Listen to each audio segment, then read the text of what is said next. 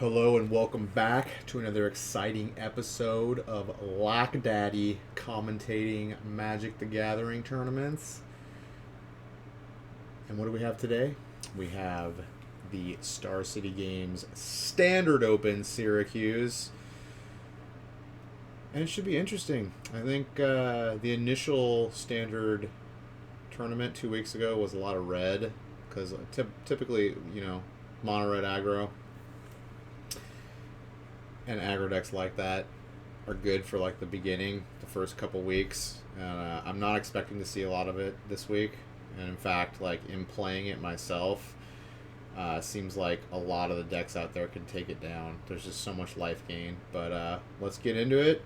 We'll see what we got. Before War of the Spark, we had a lot of mono red Esper. It's like game number one, match number one, Esper midrange versus Simic Ramp. This Esper midrange deck is super popular. It's really good. It plays a bunch of Planeswalkers, plays new Teferi, old Teferi, 3-drop Teferi, 5-drop Teferi. It plays Sorin, Planeswalker, and it plays... You see some of them with... pretty much those three Planeswalkers are the main Planeswalkers. Wow. He just played two of those Arboreal Grazers that let him ramp twice. He's got 4 lands out on turn 2. So he has 4 mana early on, which represents a ton of power. But if you look at this, he has 1 card drawing to 2. Wow. There's, speaking of drawing, Fibble Fip the Lost. Okay, we got Hero Precinct 1. That's one of the main stakes of this Esper midrange deck because it's got so many multicolored cards. It just puts out a bunch of tokens. And he's got double now. Now he's making double tokens per multicolored spell he plays. Yeah, so this deck attacks you from a lot of angles. It attacks you with Planeswalkers, creatures, Thief of Sanity is a lot of times main deck in this deck. Just a lot of powerful stuff. Kind of a toolbox, kind of an all-in-one. Play a bunch of the best cards in one deck, in a 3-color deck, kind of thing. And a lot of times in formats, at the end of the block, when there's 8 sets in one block, decks like these appear. Just all the good cards in one deck. Yeah, there's Sorin. Especially if you haven't capitalized on the mana, it feels like Ely is mulliganed to 4 here. And now he faces his first threat from Charles. So he gets to, every time you cast any of these multicolored Planeswalkers, you get to trigger the Hero Precinct 1. Yeah, this deck just has tons of value. Yep, and there's certainly a point where, these Hero Precinct 1s Sorin gives all your creatures lifelink too, so like they have just all this life gain. It's really strong. It's good against red. It's good against, most of the decks out there. It's playing like Dovin's Veto. It's not playing a lot of counter magic. It's not playing Absorb. Most of the ones I see don't play Absorb, or if they do, it's like only like 1 or 2 copies. But they do play Dovin's Veto. Because it's a 2-cost counter spell that can't be countered. It's really good to take care of Planeswalkers and things like that. Oh, we got 5-drop Nissa. New Nissa. I haven't seen her played yet. She, she makes lands into 3/3s, untaps them. Nissa, who shakes the world, the 5-mana Planeswalker here from Ely. It's gonna go ahead and awaken. Yeah, I think she's pretty strong. I thought she was gonna be like widely played in Standard. She seems pretty good. I can't remember what her minus does and her innate ability. I guess the land gets Vigilance too. On Ely's side, where even if Ely's attacking, this Sorin does give Macintosh the ability to just chunk block a bunch. Because if you block, let's say, a Hero Precinct 1 and it dies, or if you double block the land for both, you can -2 the Sorin. What is this creature? So 4 mana for Charles continues to develop here. It's a copy of one of his 2 elite guard mages. 4 mana flyer. This is a 4-cost flying. It brings a pair of 1/1s along with it. When it enters the battlefield, you gain 3 life and draw a card. Oh yeah, this is like the new Cloud Chase or Cloud Blazer kind of thing. Is going to clog up the ground, and Ely's going to have to Yeah, what is it, a 2/3? I think it's a 2/3 flyer. Nissa does does represent a Gain bunch 3 of life, mana draw a on the card. Yeah, battlefield there's just for so us. many like of these ETB. There's just so many good Yeah, cards so in it this has block right now. taken him out of his mana woes. And life gain. There's so much life gain. It's not a forest, but I have good news. All right, looks like we got He's Ugin. got something to do with his Alright. mana. so he pluses. So 4-drop basically, understandably, Ugin. whenever you tap a forest for mana, gonna go you get additional Planeswalker green hunting. mana. So this is 4, 5, 6. Yeah, there's so many Really? planeswalkers in this set. Like, in the newest set, there's gonna be lots of planeswalkers in the standard for a while. And it's one of his one copy of Ugin the. I'm not a huge fan of planeswalkers. I think they're very unbalancing to Magic. It's very hard to balance planeswalkers. And Ugin is going to minus to take care of the Sorin. So right now it's 2-0. The Planeswalker advantage is on Ely's side. Now one of the things, because there have been so many Planeswalkers in Standard, players are starting to talk about going as far as casting cards like the Elder Spell. Because this is mid-range instead of control, I don't think we're going to see something like that out of Charles. No, not out of the main deck at least. We see one copy hiding out in the sideboard, but you know we're not going to see him getting that in this first game here. So he's going to have to attack those down the old-fashioned way. Meanwhile, the army continues to assemble. Oath of Kaya is the play for Charles. Oath can go to Planeswalker, so it will shoot down Ugin. It'll make another 2 1/1s. And interestingly, Charles passes here. He does have the Elite Guard Mage, but is choosing not to. So this is just making a bunch of 3/3s. The mid-range deck is just stacking up a bunch of 1/1s from the Hero Precinct 1. They have other They have abilities. very Triggers. long arms, you see it. Most of them reach We out got into the trees. Oath of Kaya out now, which deals 3 to a target and you gain 3. Eventually, Charles will And be whenever a able to planeswalker's overwhelm. attacked, When you we look back at opponent this, loses 2 life and you gain 2 life. Ooh, here's a good one. The classic turn 6 land or elves. well, there's still a lot Yeah, of the mana Arboreal here, though. Grazer is a Ely's really good tapping- card. tapping I heavy saw that card, specifically I knew play immediately is- it was going to get played. I've seen that played in the Last Gates card deck is too. his other copy of Ugin, but that Okay, he's will going to be veto the vetoed. second Ugin. Dovin. So no Ugin. Empty-handed now for Cassis. 1 card remaining for Macintosh. So this Nissa Whenever I that's tap a on the forest for battlefield, mana, add an additional forest. 'Cause that's what our building up towards 7 as it continues to awaken lands. If we can get to the -8, and -8 is you can in both lands you control have indestructibles, which allow you for any number of forest cards, put them on the battlefield tapped. Yeah, so he just makes an army, an indestructible army of land creatures.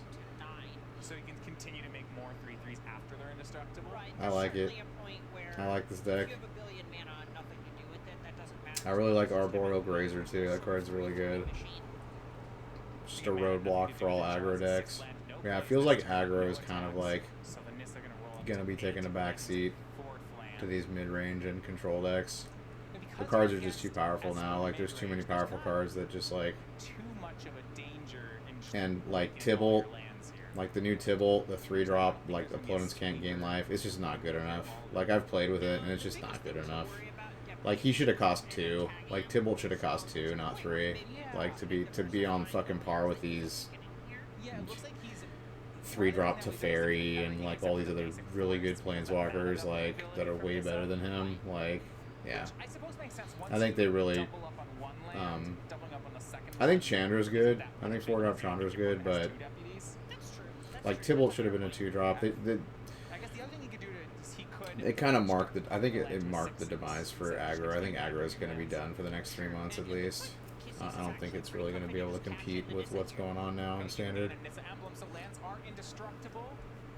Searches library We'll see. for any number of I would be forests. very surprised if Red made top 8 in this tournament here. Total land, so it's gonna get 12 out of his deck.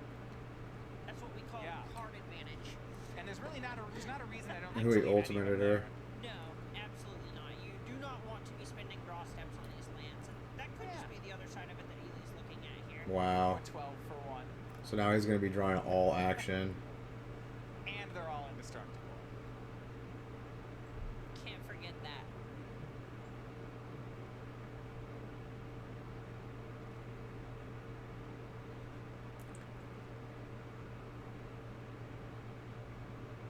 Yeah, there's like a few islands left in the deck. Nissa is gone.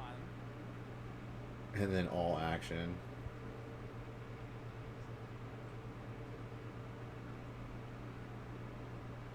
And then he's got Fibblethip, so like... And back to Charles we go. It looks like we saw a bunch of chunk blocks there. It's a little hard to Yeah, and tell. all of his lands. So those 3/3s are all indestructible now. I think it's Yeah, the kind of lands pretty that look over. at them, the lands do gain vigilance as Oh, well, he's so playing there's Jade Light. more He's playing the chunk Jade Light blocks. package too. Charles will Okay. fortify down. Oh, he's got Karn in there too. Card, okay. I wonder what he wants to go grab from his sideboard. Mordecai Jade Light Ranger. Yeah, there's one of the Maybe cards just on like top. his sideboard is a bunch of Mid-range against um, ramp, toolbox right? You have plays like Elite Guard, cards, right? silver Like, bullet its control cards. decks are phenomenal, but it is a 2/3 flyer for 4. And when your opponent starts playing these huge cards like Ugin, Karn, and I really Nissa, like the Simic ramp deck. any one that Super goes cool. unanswered, it can be a pretty big It deal. kind of puts this critical mass. Like if you don't deal with Nissa, like once she puts out a few, you know, if you get to ultimate her, it's over. Reduce everybody's resources a bunch, and then ideally top deck better than the opponent. When your opponent doesn't really have many lands left in their deck, and their cards cost 10, and yours cost 4. Yeah, I mean, look how many Planeswalkers are in this deck. You got Nissa, you got Karn, you got Ugin. Yeah, there's going to be a bunch of these decks that just play a bunch of Planeswalkers. Because that's the thing, like there's not enough clean answers to Planeswalkers. You got what, Vraska's Contempt, and they're like all black answers. You got Vraska's Contempt, and you got the new 2-drop black spell that destroys any number of Planeswalkers, but only Planeswalkers. Yeah, there's not a whole. That's the thing about Planeswalkers, and it's kind of dangerous making a set like this. There's no effective. Wait, what is that? That looks like the play. Helm of the Host is the equipment from Dominaria here. Gather like copies Is that Helm of the Hunt? I don't know what that card does. That's from Dominaria. So if you just want, if you just want an artifact that draws you an additional card each turn, why is this better than something like the Immortal Sun? Because you still want to be able to activate your own planeswalker. So he went and got that with Karn.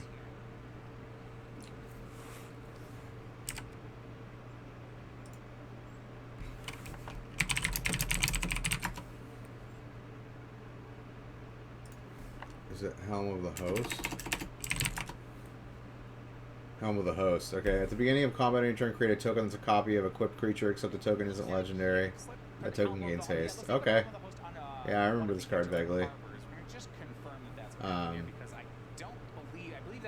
So he's just gonna, it's gonna make copies of the 3/3 indestructible land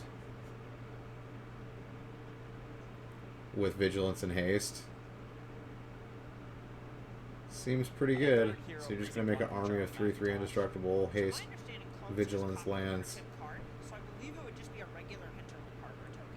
Alright, I got Teferi, Time Raveler. Yeah, the judge is going to pause and look in on this one. It was very powerful, but It's possible that it copies other characteristics of it depending on the way that Helm of the Host is worded. not going to do a whole lot in this situation. It'll still be a land. It just may not be able to attack. Correct. Yeah, because Hinterland Harbor is naturally a land. When it was targeted by Nissa, Nissa gave it the ability. It is also a creature. Put some 1/1 counters on it. Correct. But Nissa never did that to the token. So the token would just be Hinterland Harbor. Exactly. Exactly. Generally, when interacting with anything that involves the word copy, you just copy the printed characteristics of a card, not any other stat buffs or modifiers. Yeah. Cloning one of the regions we have judges at events like this, it's one of the things that just messes Alright, stuff we're waiting up. on a judge call. I'm going to fast forward this. It doesn't work on the harp. Ramp deck that game. So this is the Alright, he's exact dead. method He we conceded. talked about where Alright, let's look at mid-range decks sideboard. can't pick apart the ramp deck because mid-range Alright, the decks Elder don't spell, want that's the 2 black one that destroys any number of planeswalkers. With So, Ely having a mid-range is tiny going to bring in 3 Duress, 2 Dovin's Veto, 1 Elder spell. There were 9 artifacts. He doesn't have as much sideboarding as Charles does. Charles has some play here. Looking through what he has, I mean, I think 1 the first thing when I looked D-Spark. at the payoffs that one, I gotta think Dovin's Veto and maybe even Duress are gonna come in some big numbers. Yeah, those cards are incredibly attractive here. We don't see a lot of very powerful creature spells Time Wipe. in Ely's deck. You know, I might destroy, so that's not going to help with the indestructible lands. Kind of cute, but other than that, the only important creature is really Hydra. Maybe like one time white comes in. I don't see if that. I don't think that card's that great in this matchup. But okay, for Simic ramp, he's gonna bring in 3 negates, 2 sorcerer spyglass. Wow, he's got a meteor golem in there. Okay, that's so that Karn can grab it. He's got a meteor golem, an immortal sun, God Pharaoh's statue, Helm of the Host, treasure map, Sentinel totem, navigator's compass. Those are all that he can grab with Karn. I really like this deck. So he's just gonna bring in probably 2 sorcerer spyglass and 3 negate. And the Bronodons, I assume, are for like, you know, experimental frenzy and things of that nature that needs a way to remove enchantments. Alright, let's go to game 2. The quality he just has the one D-spark.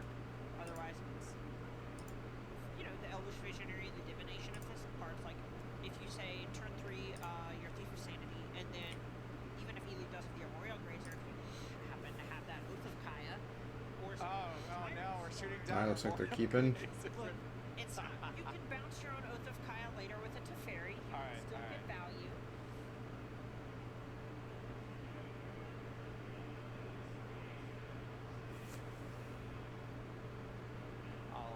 Charles with a keep. Here we do. Duress has come in. Looks like mostly, yeah, lands and reactive cards for Charles. Turn 1 Arboreal Grazer. Of course, for Ely. We start with Arboreal Grazer. I love this card.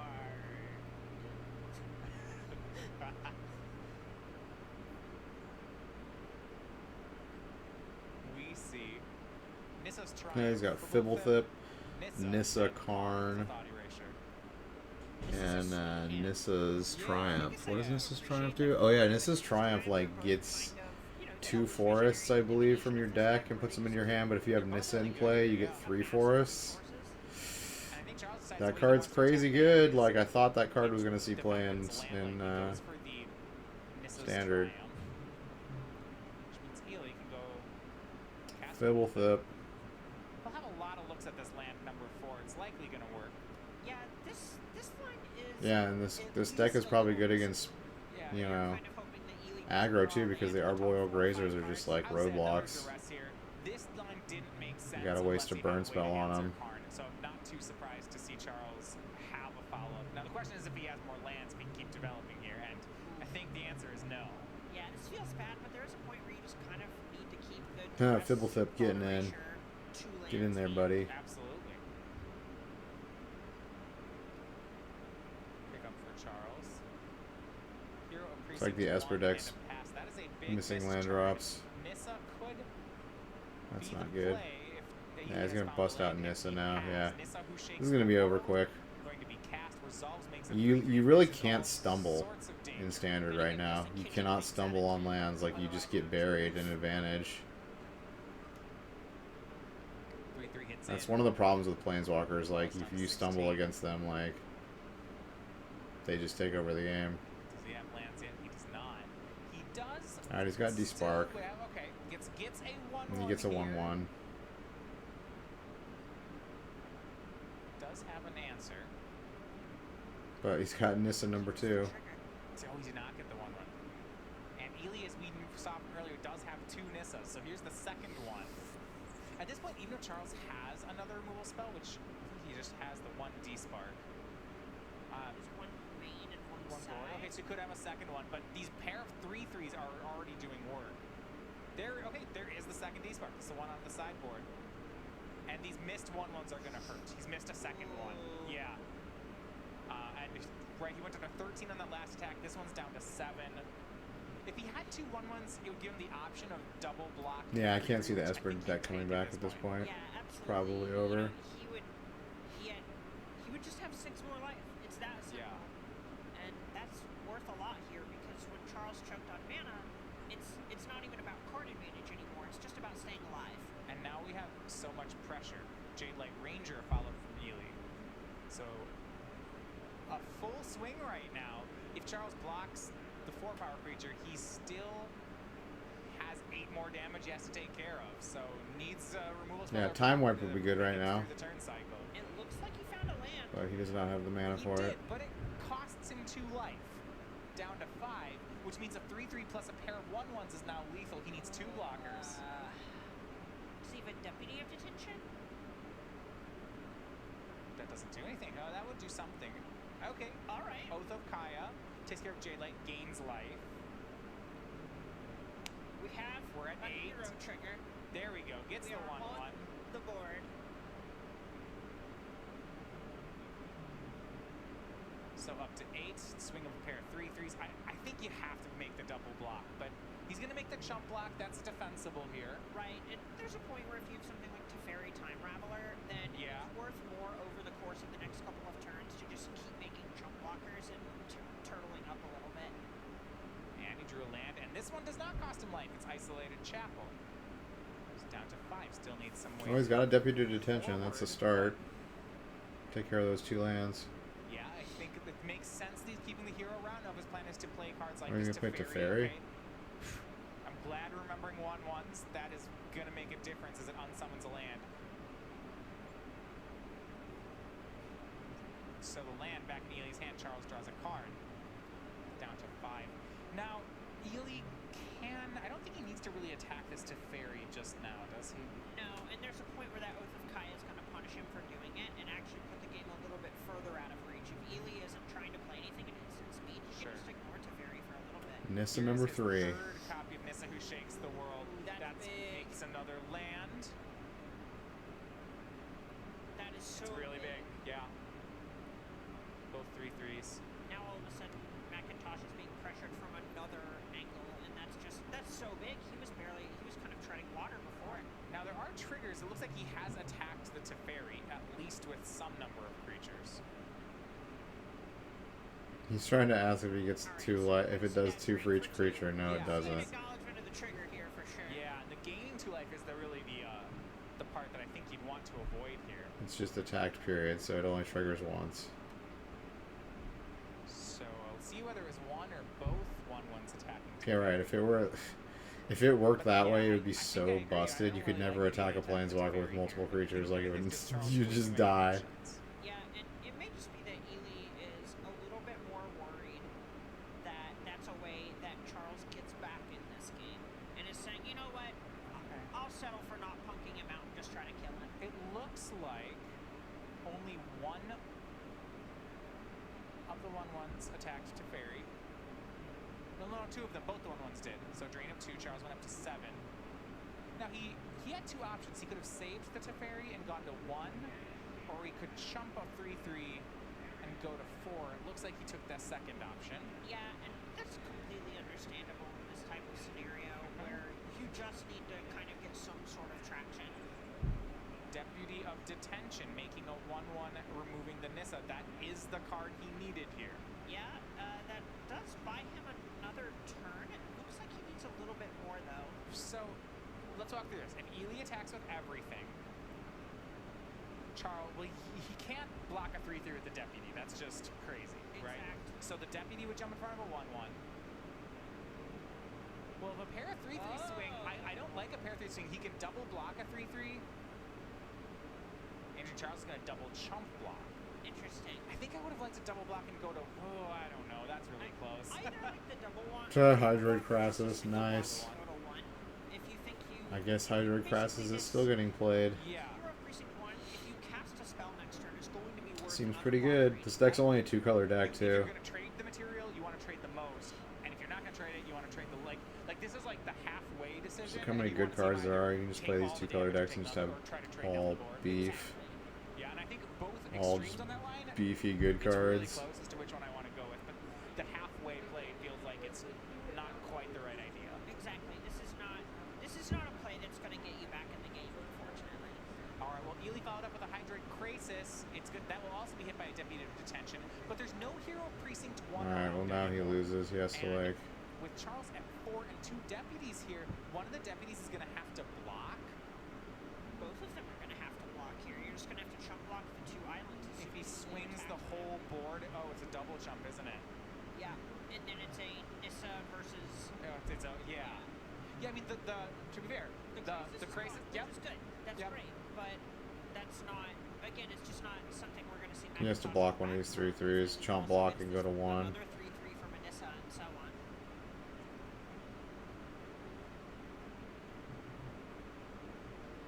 Growth spiral from Crisis. Yeah, the deputy re-enters, or the crisis re-enters with 0 I power. really like this Simic deck. Just dies. Full swing from Elia, love it. He found the line.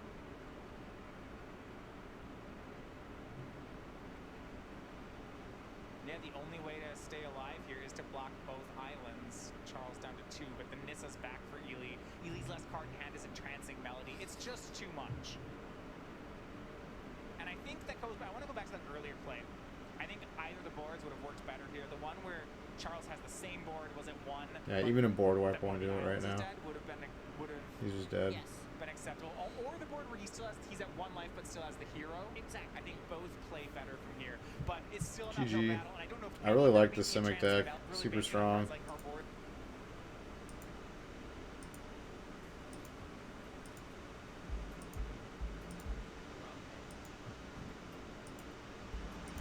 That putting really like just cycling here. All Pete wants to be trying to do is hitting this. Alright, what do we got? Fanatical Firebrand shooting damage. They take damage. Alright, so Dreadhorde, I could see it working out. 4-color Dread Horde versus Rakdos aggro. Okay. Like at all. Okay. And when they say Rakdos aggro, is this just mono red with black splash for Dread Horde? So there is Homeboy. Golgari Queen, which does pick off smaller creatures. It takes a minute. Or is he actually running any other black cards? Doing the fun things I want to do. What about Branch Walker from Pete? It's something that I find frequently in decks. Massacre Girl. Yes, he's playing Massacre Girl. Down to 60 cards, and then Main someone tells me deck. I'm putting removal Sick. from my opponent's deck. I'm way off that. You're just like, oh no. No, we have. Where would I find the room? Cast down is not a cool magic card. Massacre Girl placed in the graveyard for Pete.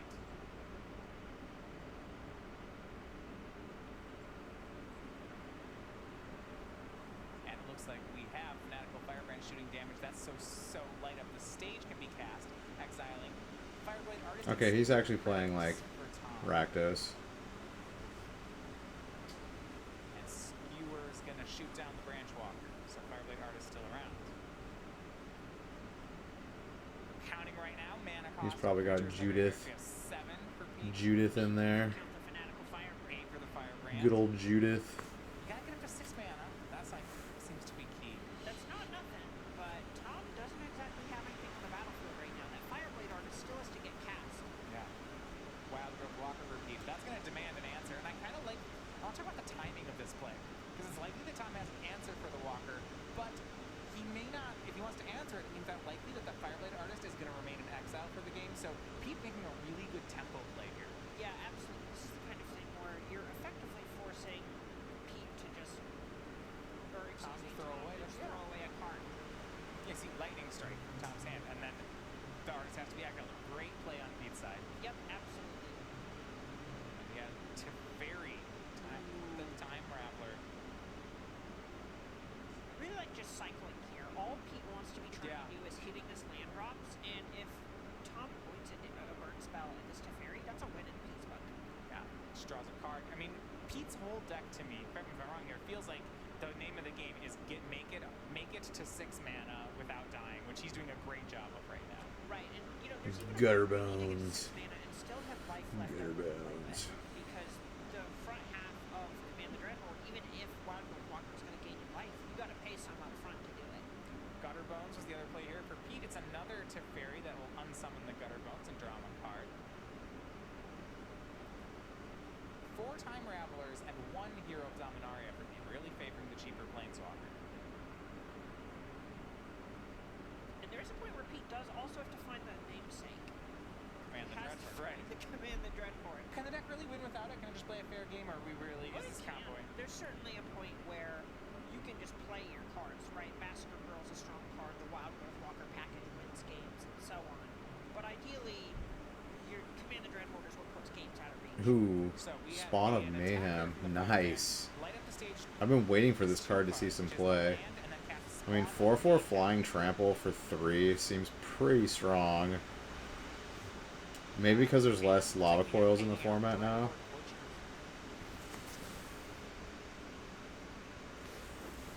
Wind is blowing out there. Yeah, absolutely. This is just something that Pete needs to answer very quickly, and his deck isn't very well equipped to do so. Yeah, fortunately still at 20 life, so it's Spawn just a beater for right now.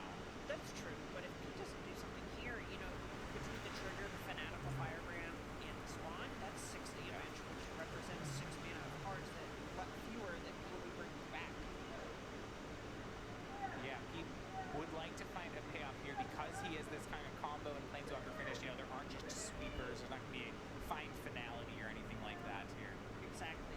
But if he does have it, he's only going to have to pay 13 life to get everything back. And, all right, and he does. So here's Command the Dreadhorde. We were talking about it earlier. So we have 2, 4, 7, looks like 8 mana worth of cards back into play.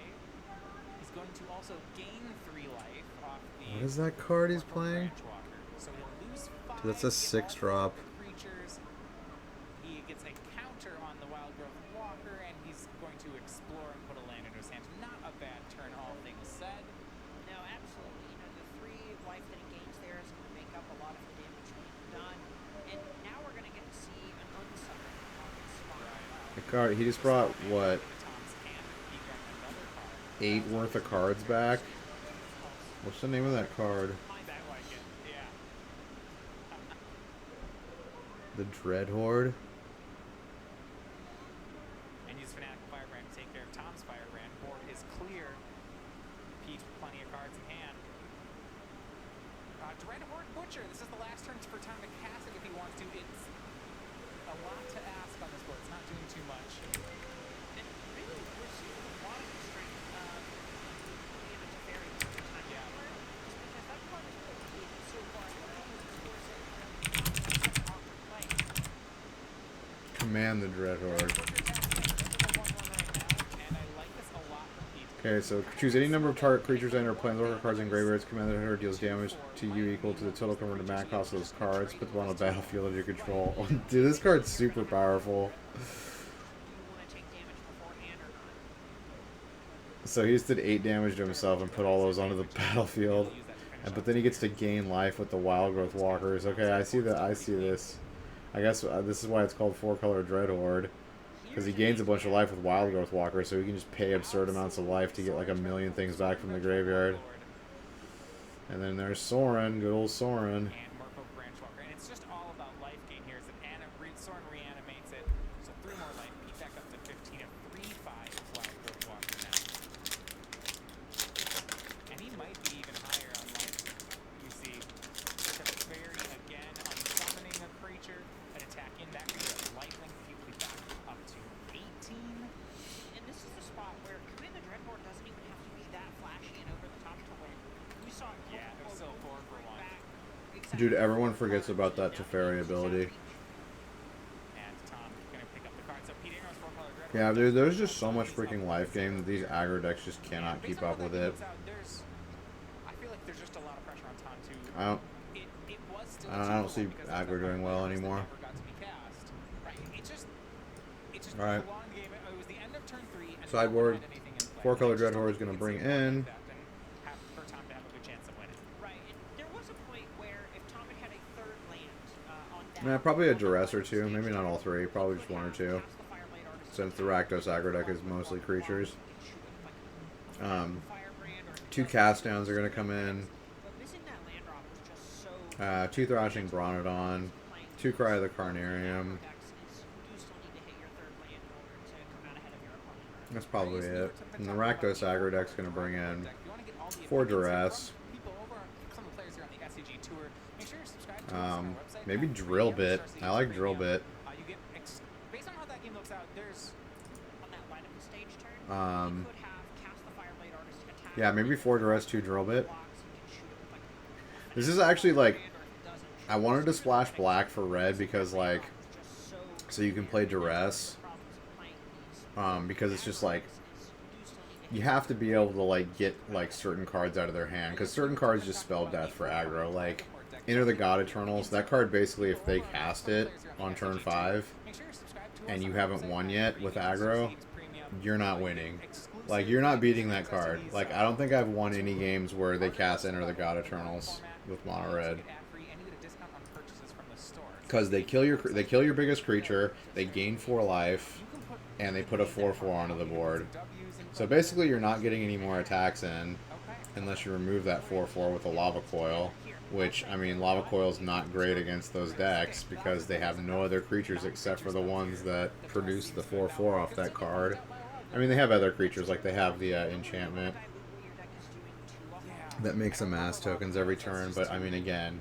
Is really Lava Coil what you want in that situation? There's just... Yeah. So, 4 duress, 2 drill bit, I think. Maybe a Theater of Horrors or 2. That card's good. Good card advantage. I like that card. Yeah, Lava Coil's not going to come in here. Well, maybe it is. Maybe it is. I mean, he wants to be able to get rid of Wild Growth Walker, so maybe some number of, like, a couple Lava Coils come in. Yeah, I can see that. Alright, what do we got? I don't know this. Looks like both keepable hands. We can keep going, and I'll go along with this. It's the War of the Spark Tree. That is the cards in the end, like a soft version of it. Alright, Dread Horde Butcher coming in. Card's pretty good. This is like one of those emo things. Back to the magic. We're from Branch Walker is in play. Dread Horde Butcher connected that turn. And we'll clear the way. Yeah, he brought in Lava Coils. It was probably a good idea. Yeah, the upside of being able to just permanently deal with a Wild Growth Walker is so high. I don't know how many he brought in, though. Maybe 4. I guess, like, in the Soul Time matchup, I brought in, like, 3 Lava Coils, so...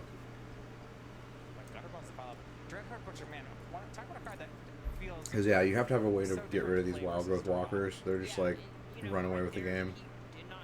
Just gain too much life and become just these gigantic creatures. Here's Judith. Swing in. He can trade away the Jade Light Ranger. Likely involved doing that. So it'll be a trade. It'll be 3 off the Gutter Bones and then 4 off the Butcher. That's 3 off Gutter Bones, 4 off Butcher, yeah, and then the 5th off the Judith. yes, that's 8. That's gonna drop Pete down to 7, and if that's one way to turn off the Command the Dread Horde outs. Yep, exactly. You just kill them. Alright, so the Scourge Diva gives the Dread Horde champion 1 more power.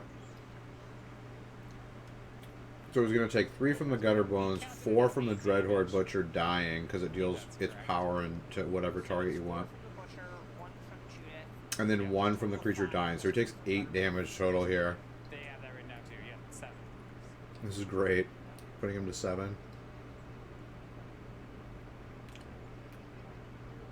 Yeah, check Dread Horde Butcher. Yeah, it was a 4/3 when it died, thanks to Judith, so it does shoot for 4.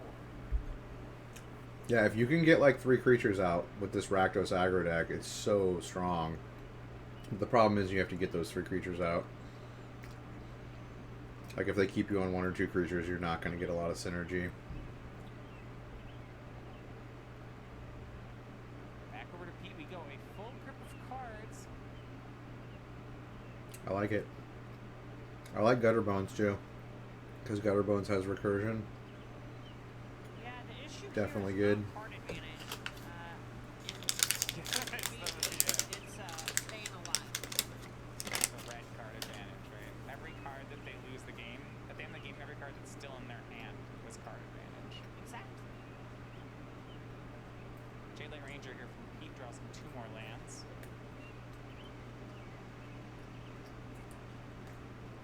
Has to discard one of them. Back to Tom we go.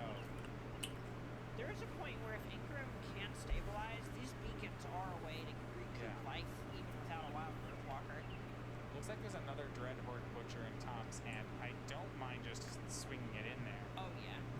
Come on and slam. Welcome to the jam. Instead, he's going to. Oh, this is a neat play. Judith, Legend Ruling the Judith. Swing when it for hits the 5. barrier, damage is dealt. It takes care of the blocker. So then 5 damage and Pete down to 2. That was really nice. Building a fort ball.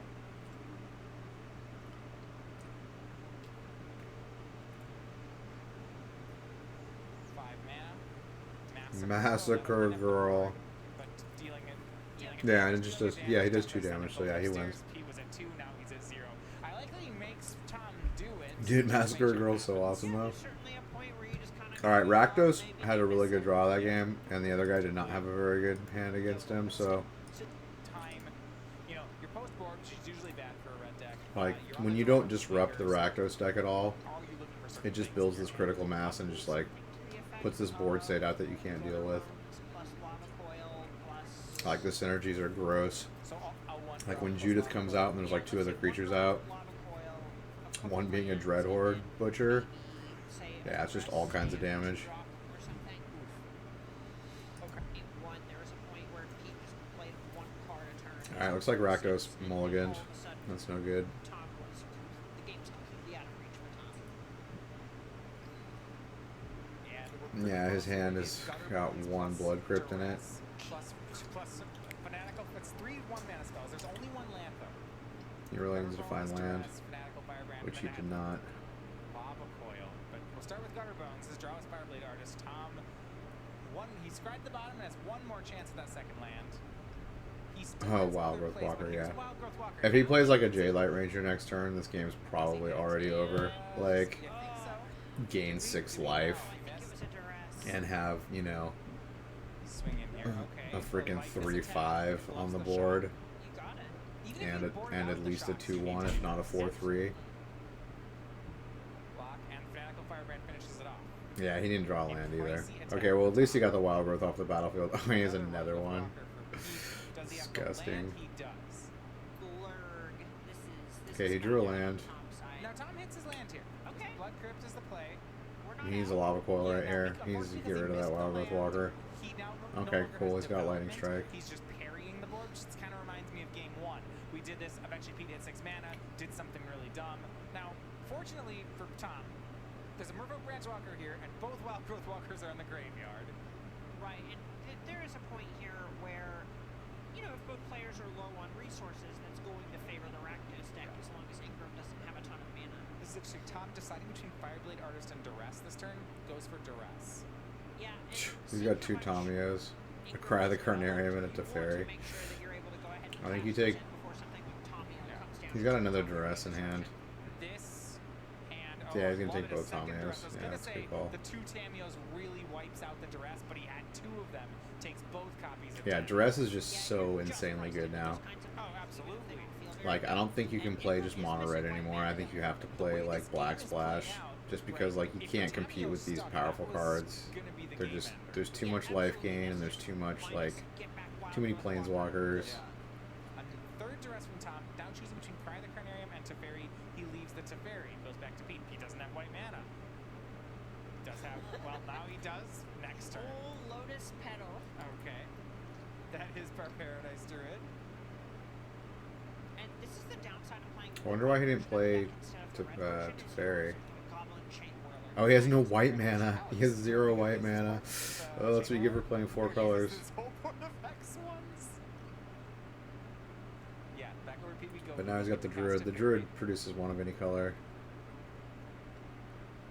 And can do it anyway. Looks like he picked up the land.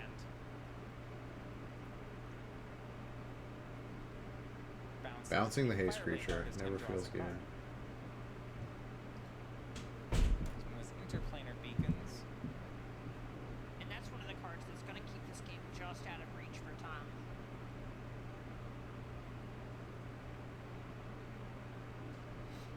Tom will recast the artist. They will both attack, I believe, at Pete. Yeah, if you're not playing at instant speed, you can just ignore the Teferi for a little bit. And with Pete at this high on life total, I mean, there's just not that much upside to going after Teferi. You need to get Pete in range of death. Full board trades, no follow-up for Tom. So now both players just making Oh, they're land living moves, off the but top of their Teferi deck. starts to Well, take he's got off a again. Gutter Bones, but yeah. Tom has a Gutter Bones in the graveyard, but I don't know that he has a way to get it back just yet.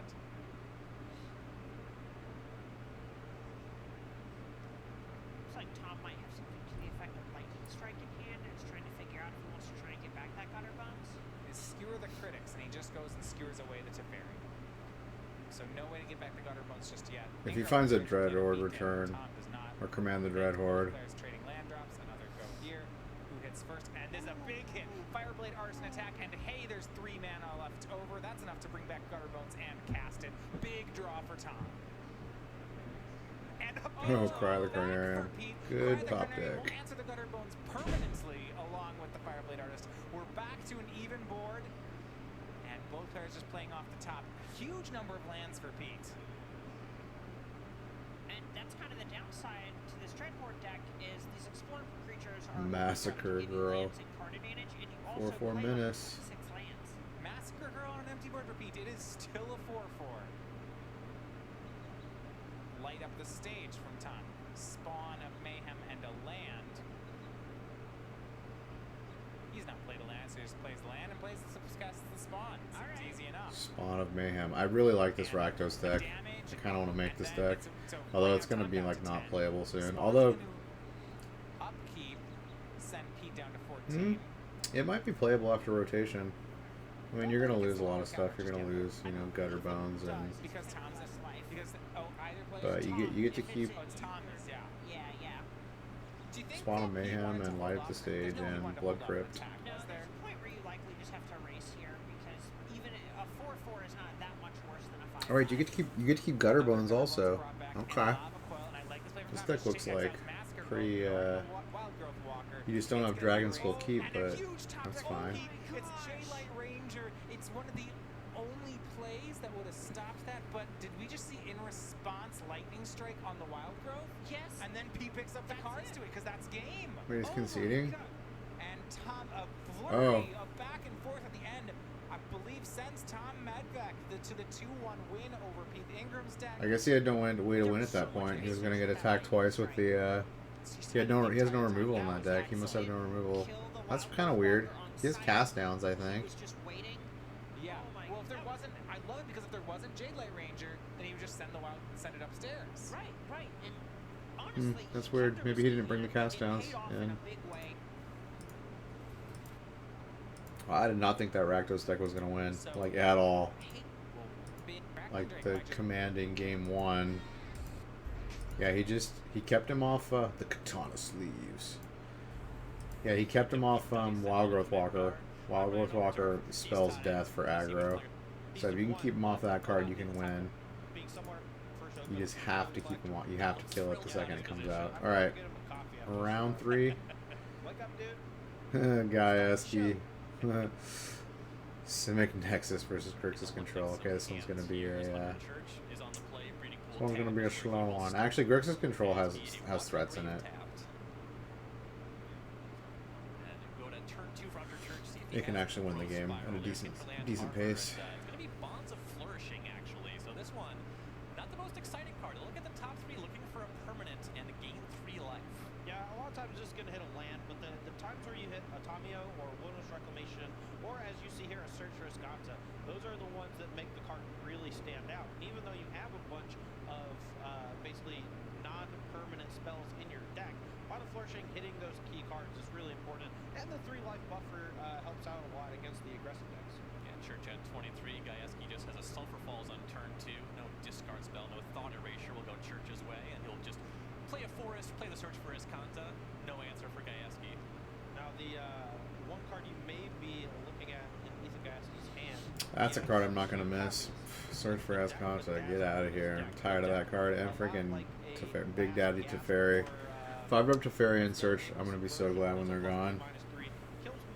Cards are just stupid good. The Bedazzle half. Destroy a non-basic land for 6 mana. It's pretty expensive, but on a split card, that can have some really cool, ramifications for the long game. Hunter Church transforming that Search for Escanta means that Ethan might have an answer for it, and then a control matchup via Reclamation. That's pretty important. Yeah, so Gaiaski shocked for a Blood Crypt to 18. We'll see what he had. Church plays a Blast Zone, Wilderness Reclamation, but it just resolves. Gaiaski, no end step action. We're just back his way. So now Church has two very powerful enchantments on the battlefield against a deck not known for being able to answer that permanent type. Yeah, enchantments are notably really difficult for Gaiaski to interact with. Needs a discard spell early enough to take that Wilderness Reclamation. Honestly, this matchup doesn't look very good for Ethan, and I'm curious to see how he's going to get out of this one. If Hunter Church can assemble a transform Searcher's Content with Wilderness Reclamation, no amount of discard in the world is going to save him. Gaiaski's going to try to apply some pressure, though. Dragon Skull Summon into Nicol Bolas the Ravager. Church responds with a Chemister's Insight, but that one's going to resolve. Yeah, so this You get Chemister's Insight in response to him playing Nicol Bolas, so he has more options of what to discard. Good, but not having a play on turns 1, 2, or 3 means this is likely a little bit too late. Discard there off of the Nicol Bolas for Church is going to be the one of Callous Dismissal. The Callous Dismissal. You don't really want to be bouncing Nicol Bolas. It's a bounce, a permanent, and a mass one. Dude, these amass cards are so good. You just get like a 1/1 creature from like all these effects. It's like the life gain effects. There's so many like life gain and like amass, you know, effects tacked onto these like cards that have decent abilities. So you're getting like these 2-for-1s on like all these different cards. It's pretty crazy how many 2-for-1s there are. Or like 1.5-for-1s. I guess like gaining life isn't actually considered like a full like 1. But a 1/1 is. I mean, it's only a 1/1, but it's still a 2-for-1. Or a 1. They're like a 1.5 for 1s, but still, that's good. And just digging for more copies now that he has Tamio online. Tamio puts those cards in the Yeah, he's got graveyard. Tamio. Looks like 7 in He's the got all the field, pieces that's out Yeah, and that's one of the strengths of Tamio. to go infinite now. Guys, here look like he's going to have that removal spell. Ooh, for the Tamio. Bedevil, That's why he's yes. on for 3, Bedevil. holding up Yeah, that card's gonna the see Bedevil a lot more in play case now Hunter's turn 4 play was that because of all the Tamio. planeswalkers. All these planeswalker removal are gonna be premiums now. Down to 19, and Thought Erasure is the follow-up for Gaiaski. Yeah, that's a really great sequence from Gaiaski. Remembering the static effect of Tamio means your opponent can't make him discard. So having Yeah. that there, He's gonna make him discard the Nexus of Fate. Growth Spiral, Nexus of Fate. That Nexus will be hit by the Thought Erasure. Looks like Gaiaski's keeping the card on top off of that, and then Nexus will go ahead and shuffle back in for Church. might be land number 6, so he can actually. What set was Nexus of Fate out of? Is Nexus of Fate leaving? I hope Nexus of Fate is leaving. Yeah, you want to answer that card fast. What set is it? Core 2019. Yeah, that shit's going.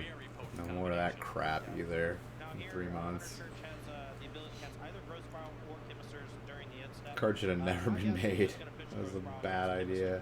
And look for either another Wilderness Reclamation for that Search for Wisconsin or something else. Looks like he's thinking about the Growth Spiral. Yeah, I mean, might just heavily value land drops in this scenario. You know, just making sure that he ramps just a little bit more. The more mana you have, obviously, the better Wilderness Reclamation and Search for Wisconsin become. He does land on Chemister's Insight. He'll jumpstart that, discarding the Spiral. Take a look at that Search for Escanta. Gonna give that one a think. He will keep it and transform into Escanta the Sunken Rune. Yeah, this is the part that gets really boring. Because I think Hunter Church actually has a Nexus of Fate in hand that he found over the last turn cycle. And that combined with the Search for Escanta means he's going to be able to take an extra turn, untap everything, activate Escanta, and then get a full turn where he can basically do the same thing again if he finds another Nexus of Fate. But even if he doesn't, he's at 19. Gaiaski doesn't have a lot. Yeah, of he could go Nexus infinite right here, and, for it just sure. looks pretty bad in general for Ethan. Church had the 7th mana source, was under Blast Zone, and Nexus of Fate was fired off. Go to the untap phase with Wilderness Reclamation. Get an He's activation what, got with 3 Escanta the activations Sunken off Rune before he Escanta? goes to his bonus turn. Chemister's One of the Insight. Chemister's Insight. 1 mana short of being able to cast them, but not a big deal.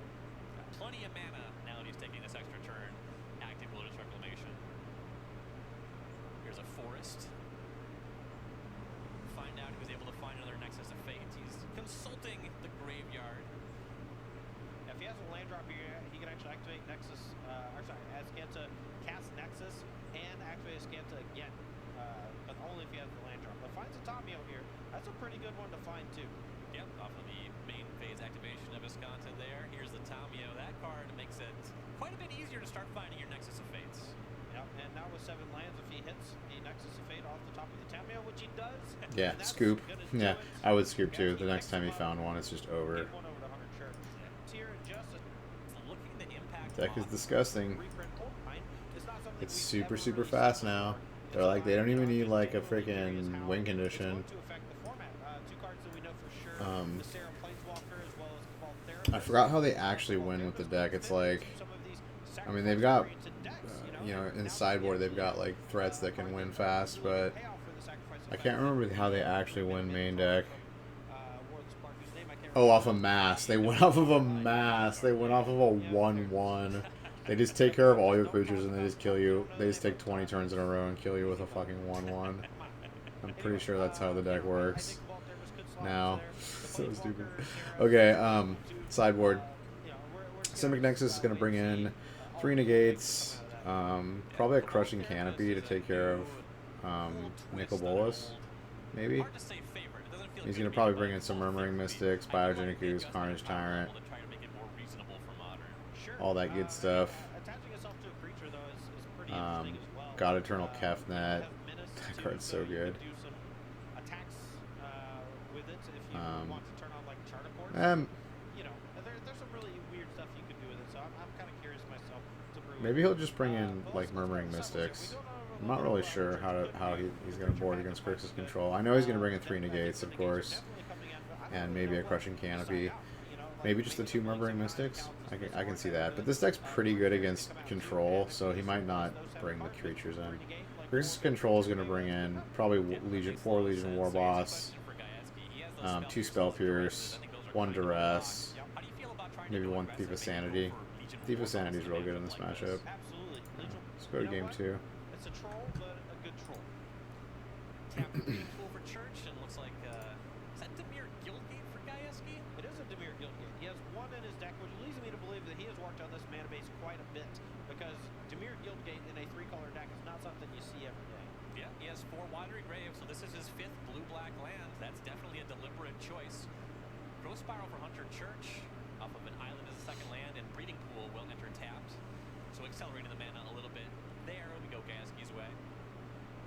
Gajewski here wanted to hit a few more. Is that a land drops. Guild I'm not Gate? sure that he has While enough he's playing land in his Guild hand. Gates? He's kind of hesitant here on how he's going to play out this turn. It's like he's going to go for a Thought Erasure with the option of casting Duress plus holding up Spell Pierce. So a cognizant choice here, and it might end up getting punished because there are 2 Tameos lurking over on Hunter Church's side. Yeah, this is a gross hand. We see Growth Spiral, 2 Bonds of Flourishing, 2 Tameos, and a Blast Zone. Not a really thought-erasable hand. Yeah, I mean it's really redundant, which is key. And Gajewski here needing that land drop chose to go with the Thought Erasure, but getting Nope, he punished missed his here land pretty drop. badly. And it looks like Nicol Bolas Dragon God was surveilled away, so at least he won't have to draw that one. But Church is going to start applying some pressure here. Yeah, I'm actually pretty surprised. I think, or no, I'm sorry. It looked like he passed turn, but it was just a weird hand motion. I would actually like to see Hunter minus immediately on the Tameo to get back. Okay, to he did bring the a second Carnage Tameo, Tyrant. Just because you don't. Oh, want, Carnage Tyrant goes to that the Tameo to get bin. blown up. If it does get blown up, you know your hand doesn't really look that good anymore. We'll see if it plays out that way, if Gajewski can get something going. For Church, he did choose to plus it. He missed looking for a Wilderness Reclamation. Yeah, I mean you're gonna miss on Tameo most of the time. Wait, can he get The key is that Chemister's you're building Insight? the graveyard. You're flipping over relevant cards like Chemister's Insight, but the minus ability is really where the card starts to shine. And in this particular matchup, the static effect is actually quite good too. The Tameo keeps your opponent from being able to hit you with Thought Erasure and Duress, as well as even like something like the Eldest Reborn just like no longer works. Yeah, there's definitely a lot of upside there. Gajewski will miss the 3rd land drop once again. Search for his Kanta is what he'll play before passing. And we'll see if Church can start to really do some damage. Looks like Church actually found a Wilderness Reclamation, so here I think just going to be ticking up probably to dig for something like Nexus of Fate, but I wouldn't be surprised if he actually ticked down to get a land, because he doesn't have a land drop to play for turn, just that Wilderness Reclamation, and he's going to untap. What is happening? Chemister's Insight, but you really want to hit your land drops in this matchup. He plussed looking for a Nexus, missed on that, and now he will deploy that Reclamation he picked up, and then follow up with Chemister's Insight. Yeah, Wilderness Reclamation here, just insanely powerful. Gajewski has very few ways to actually get it off the battlefield. Spells and abilities opponent's opponent can cause you to discard cards or sacrifice permanents. +1. Choose a non-line card name, then reveal the top cards of your life. Put all cards. Oh, you have to choose the name. Oh, okay. That's why. Chose not to. And Hunter Church getting that Chemist's result. I guess it's not like Narset. Narset's the one that I'm thinking of.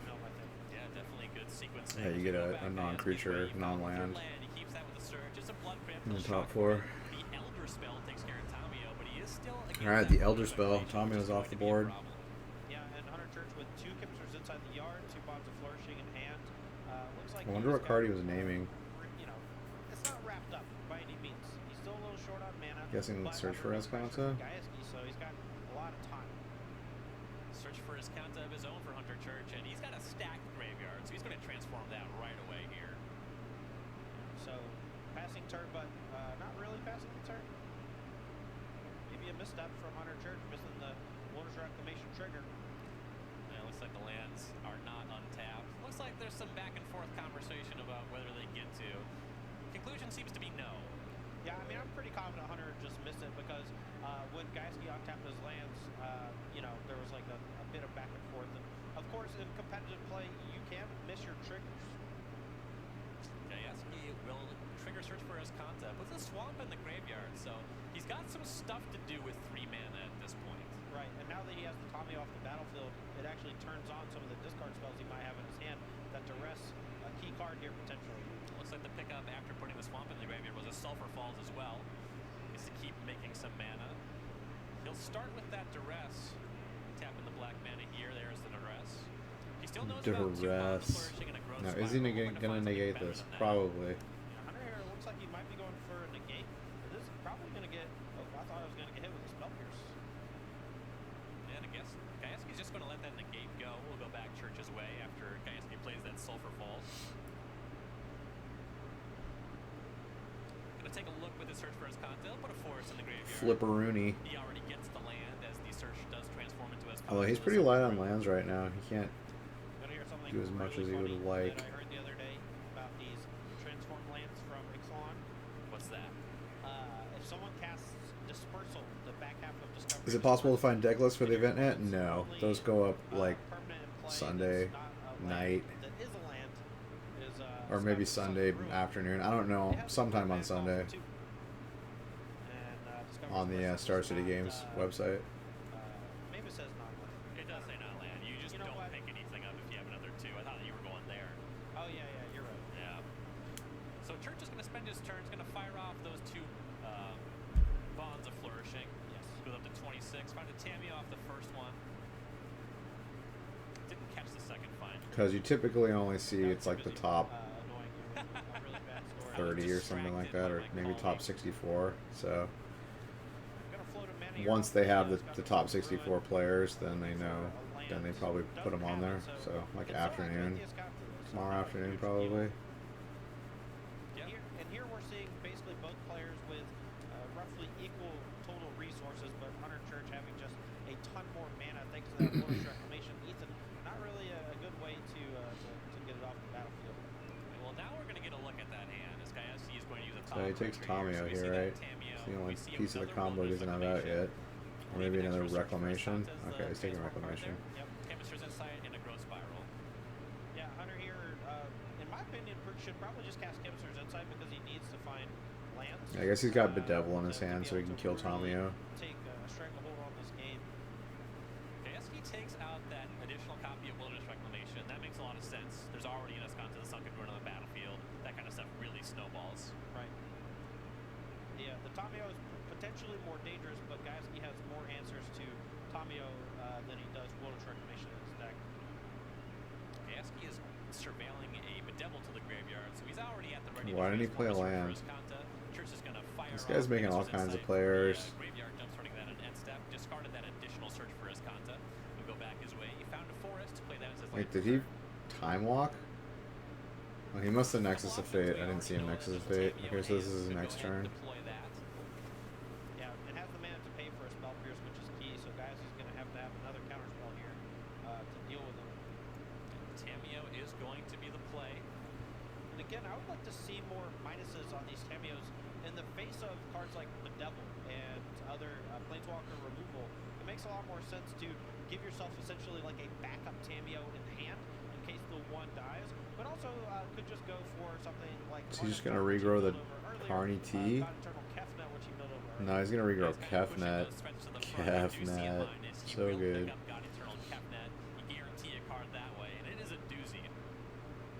Yeah, God Eternal Kefnet just almost impossible for this Grixis control deck to really deal with. And Gaiaski perhaps 20 turns too late.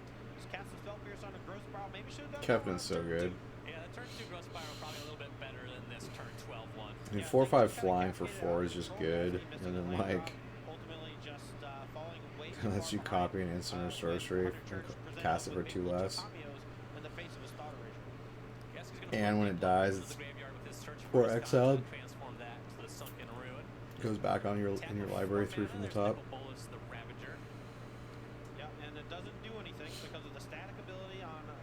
Oh, yeah, Tamio can't discard, can't be forced to discard or sacrifice, which is actually relevant in this block, as you can see. Yeah, it looks like he's just gonna 2-0. Yeah, he's just like, this Nexus deck is just really good against control, like really good against control.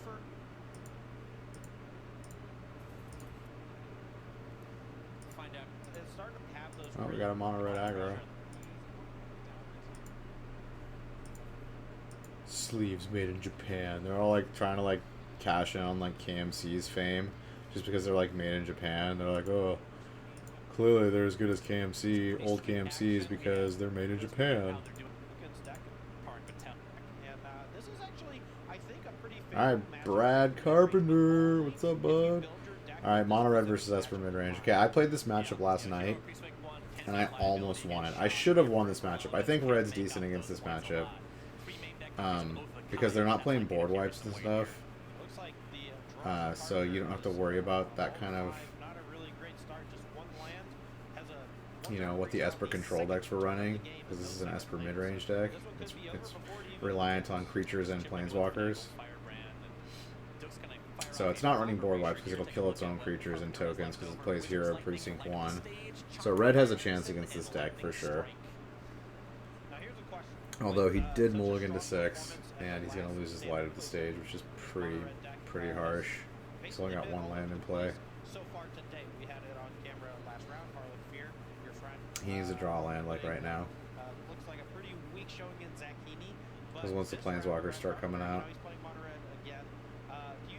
Yeah, he didn't draw one. This is going to be bad. This happened to me yesterday too. Like, although I casted the, yeah, Kai's, yeah. He's going to gain 3 now.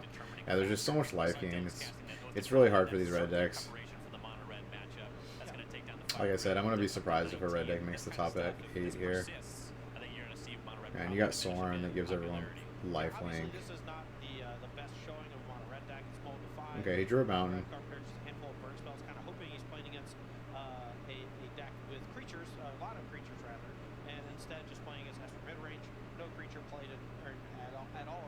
Sorin pluses 2 for his plus, so he's pretty hard to get rid of with damage. And every time he gets attacked, he's going to lose 2, gain 2 because of Oath of Kaya.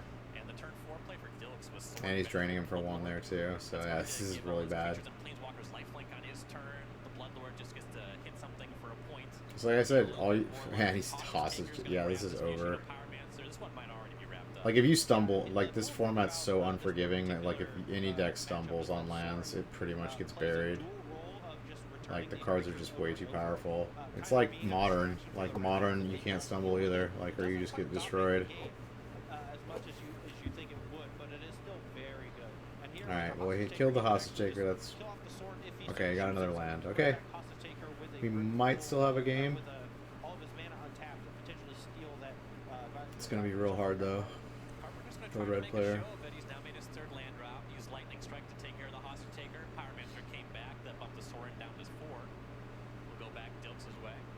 No, it looks like Esper's flooding out a little bit.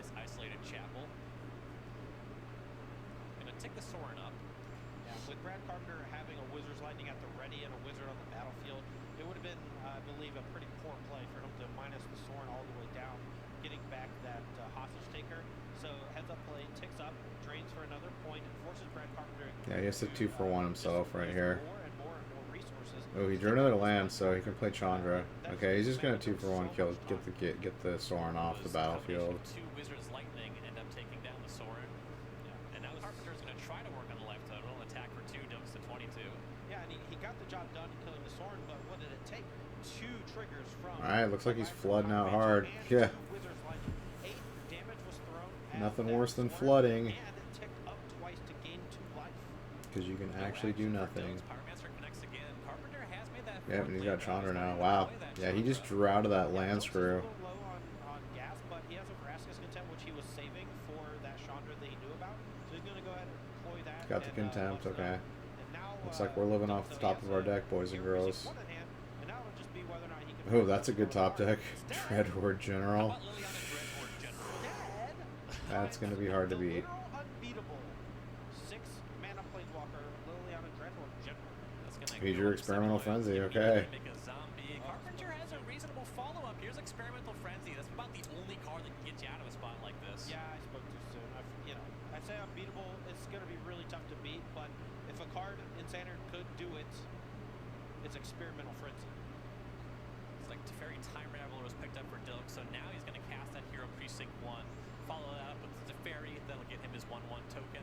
Yeah, he's going to get a 1/1 token, and he can bounce that Bioshard on Pyromancer, which is Alright, he's gonna effectively bounce locked out of the game Experimental after that, Frenzy. thanks to that Experimental Frenzy. That was a good top deck. He can tick Making up all the again top with decks Liliana now. Dreadhorde General, but instead decides to bounce the Experimental Frenzy. I like this play from him. Yeah, that buys him some time, give him a little bit more time to plus that Chandra. Has pretty solid defenses. He's not really going to get attacked in a meaningful way by the Pyromancer. Right. And he's actually just going to shove with that first zombie token. Remember the static ability on Liliana Dreadhorde General? If a creature you control dies, you just get to draw a card. Right, and that's a pretty heads-up play from Dilts, and this speaks to what I was talking about last round against Harlan, where you have to figure out a point where you can start attacking, because if you give the red deck enough time, it can claw its way back into a game thanks to Experimental Frenzy, thanks to the reach of Yeah, all I can do is play the... Gotta play the Frenzy again. with that zombie token, but he also has plenty of other blockers, so it just makes good sense. Carpenter just able to redeploy the Frenzy against Dilk's squad. Now the Hero, 2 zombies, and a 1/1. Back over to Dilk's draw return. He was empty-handed there. Draw was a Tyrant's Scorn. They'll take care of the Pyromancer. They'll make a 1/1 off the Hero. And an attack for 7. Carpenter had taken some chip shots already. Alright, he's got him on the... Yeah, he's at 8, and also that 2-turn clock? General is threatening an ultimate next turn, which would And leave Lily's him gonna ultimate next turn. Yeah, he not needs to kill Lily right now, or at least get some of the tokens off her. Actually, he's just dead. Carpenter will If draw he doesn't... return. Yeah, he's Sometimes got he tried to cast a burn more spell than here, enough but force he on the can't do that board, against the Fairy or Time Raveler, power. as it did go up on Dilk's turn. Looks like Carpenter found a shot. He's going to knock off the Teferi, but that's, honestly, it's not going to get him out of this spot. It's a tough one. Yeah, it's really difficult to deal just 22 Yeah, damage. kills Teferi. from Needs a nowhere. lot more burn here. He's not looking to do it all in one turn. He's looking to effectively draw a bunch of burn spells to claw himself back into this game. The problem is every time he points a burn spell at a creature, Dilks is going to get to draw a card. And if he targets the Liliana Dreadhorde General, Yeah, there's... that's just more damage. Every on creature he the kills lets him draw a card off of freaking Liliana. Liliana's Plays that. disgusting. Next card down is a shot. He's thinking about where he wants to aim it. Yeah, if he doesn't target the Lily, he's losing all of his lands, which effectively invalidates Experimental Yeah, Frenzy, he's- but there's no way out of another this. icon top decides to pack it You in, would need, like, as he should. Fiery Cannonade into, like, Down game number 1 here. a couple burn spells to Liliana's face, and even doing so, he would draw, like, 4 cards off of that, so... Again, damage on Planeswalkers is not very good. Like, if you don't have clean answers for Planeswalkers, e.g. red decks, I don't think red decks are gonna do very well. Oh shit, I forgot to move the camera. Okay. Sideboard. So Esper midrange is gonna bring in 2 Dovin's Veto, 2 Basilica Bellhaunt, 2 Moment of Craving, 2 Cry of the Carnarium, 1 Duress, possibly 1 Vraska's Contempt, probably, so you can take care of Chandra too. And then Red's gonna bring in 3 Tybalt. Well, Yeah, people are playing 3 Tybalts now. I think that was the right answer to begin with. I think Tybalt you have to play 3 of. There's just too much life gain. I don't know if Tybalt comes in this matchup. I guess there's enough life gain that you have to play Tybalt. So I guess 3 Tybalt, 3 Rekindling Phoenix, 2 Dire Fleet Daredevils are going to come in, 1 Experimental Frenzy. I don't know how good Risk Factor is, and especially if you're going to play with like your full allotment of Experimental Frenzies, Risk Factor becomes like a lot less good because they're always going to let you draw cards if Experimental Frenzy's out. So it kind of does nothing. And then there's the mind game of bringing in Lava Coils, because if you know your opponent's going to bring in Basilica Bell Haunts, and you know they're playing creatures like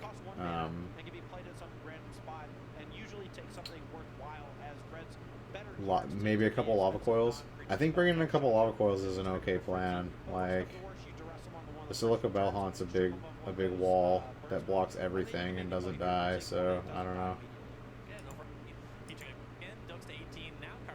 We'll see if he brings any in. I'm not sure that I love Rekindling Phoenix, but it is quite good if your opponent has a bunch of just generic spot removal. So. It is a regal breed. Yes. Definitely love for Queen. Alright, game 2. He's got those awesome Dragon Shield. Easter sleeves. I love those. Excuse me. Alright, looks like his hand's a lot better this time. A lot faster. You really need to put on the early game pressure against these decks. Get them down in life, make them like force them to play a certain way.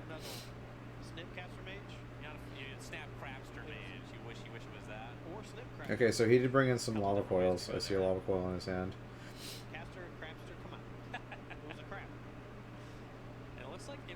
I wonder how many he brought in. I'd probably bring in 2.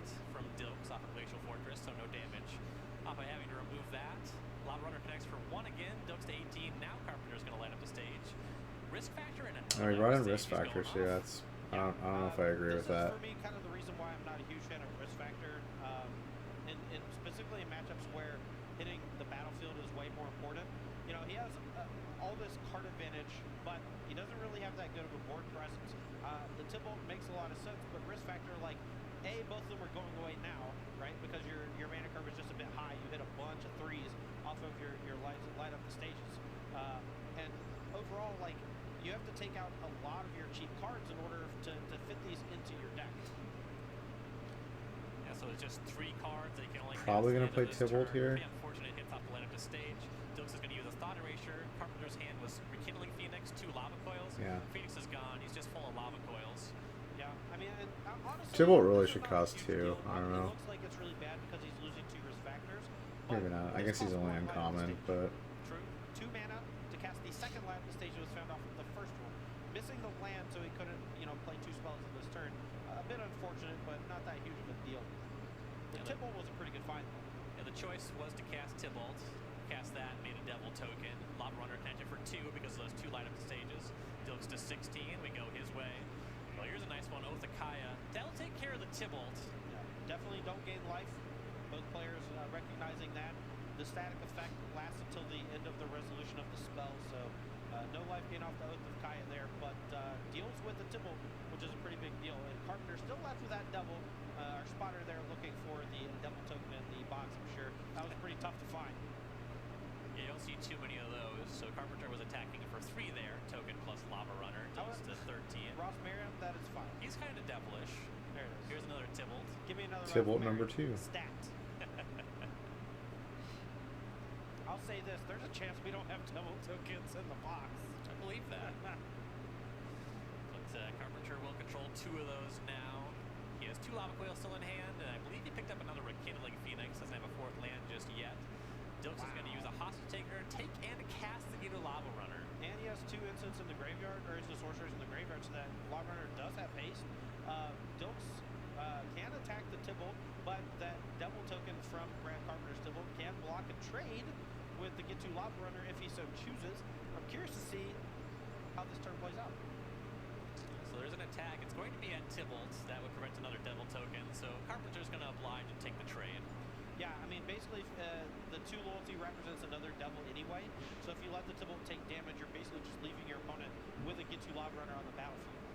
Carpenter's going to get aggressive. Lava Coil's going to take down the hostage taker, an attack for 1 with the devil. Dokes to 12, another devil deployed, and he's going to play the mountain he drew for turn. So 2 cards in hand. Dokes knows about the coil, does not know about the Phoenix. Yeah, so this is going to be a spot where Carpenter really needs to peel something like Experimental Frenzy or Chandra to really hammer home. Alright, Red's doing okay. I mean, he's only got 2 1/1s on the board. And Daddy Teferi's coming out. If this sticks around, it's going to be a real bad time for Carpenter. He's going to plus it right away. Makes his land draw for turn, and it's going to cast a duress. He gets to take that Lava Coil, now sees the Rekindling Phoenix. Which does not line up great against Teferi. No, it does not. I'm actually quite surprised that he chose to Lava Coil the Hostage Taker last turn instead of Alright, he got Teferi down to 3. That's important because now he can't, the 2 attack and keeping the Tibalt without sacrificing himself, he can't target the Phoenix and put him back in the deck. minus of the Teferi on the Phoenix means the Tibalt actually gets knocked off, and then you lose that really potent static effect of your opponent can't gain life. He shut down the life gain though, so that's good. He's gonna stay at 12. Alright, cool. He's gonna use him to get rid of the Phoenix. Third from the top in Carpenter's deck. Love it. Ooh, and here's Ugin the Ineffable. Play Yeah, Ugin. these 2/2s from Ugin are going to line up really Kill well Tibalt, against or no, he's the, gonna draw. the devil tokens from Brad Carpenter. And if he decides to attack or shoot down that card, you know, he's just going to generate extra card advantage from Dilk, since that card does go to Dilk's hand after it dies. There you see Ugin the Ineffable. It's plussing, making 2/2 creatures. When that creature dies, the top card of Dilk's deck was exiled. He put that in his hand. So everyone kind of tracks the card as exiled. Very similar to Manifest. I think we're using a Manifest overlay here. We are. It's pretty cool, actually. The Ugin the Ineffable's Yeah, this Ugin's pretty ability strong. is a lot like a Manifest, but unlike Manifest, if the card dies, it comes back to your hand. So Ugin actually acts as this. There's so many just like permanent manipulation. Like there's so many planeswalkers that will just like bounce a permanent, put a permanent back in your deck, 3 from the top, destroy a permanent. Like planeswalkers, they just do everything. These planeswalkers do everything. It's just Dilk's going to start his turn removing that Tibalt. crazy. That enemy life game was coming, and it's a Basilica Bellhaunt. Silica Bellhaunt. Yeah, this is when it starts getting real bad for Red. Pressure on the battlefield, gaining a little bit of life. I think I would have liked to just kept seeing tick-ups from Ugin to keep it out of range of dying, just because, you know, the ticking down means that it's very likely to die now in combat. Yeah, and this attack from 2 devils, that's likely to do it. They're both coming at the Ugin. That will trigger Oath of Kaya, so Carpenter will lose 2 life. Dilks will gain 2. Yeah, now this is going to be Alright, he got some use. He got Ugin off the table. Really needs to peel Frenzy, Chandra. He's got a big uphill battle though. He needs some power. The stages kind of chaining together. Alright, he got the Bellhaunt off the table. That's good. Blocked by Basilica Bellhaunt, and the other by the He needs to draw. That Rekindling Phoenix is going to be decent. But Ugin got taken down. Carpenter will He needs to follow draw up like with the Lightning Rekindling Strike. Phoenix That took care into of like Bellhaunt. a Steamkin now Chandra. 2/2. Dilks' turn is just to tap Godless Shrine. Now Carpenter will redraw the Rekindling Phoenix, cast that, attack for 3 with a Steamkin. Dilks will throw the Spirit in the way, put that card in the hand. Ooh, his Vraska's intent. Wow. Pretty heads up block. Now you can use that mana That's on his great. stuff, take care of the Phoenix permanently, gain some life here, and prevents the 3 damage from the runaway Steamkin. Now he just needs to peel removal off the top. It has plenty of mana. See if you can do it to take care of this runaway Steamkin right now. Yeah, so he's it's like up to 19, draws for turn. It looked like a spell. Didn't catch which one. Just has to pass back. Yeah, I'm not sure. It looked like a black spell. Could have been another Vraska. Oh, Steamkin. the Experimental Ooh, Frenzy huge draw for with the Carpenter. Experimental Frenzy, Steamkin. that puts the Gross. Steamkin up to the 3 counters. That's when you can really Disgusting. go off with the red deck. Here's an Let's attack go, for 4, Brad Dilks to Carpenter. 15. Let's go. Removal spell, you probably would have seen it here. Carpenter's going to make that 3 mana with the Steamkin.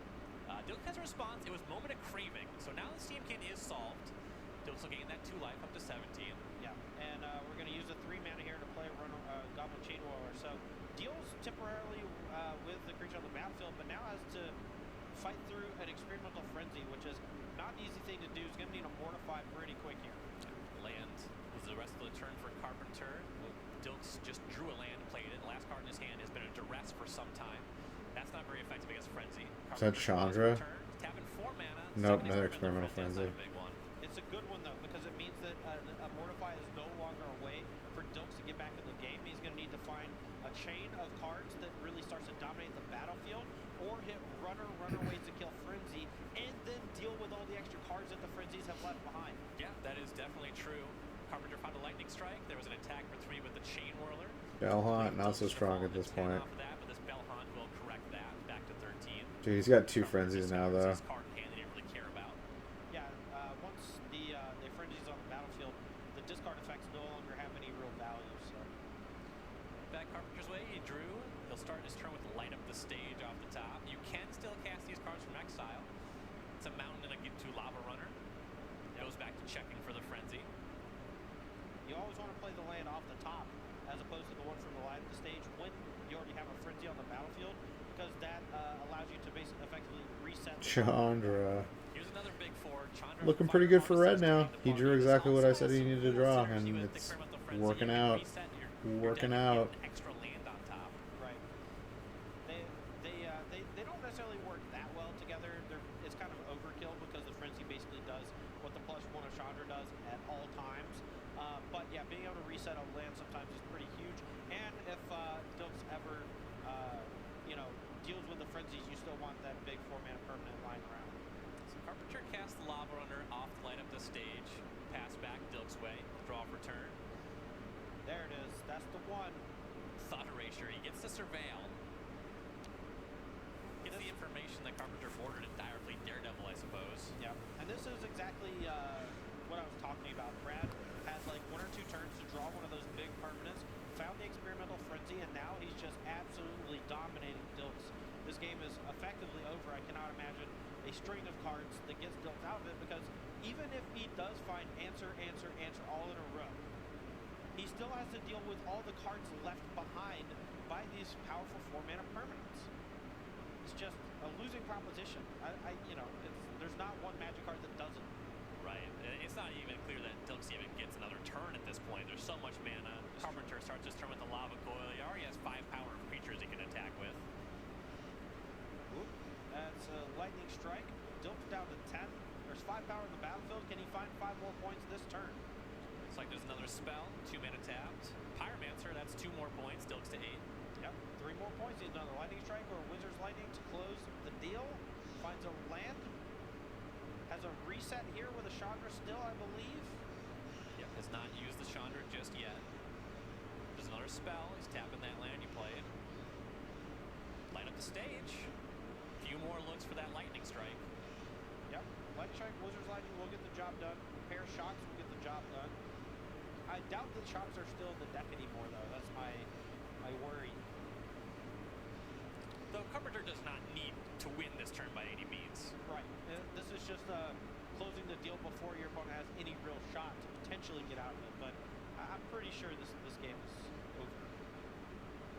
So Chandra plus light up the stage. We see a Goblin Chain Whirler, Runaway Steamkin, and a Mountain all off in exile. Carpenter will now attack for 5. Dilks down to 3. He's going to use his last 2 mana to play the Runaway Steamkin off of the light up the stage. But everything else will go away. Back for Dilks, one last draw step. I don't know if he has anything, but the draw was Hostage Taker. He's going to take the Goblin Chain Whirler. That can answer some of these creatures. He casts that. Ooh, took the Chain Whirler. The All right, he's alive for at least now, but all he has to do is pull 1 burn spell and it's over. Set it up with the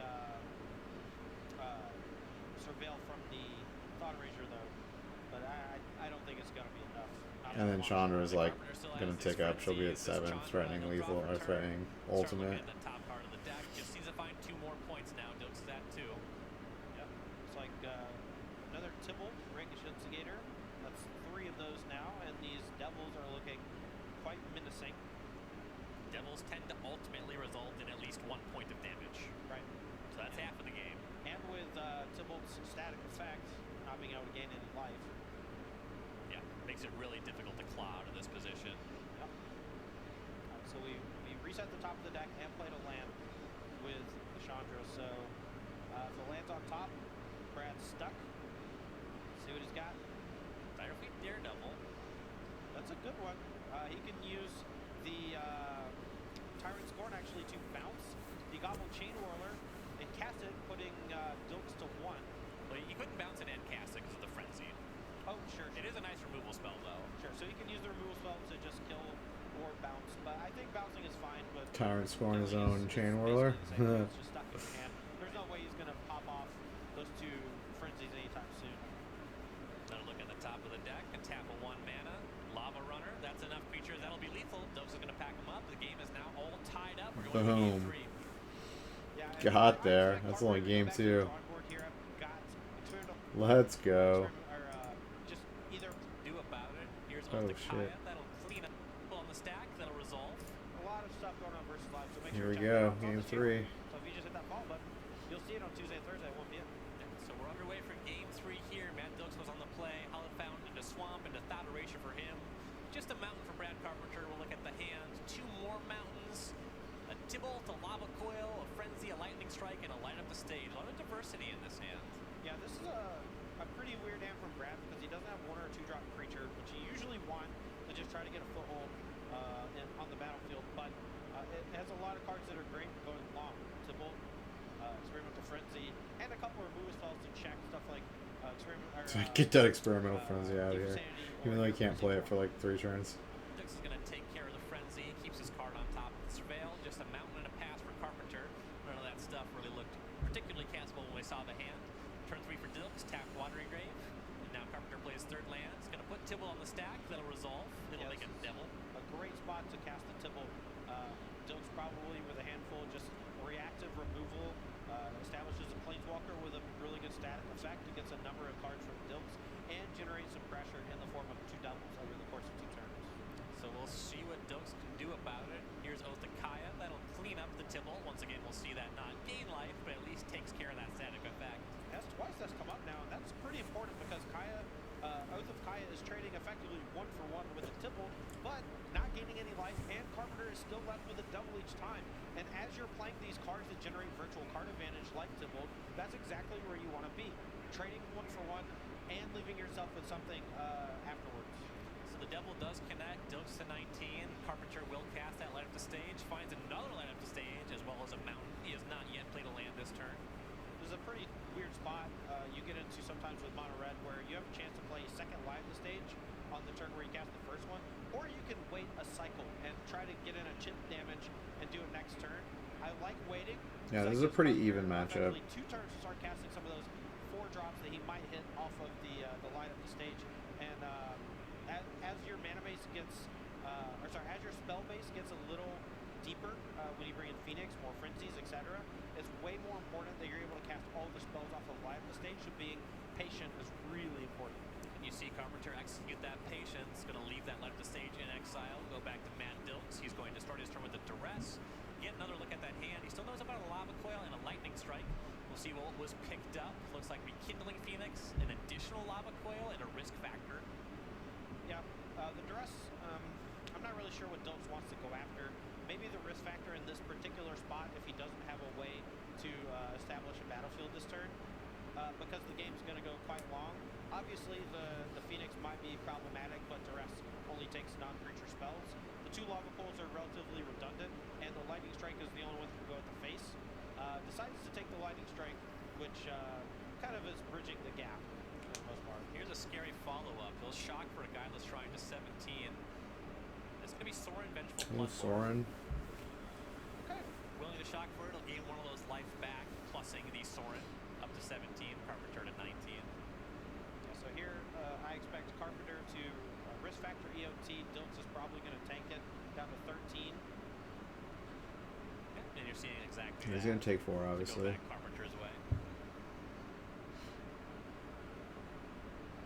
Now, Carpenter probably going to attack Dilks directly with that Ross Marin token, so he can cast that live at the stage. He's going to try to hit a land so that he can cast the Rekindling Phoenix and continue to establish a board presence. So that is where you see the attack. Here's the Light Up the Stage. 2 mountains, not very exciting. He'll play 1. Does still get to play the other one next turn. And this is going to get checked pretty easily by Vraska's Contempt from Dilks, but, Carpenter's not under much duress. The tick-ups from Sorin are... Rekindling Phoenix is still super strong. It's even stronger now because like so few like Lava Coils in the format now. There's Lava Coil used to be everywhere. real threats to basically just taking this kind And now you got like the only red decks being like the mono red decks, and then you got Grixis, but like Grixis doesn't play Lava Coil in it. See Sorin being that big of a deal, and I would not be surprised to see Carpenter Or effectively maybe you'll see like a ignore couple in the the rest of sideboard, but there's not nearly as many of them flying around. Only in the mirror match. Able to keep his life pretty high. And you don't really sideboard rekindling Phoenix in the mirror match, I don't think, Carpenter plays that other land up the land of the because of stage. Lava Coil. We know that his hand has 2 lava coils here. He's got that risk factor in the graveyard. Yeah, but not a lot else. Probably going to be pitching one of the lands to the risk factors soon. Yeah, and like Chain Whirler. Chain Whirler can just like first strike it down.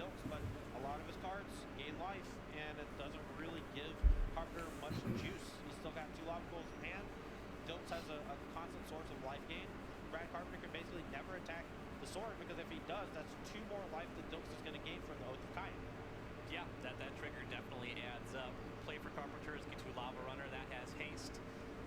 Lava Runner plus Devil are attacking. Carpenter gave it some pause where he wanted to aim them. It looks like they're going upstairs at Dilks. He'll fall to 13. We'll go back his way. It's going to take a lot of attacks and a lot of triggers. You better be careful. That Sorin's going to become like insanely huge and unkillable. And it gives all of his guys lifelink. If he plays a creature, It was duress, takes one of those lava coils, sees a mountain. Oath of Kai as a follow-up. They'll take down the Lava Runner. Dilks back to 16, plus on the Sorin up to 17. Yeah, you kind of have to get rid of Sorin. He drains one every turn too. But yeah, if the Esper player gets a creature, then he can keep bringing back. Since Phoenix is a little bit harder to deal with, and Dilks has already used at least 1 Grassless attempt so far. Yeah, you figure he's going to need something. Alright, he's going for it. He's giving up on killing Sorin. Yeah. Luckily, the double token is going to keep chipping away and kind of invalidate the plus from Sorin. But he's just basically left with no relevant cards in hand or graveyard at this point. Draw for Dilks was Thought Erasure, takes care of that other Lava Coil, sees Carpenter just had a mountain in hand. Draw for Carpenter, Goblin Chain Whirler. This one's actually pretty high impact here, reasonable body there. Yeah, and Dilks is going to need Just a string going of face. spells off the top in order to really solidify his advantage. Again, you know, there's no real threats on Matthew Dilks' side that are going to go the face to the graveyard, race. So the sword can be 100 loyalty for all of Brad Carpenter cares. It's literally just going to sit play for the rest of the game, and there's nothing that he can really do about it. But, you know, as long as Dilks doesn't draw a creature, that's not a huge deal. It's literally just ping you once every turn, and I'll gain 1 life every turn, and that's it. Yeah, right now we're just trading Sorin activation with attack for whatever Carpenter has. Life totals after that swing, Dilks down to 8, Carpenter at 15. Follow up is Runaway Steamkin. It's another body. Ooh, pretty good turn for Dilks, though. It's not bad. Precinct 1 into Basilica Fellhound. Not 3 bad life at up to all. 11, make it 1-1. A lot of blockers now. Sorin up once Yeah, again. now he can just, if he loses his creatures, he can bring them back like a million times. Yeah, this is pretty great. 14 counters. Drawing the Hero Precinct 1 last turn. Chose not to cast it until he found a multicolor spell. Found that multicolor spell. Now has a pretty sizable defense. And Brad Carpenter basically can't attack because of the 3/4 body of Belmont. And his draw was just a mountain. He plays that, passes. As you said, no good attacks. We go back to Dilks. He's going to plus that Sorin once again. I actually like attacking with the Yeah, all those creatures have lifelink now too, so Carpenter wants to that trade life total is going to more be than 5, going then up. you just start Well, I guess it's not going to pricing the attack. sword, get extra life points off of the Basilica Belmont's ability. If he doesn't, that's fine. There's no way Carpenter's going to start attacking the sword now. It has more loyalty than Matthew Dilks has life points. Yeah, extremely loyal. It's ticking up to 18 here. Carpenter has another Steamkin. First one's a 2/2 now. More Dilks blood, just draws. blood god.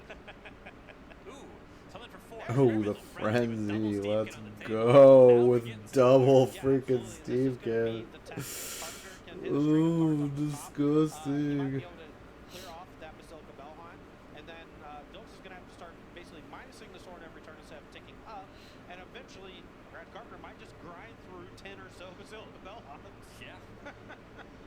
Attack with the devil. That gets blocked. 1 point upstairs. Dilks to 13. Yeah, and that frenzy is super scary because of those Light up the 2 stage. runaway Steamkins currently on the battlefield. Here's a light up the stage. One of those Steamkins up to a 4/4. The other to a So 3/3. he's going to be able to like just play his whole deck. If he hasn't run into 2 lands in a row, he's going to be able to play like And, infinite cards. With the frenzy active, 2 Steamkins active, and casting live the stage here with Spectacle, He's gonna Yeah, have you need access to kill a this lot of Steam mana Kin right potentially, now if you and can. if he just hits a string of spells, you know, he's in good shape. And he has a bunch of lands Right already on the now. battlefield. Looks like 8 already, and I know he's discarded at least 1 to risk factor, so maybe 9. Yep.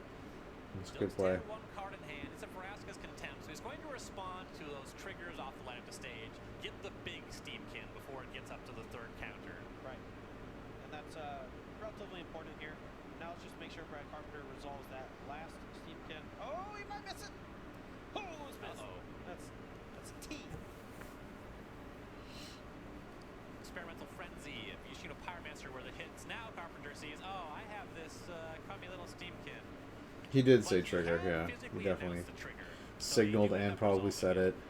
This Just forgot is to a move spot the where I die. think Dilks wanted to fight it, he could, but Dilks obviously just like, it's okay. A little bit of miscommunication, and obviously I stopped you mid-resolution, so no harm, no foul, in my opinion.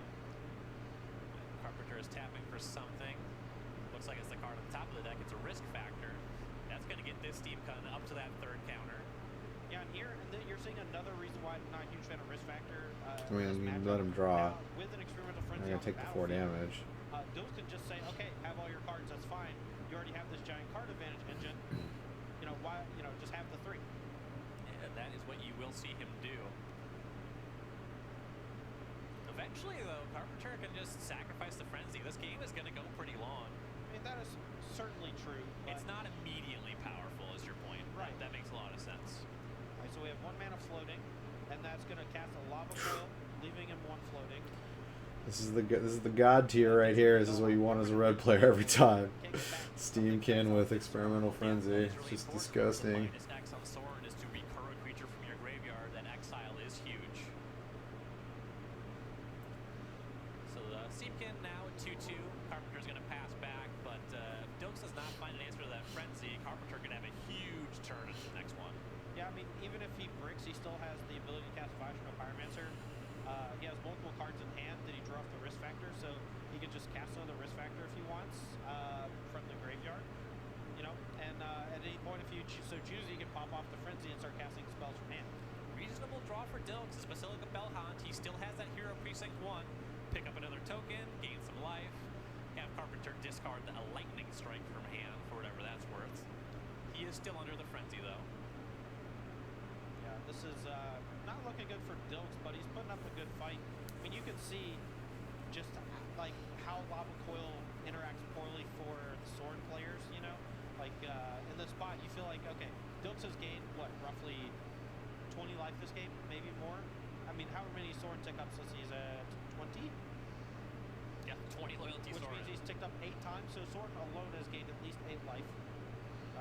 Couple of Bellhounds, Vraska's Contempt. Yeah, you know, and that again, and I don't want to keep harping on it because it's not that big of a deal. But this is why specifically. Oh, goodbye, Sorin. Goodbye, Sorin. Darkly Daredevil is going to grab Vraska's Contempt. Goodbye, Now he's going to take care of the Sorin. Sorin outright. Carpenter will go to 13 off of that. Dilks is at 19 after that last Sorin activation, but won't see any more of those. We're gonna cast the Vishnu Pyromancer from the live the stage from last turn. That's gonna put another counter on the runaway Steamkin, put it up to 3. And now Carpenter actually has the ability here to cast another spell off the top if he has it. It looks like it's probably a Goblin Chain Whirler, the way that this attack is launched up. Yeah, 3/3 first striker attacking into a Basilica Bellhaunt on blocks. That certainly tells you something's going on.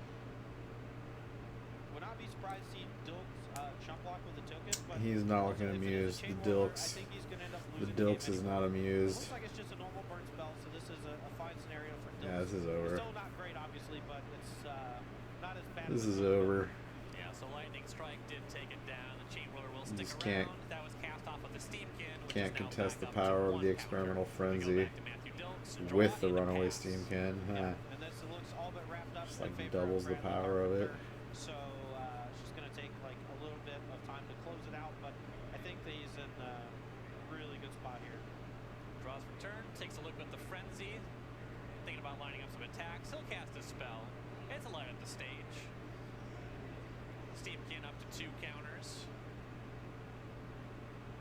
Light up the stage will resolve. Carpenter with it on the stack. Actually going to look at that top card, but now it resolves. Goblin Chain Whirler the first card.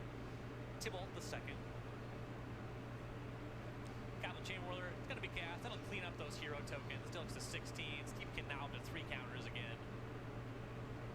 And this engine is just so powerful. I mean, that's the thing. That's one of the reasons why the red deck is so good right now in standard, because the cards just all really work well together. You have a great early game with a bunch of cheap creatures.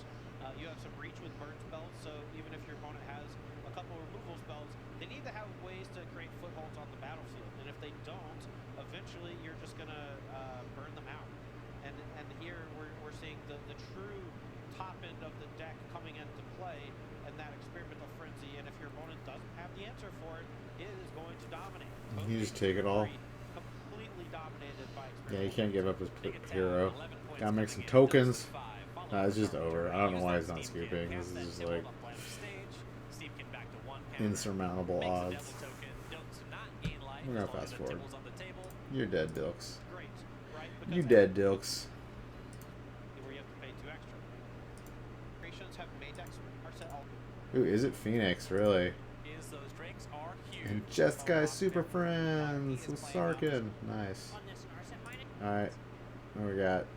Jeskai Superfriends versus Azorius aggro. Let's go. Okay, here we go. Finally got a mono white deck.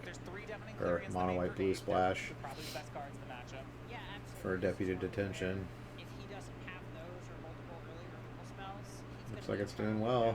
And actually, it's just working out really well for Abe. On the play on a 7-card hand, turn 2 shocks Dauntless Bodyguard, and has another shock in hand at the ready. As I say, the only card that would foil that would be a Danto Vanguard, but it is the card that Sean has. Yeah, I've heard that one's pretty good. It is excellent against Jeskai decks. You Oh, can yeah. pay so much life for it. Yeah, without Sound. Settler, I could seeing a bunch of play. That card's just gonna kind of get to do whatever it wants. First Planeswalker here is Narset Carter of Veils. So those of you unfamiliar with the kind of Super Friends archetype and how it is different than Control in general, it functions like a Control deck, but because you get value out of so many Planeswalkers, these decks traditionally... Dude, the land that you pay 1 colorless and you add 2 mana of any combination of colors to pay a planeswalker. It's pretty good. And your card draw that you normally see in a Control deck is all gained... Pretty good for these super decks, or these Super Friends decks. Right, and you know, here we even see Ooh, Saheeli. being really pushed by the fact Nice. that on this Narset minus, Can Corey make a bunch chose of to take servos. Saheeli, Sublime Artificer over a Definite Clarion. That is, if that doesn't send a message, I don't know what does. Yeah. I mean, I guess on this board, the Clarion's just not very good. Yeah, absolutely. Oh, I'm with you. Yeah. It's just sort of a situation where it's Corrigan think that over the course of the game that Saheeli will be worth more than the Clarion, and that is a loud message. History of Benalia is super strong. I think the This idea card is never that stops being strong. specifically against the Zadanto Vanguard, This is making just a straight up multiple 2.5 1/1 for just has a 1 lot of inherent value. Right.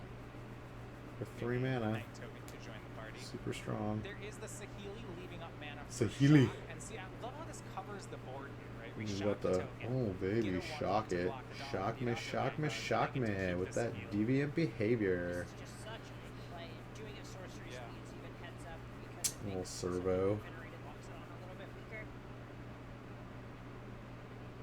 Back to Dollar while we go. The saga goes up to chapter 2, gets another Knight token. So the swing could be for 3, and Abe can pick between actually letting his Planeswalker take 3 damage versus chumping with the servo.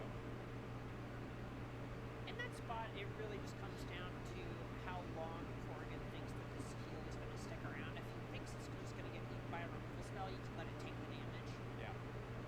Here is Sky Marcher Aspirant, and rather than attack, it's going to convoke out Venerated Loxodon.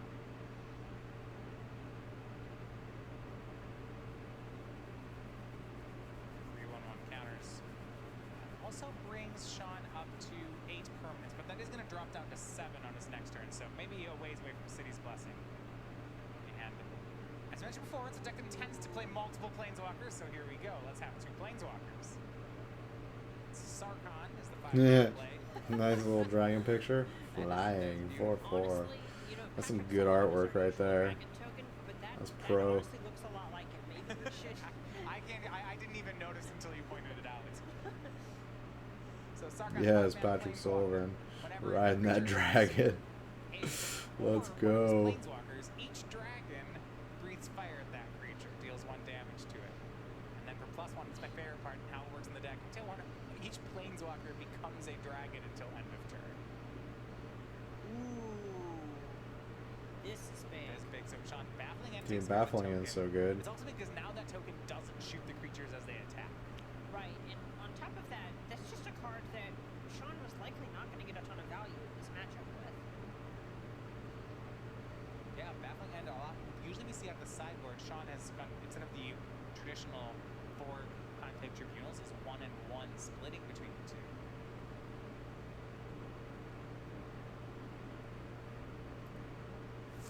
Sweet in here. 5/4 Knight is going to go at Saheeli. The rest of the creatures go towards Sarkhan. So at this point, Abe just effectively has to choose which planeswalker he wants to keep. Yeah, it looks like he keeps the Saheeli around. No real way to keep the Sarkhan, so all the creatures get to attack that. Dude, Another mono Azorius. white bringing the Sean's playing number pain. 9. Almost. You got no board wipes? Too bad for you. Uh-oh. We have Your little Narset super land friends aren't land. gonna keep back that might be able to ravenous find horde another of white And I really like what weenies Saheeli's that are no doing longer here. She's weenies got because these they're freaking Cerberus. venerated Loxodon. Deafening, White Clarion, and beat Sarkhan down. are in the top 4. Beastly behemoths. If you have the Clarion, the Loxodon, and the Vanguard survive. It's such a big problem, but Yeah. it's hard to imagine these other cards doing that much here either. Yeah. Yeah, Sarkhan minusing making a dragon, I don't think is going to clean up the board. So you're kind of, it feels like you're looking to Clarion and then top deck into another something else. Right, that's probably what you're priced into here. You know, the Sarkhan the following turn, it's hard to imagine that being enough. He's gonna grab the Sarkhan.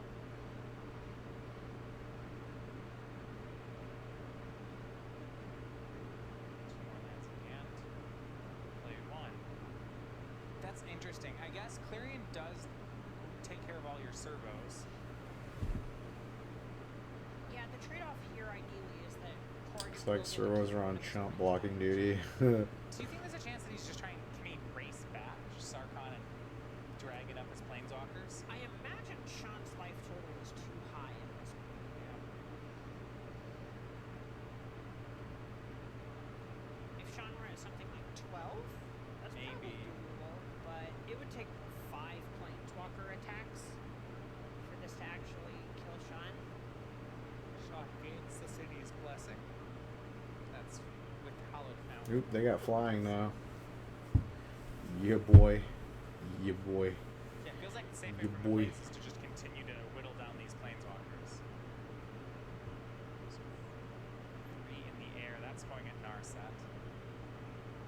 And then maybe perhaps the rest at Saheeli. No way to stop 3 in the air, so Narset's gone, and Abe's gonna go ahead and let the rest of the board go as well. Interesting. Yeah, it's interesting because I guess is there any way he can protect it? Even if he blocks the 2 biggest creatures. It would Yeah, it's the take 2/3 flyer. Trump blocks and then Still takes 2. 3. Yeah, still takes 5. No, everything's going at it, right?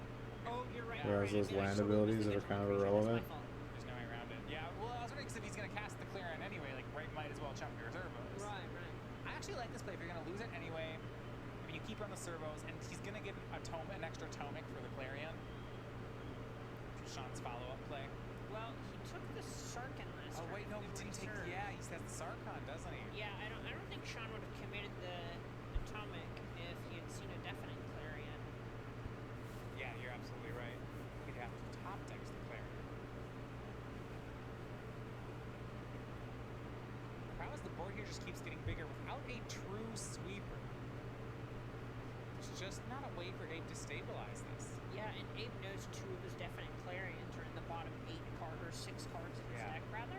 So at that point, there's only 1 more Clarion even left in his deck. And no way to shuffle. Can't crack a fetch land to reset it. And this is a lot of the problem that these Jeskai decks will have is rather than having to deal with lightning strikes, they just have to answer every single creature or they're going to turn off the Superfriends card advantage.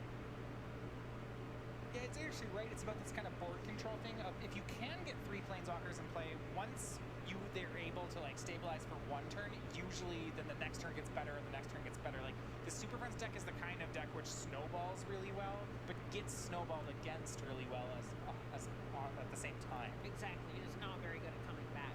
Yeah.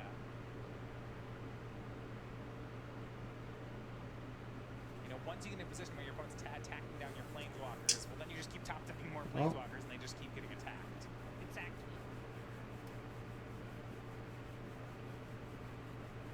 Kind of all goes back to that turn 2 Adanto Vanguard. Keeping a double shock into 3-mana planeswalker command, it was pretty great here, but then Adanto Vanguard was a turn 2 play, something you can't shock. Yeah, there's a point where if Avid had maybe a Teferi Time Raveler to summon the Adanto Vanguard, that could have let Corrigan get some traction. I think you just go the 2 flyers at Sarkhan and the rest at his face. Adanto Vanguard off the battlefield, it's just going to pressure every permanent that Corrigan puts on. Even if you look at, you know, sometimes you'll see Azorius players play Tithe Taker instead of Adanto Vanguard. Go back to this game, and even if that was Tithe Taker, Yeah. Whoops.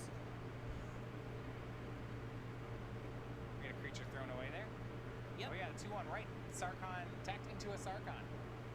No, did he just not know the ability of Sarkhan? Get 2 attackers. This is a Does huge Sarkhan do a misstep by damage to Sean. whoever attacks him? You know, you'll just get those in the earlier stages of a format, especially with something as high in complexity as this set. Every planeswalker being an enchantment at the same time. I've noticed even just casting these, you know, The players will Masterless. resolve Planeswalker trigger. Yeah, that planeswalker's on the battlefield. Right. Yep. And playing on Magic Arena, I've had Whenever a creature attacks you or planeswalker, you control each dragon, you control 1 damage to that creature. Oh, he fucked up hard. Have you tried to cast Sorin's Thirst when your opponent has the Wanderer play yet? No. That's what that you gain 2 life though. It's Yeah, fun. nice the Wanderers with Command the Dreadhorde. It Damn. is You messed nice. that up. You messed that up, Sean. Dolly wall. Dolly wall. Dolly wall. Oh. Oh. Well, at least Gotta I read the got cards, it. man. Gotta know what they do. Yeah, pick them up and read them, buddy. Sarkhan plussing up and attacking. Alright. 2 dragons in play. for Not alright. Not alright, that's just a land. So a misstepped attack from Sean, but it looks like things are going to be okay. Gonna find a way to power through this incredibly trying time. Yeah. At this Yeah, he has point, Yeah, he 11 fucked that power, up so he doesn't hardcore. have- It's not lethal yet. yeah, He at this totally point, gave Sean him a likely window to summons get into this creatures game at again. The Sarkhan. Otherwise, the Sarkhan can just get cashed in for another 4/4 next turn. That's interesting. See how I'm going both ways. He does do that, like, and I guess to keep because of the snowball. This is actually a good point. Because of how snowballing both ways, Jeskai Super. Is that a Mox Friends, Amber in his hand? You never really have to go to I think ending it the is. game. The correct attack against them is almost always their planeswalkers because once you clear the board, He's got that man land. That man land's pretty good. Exactly. They just won't have much left at that point. Like, imagine if Corrigan had got to make another dragon and then drew another Sarkhan or something. yeah, then And then all of a sudden, everything's taking 2. taking 3 because then the I mean, you new can't Sarkhan attack. You're not dragon. racing him. Mr. Oh, Super yeah. Friends, So all of you're a on sudden, block Sean duty. can't You're attack trading with anymore. that Venerator Loxodon. That's pretty much all you got. Ooh, History of Benalia. That's a good draw. It's just about reducing your player's resources. Like in this situation where Sean effectively has 3 resources and creatures, and Abe has, we'll say, 1.5 between the dragon and the Sarkhan. Trading up to 1 resource for 1 resource is a good exchange for I think Sean. even against planeswalkers that it feels like you might be able to ignore, Yep. you know, something like a Teferi, I'd still probably just err on the side of just keep removing them, Yep, completely agree. send them home.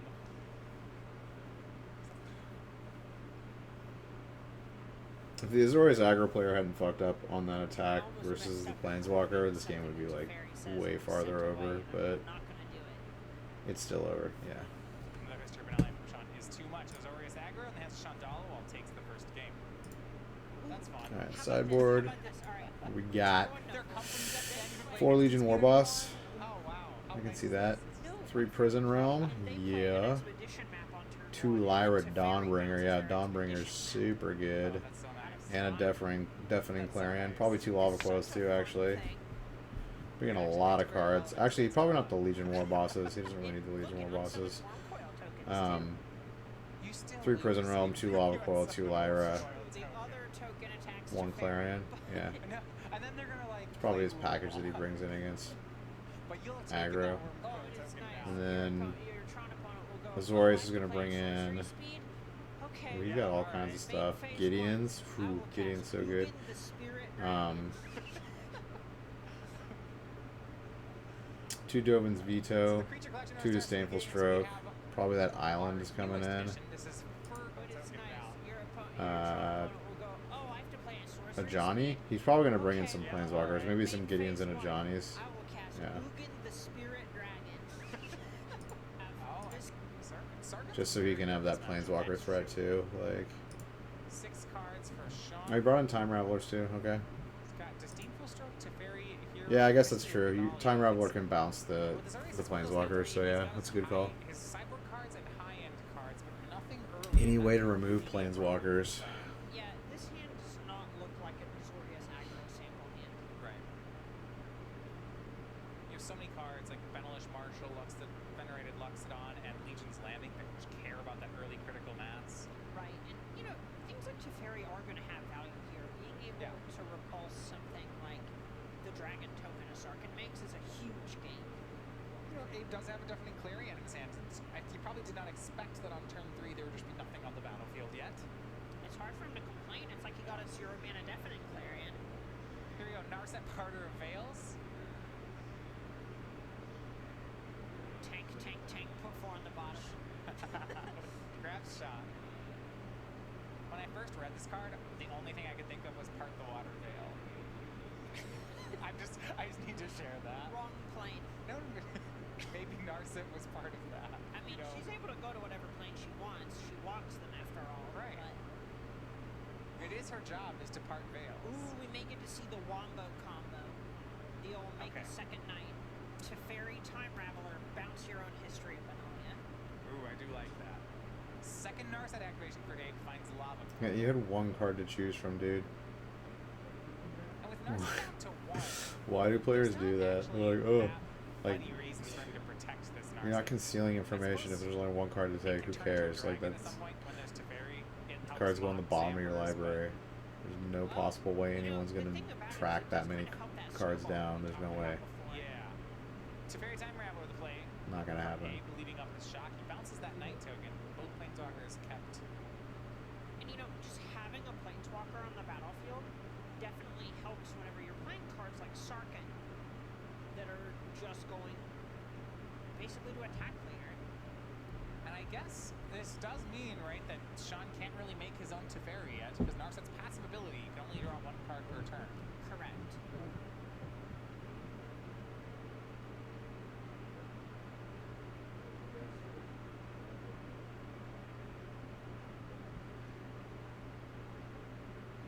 There's that Teferi in Sean's hand. Don't know that he'd like to find something else to do until Narset is gone. He's got Disdainful Stroke in hand. You see him shuffling that one up to the front. He's got another History of Benalia, Disdainful Stroke, Teferi Time Raveler. And this is the effect of these Planeswalkers Yeah. have when they just stay on the battlefield, right? So, Sean's Teferi can draw extra cards. Disdainful Stroke doesn't have a text box. Right. This is Yeah, I mean, this is exactly what the Super Friends deck thrives on. Disdainful Stroke probably has a What text is going box, on? in the sense that, but Disdainful Stroke probably has.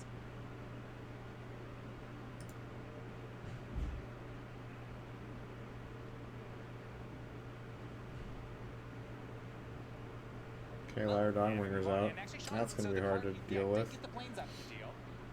But we go back to Abe, and now here is Lyra Dawnbringer. Disdainful Stroke sitting in Sean's hand. Yeah, these Narset and Teferi are being problems. All right, well, step 1, we've rolled up Yeah. Teferi. Yeah, I mean, Sean basically needs Conclave Tribunal here. Yeah, right now. Yeah. Immediately. Deputy of Detention, if it's in his list, would work. Don't think he's ready. I think so, that's moved the out. bad right? news, no, there is no deputy. Okay. How do you feel about History of Benalia? And Dauntless Bodyguard? I don't think that's going to be enough. No, I feel like Corrigan's about to give Sean a history lesson here.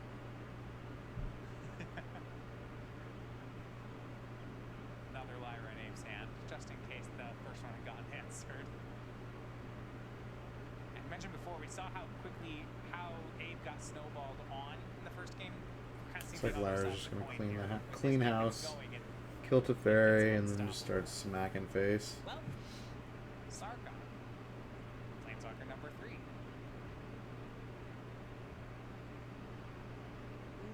it appears this is an. Oh no, he's still thinking about the ability. Ooh, see if they're all gonna go dragon form. Right. I like that ability on Sarkon. Does he have a shot in his hand? He may have mistapped in not leaving a mobilized district.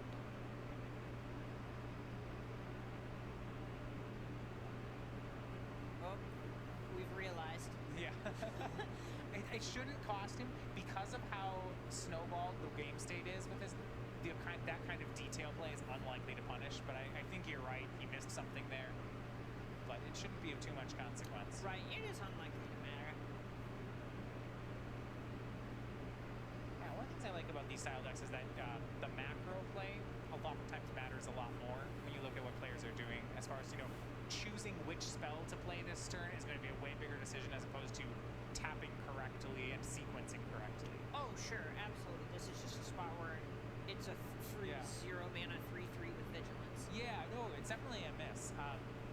Yeah, just the play. Yeah, the play style of the deck is going to, it doesn't live and die on that Razor's Edge. As we see here, a Right, swing in right. for 14, and ignoring the Teferi, just hitting Sean down. Each to planar can 6. control becomes a 4/4 red dragon. Dude, it does all of them. Oh, what the fuck? Actually, correct.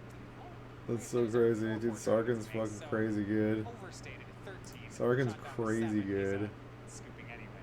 So we'll go to a third game. Wow. We Right. could, whatever. Fuck your mate. Game's still going. Alright, game I'm not ready 3. for that yet. There we go. I like that quote. That was good. That one really exemplifies how I feel when I'm playing those decks.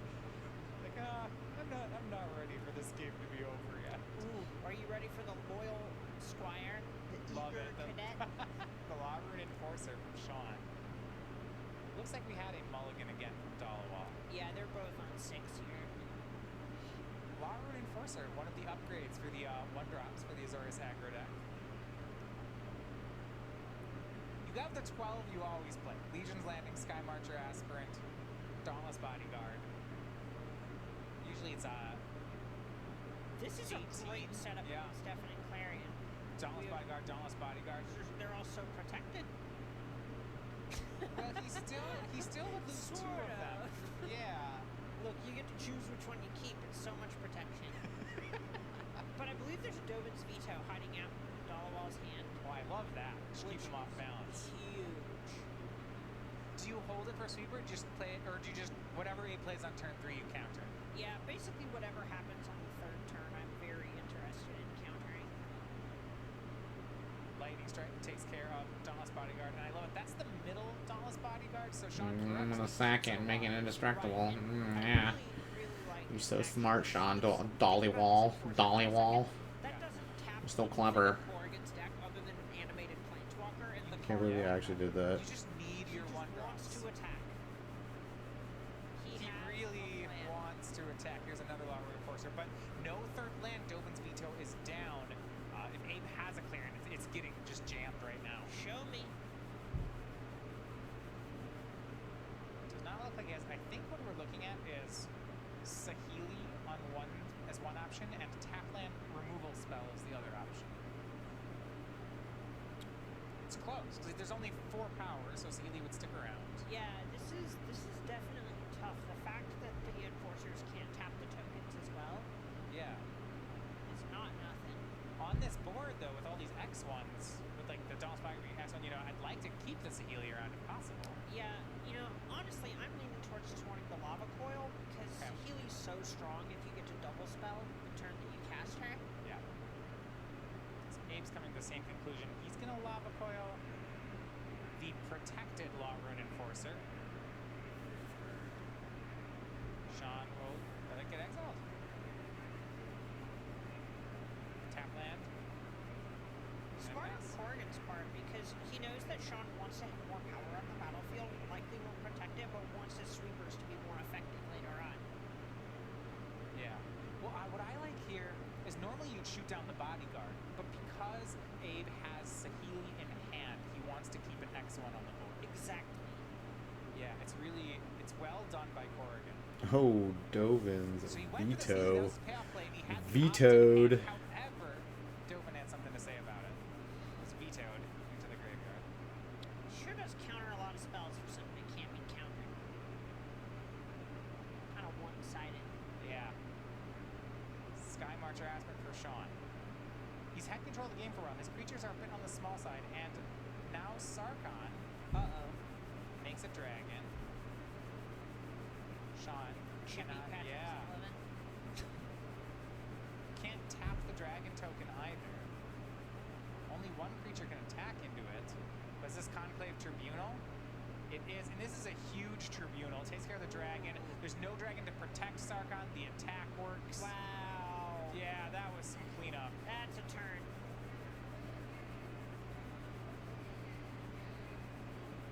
Great exchange there for Sean. Ape trying to recover will go for Opt. This is definitely a spot where Sean's very ahead on the battlefield, but all it takes is a Clarion, another Sarkon, or something like that to even things up. Yeah, I mean, it's a little picky, right? Because Lyra doesn't work here because of Lawrun Enforcers. Are the same with the Lawrun Enforcers still? Right. But yeah, a Clarion would be very clean. Another mana. Sarkon. It's gonna be Teferi Time Raveler. Draws a card into. Looks like another Teferi for next turn. Either that, maybe a Narset. It's hard to tell. Another draw spell at the least. Right. Some Dude, is this white deck gonna get it done with 2 mana? We'll see whether Sean even takes. That would be turn off the incredibly top down surprising. And it looks like there's a spell pierce hiding out in Corrigan's hand. He does 1 damage in, 2 damage out. Plays another 2/1. Sean still 3 cards in hand, but he's definitely exposed to Clarion. Look, Lyra ain't it. No, it's one of the few ways Lawrun Enforcer is live in this matchup. But it's a big one. Heads up on Sean's part. He has the Lyre, but he has the tap down. He can tap him down. Turn off the bonus because Sean wants to be tapped in Dude. the end step, so it can never attack back. There is a Conclave Tribunal hiding out in Sean's hand, and if he gets greedy with it, then it is possible this Lyra gets to attack. Good on Sean to not make that play. Smart. Definitely heads up. No need to do that just yet. His hand has so much action. Right now we have a Johnny, History of Benalia, plenty of things waiting. Here is Narset, Harder of Veils. Is it gonna do Oh, he's got harm or Narset. bolus? Okay, he's gonna start dropping behind now. Could Ooh, not Clarion, get yeah. Snaps off. Yep, gotta draw those lands. Gotta get that third land. He is feeling confident. Yeah. Sweeps up the team. So no Dovin's veto mana up. That's a game-winning Oh, play. God. Yeah, this is a huge turnaround. 1 Lawrun Enforcer. Okay. And that buys time. So yeah, Abe's gonna connect first. That's the It's a problem. bummer. This white deck would have crushed him if he had drawn one more land. Well, Crushed Yeah, him. Snow- I mean, imagine how well Jeskai Superfriends snowballs and Abe has Better to done be it. lucky than Here's skilled. Sauron Always. going to Better to be lucky. plus, we'll see. Yeah, minus is to make a dragon. Lyra attacks Sean. Yeah, this is like over now. Next turn, it's gonna be lethal. He's still not drawing a third land. Wow. bunch on This is cast like me is last night. in there. Game 3 against Esper midrange in round 3. We were both 2-0. Both had 1 win. And I could not draw a third land. I had started out with 2 lands in my opening hand. Didn't draw a third land for like 6 Takes everything turns. a dragon and swings. Can't win Magic without having lands. Going to 1. Yeah, there we go. Going to 1. Magic's fatal flaw. The bag. The mana Perhaps put some system. loyalty on that Teferi Time Raveler. There we go. Bounce the Lawrun Enforcer. And that should do it. Sean extends the hand, and Abe Corrigan here stays undefeated. That's unfortunate. He would have crushed him if he had a third land. Same with me. I would have won if I had a third land, like, easily.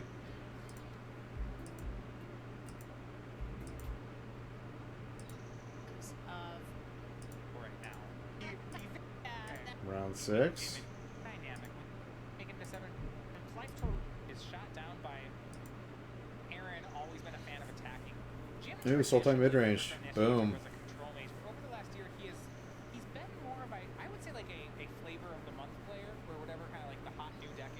versus 4-color Dread Horde. Oh, Jim Dave. I wonder if their team is all playing that 4-color Dread Horde deck. That deck's pretty sweet. I like it. And it shows. And we got Sultai mid-range, which is Sound like... a bad thing, but I don't mean it that I way. have not seen this Some players deck that, for like you know, when a new month. tech deck comes out, they are fast Since the new set came out. I have not seen this deck. Right.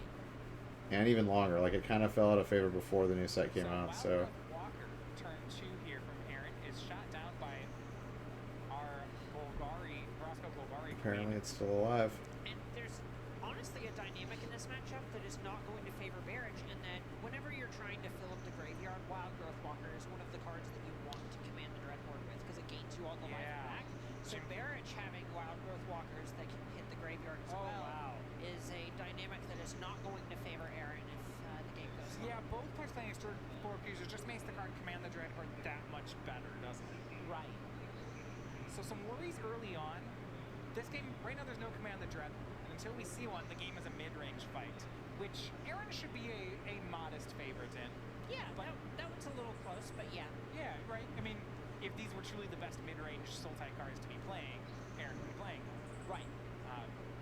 It's unfortunate the way this game's playing out so far that Jim actually has control of the board. That's a concern. Right, that is not at all where Jim wants to be. Jade Light Ranger from Jim. So he sacrificed float a mana, sacrificed a land to Roscoe to draw a card. He's pretty land flooded here is what's going on. Right, and you know, this Paradise Druid is a tip-off as to what's going on, but there's also a case to think that this may just be a traditional Sultai deck with a mana dork in it. I like what Jim's decision there. Normally when you want more action, you would keep a spell on top like Jade Light Ranger, but Jade Light Ranger only draws more lands, and that's kind of the last thing Jim wants, so... Right. He did put in the graveyard. And, you know, this Godless Shrine is absolute, and also let the cat out of the bag. Okay, yeah, the 4th color. Yeah, this isn't a Sultai deck, this is 4 color. Right, like there's a point, maybe this Druid is instead of Incubation Druid or something like that. And I know, yeah, and I know that you work on decks with Erin. I'm assuming she's up on the metagame that would have the read on this. Right, yeah, absolutely. We've talked at length about the way that I vibrate whenever I see the card command the Dread Horde.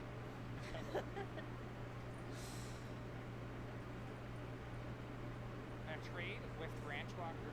Get rid of that Vraska before she draws any more cards for him. Bit of a Vraska, some self-contempt there. The board is clear.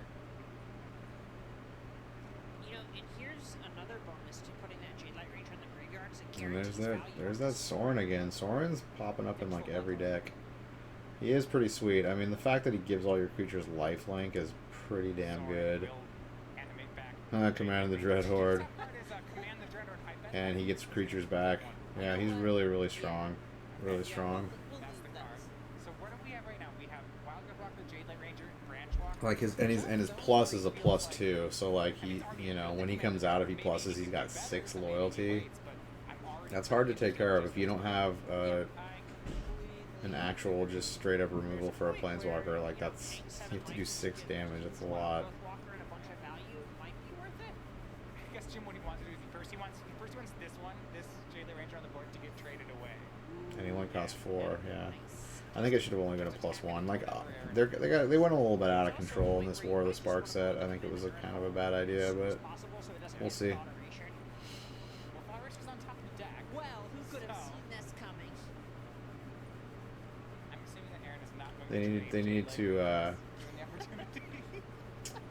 It's close, but you know what? give like maybe red a hard removal for planeswalkers, like a red elemental blast effect, something like that. I think they need something like that for this set. It kind of pigeonholes you into like playing things that can actually remove planeswalkers. I don't know. Of course, I could be wrong. There might be red decks in the top 8. We'll see. It's a mid-range fight. Now both players' life total is still very high here. Which is pretty good when you're planning to pay life equal to the converted mana cost of things to put them onto the battlefield. Yeah, does not sound too bad.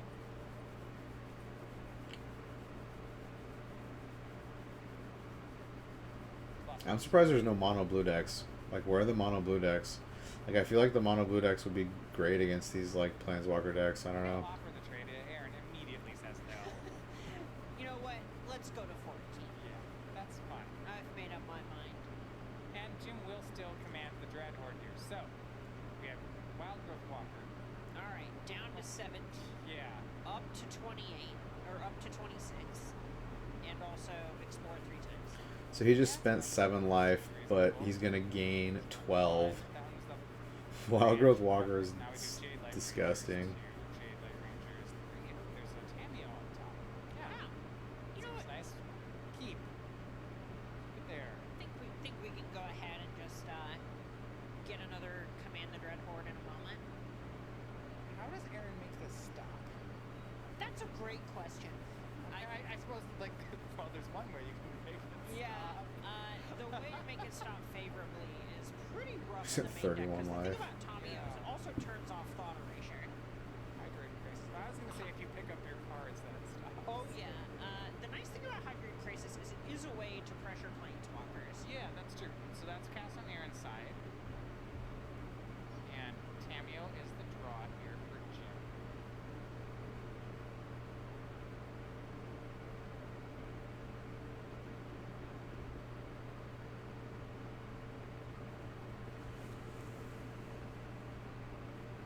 There's a point where something like Ugin the Ineffable could end up clogging the battlefield to a point where Aaron could maybe eventually mount an attack.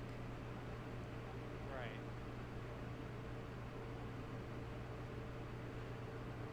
Right now, Jim does not have any removal for the Hydrate Crisis. But it's still pretty appealing for him just to attack all these creatures into Hydrate Crisis. Right. Let what happens happen. Yeah, there's definitely a point where the 4/3 Jade Light Ranger at the very least has a near free attack.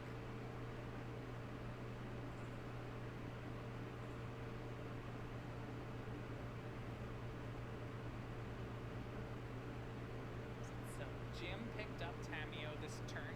Tameo the Collector of Tails. Which can 5 loyalty actually can take a hit off the Hydrate Crisis. So you either can +1 it twice, or you can buy back the card. We are an attacking deck. Here's a full swing, alright. And they do have lifelink, so not too bad to attack. Even with the Crisis, 4/4 it blocks doesn't to really 3/2, stop and Tameo's 3/2 turn, blocks but to Tameo 4/3. immediately buys back Yep. Command of the Dread Horde. Right. Command of the Dread Horde buys back the Tameo. Oh, that's really Take fun. 8. Oh yeah. Oh, This it just is. doesn't stop. Yeah. Yeah, it is a nice. So, and Jim combination. gains, like, Aaron insane amount of something life. like Ashiok. Or, I don't even know. Gains, what, 15? Well, don't forget the ones that go to Aaron's graveyard. go Cast to Dread Ashiok. Horde return. Does he have another one in his hand? This is a tough one. Okay, Or there's... Command the Dread Horde? That's the problem with the mirror. I was trying to think of ways Yeah. to break it, and then realized my own cards stay in the graveyard. 46 This life. here sounds really weird. Yeah, life gain is out of control. They made way too much life gain. It's about Way Command the too Dread much Horde. It's life a fairy. gain. You respond to their Command the Dread Horde with your own Command the Dread Horde. Oh, I like this. Okay. I'm in. It is nonsense. And to the play from Jim That's was a full GG. swing, then a cast Tameo. Tameo buys back Command the Dread Horde, and Aaron has had enough. We have her today over on our website. Trying the gosh. On Barrage's side, Alright, sideboard. I could see Uh, using those 2 cast down. Sultai's gonna bring in 2 Duress, Where you try to set up having a 2 bunch of Frilled Mystic probably. Unmordigo? I don't know if Unmordigo is good enough. Elder Spell times 2 is coming in. Negate. Finale of Eternity. That might come in. Yeah, there's not too much on Jim's side that we could change. This is a pretty good matchup. Omnixilus's Cruelty. Cast down. Hostage Taker. These all seem like good ideas. Thought Erasure, also good. Yeah. They could bring in at least 12 of these cards. Davis is going to bring in... I could see What, Cry of the Carnarium? Using those two cast down, and then I've been looking to change. This is a pretty good matchup. Right, a lot of his cards Or just are Hostage going to Taker, either be Finale of fish, which is to Eternity. say that they bounce off of Bronodons are good. They're pretty good blockers in this matchup. Crawl Harpooner to take care of the flyers. Cast downs, yeah. I don't think Duress is good enough. It's kind of a creature heavy deck. I don't know. Maybe Duress is good enough. Cry the Carnarium is not good enough. trying to cover those draws or cover the more disruptive draws. A lot of times your Alright, primary let's game go. plan is going to be just fine anyway, so you probably don't want to skew too heavily in one direction and run the risk of calling. Game 3. Another chance at it here in the second game. I think she either wants a very fast start or wants a lot of traded resources. Yeah, there's a point where if you can tag things like Command the Dread, The signature to the deck to make Turn 2 Wild Man's Growth pretty Walker. good. Let's make it worse. Uh. Mission accomplished. Double Overgrown Tomb into double blue card. I'm about to get a nosebleed over here. This is It's on brand. this. Oh, oof, gosh. Of all the things I've seen in my life, this is one of them. This is one. I'll tell you. Look, this turn 6 for Old Mystic though is going to be a good one. Jim actually took a second there to try to figure out whether he wanted to make his own Wild Growth Walker or a Paradise That Tomb. was the second Frog Mystic off the top. Well, that's just Nope, unbeatable. no land, no third Mary land. does not have a third land. Yep, brought in both Frilled No, Mystics. she's gonna need a few turns to rebuild now. Yeah, she has a thought. Yeah, it's holding back the two Frilled Mystics and the Thought Erasure. Yeah, and it looks like she has a Jade Light Ranger in her hand, so there is certainly a point where A land you're just fine. kind of priced into keeping these hands where even if it's missing a single piece, if it's only a land away I'm from not- being your perfect draw, you're probably supposed to keep Not that. throwing back two Overgrown Tombs, Wild Growth Walker, Jade Light Ranger, no matter. Even if there's no blue, there's. Yeah, just not doing that. Right. Teferi from Jim puts the Wild Growth Walker back in the hand. Not spending that Paradise Druid mana yet, does not want, especially not into something that could be potential cast down mana.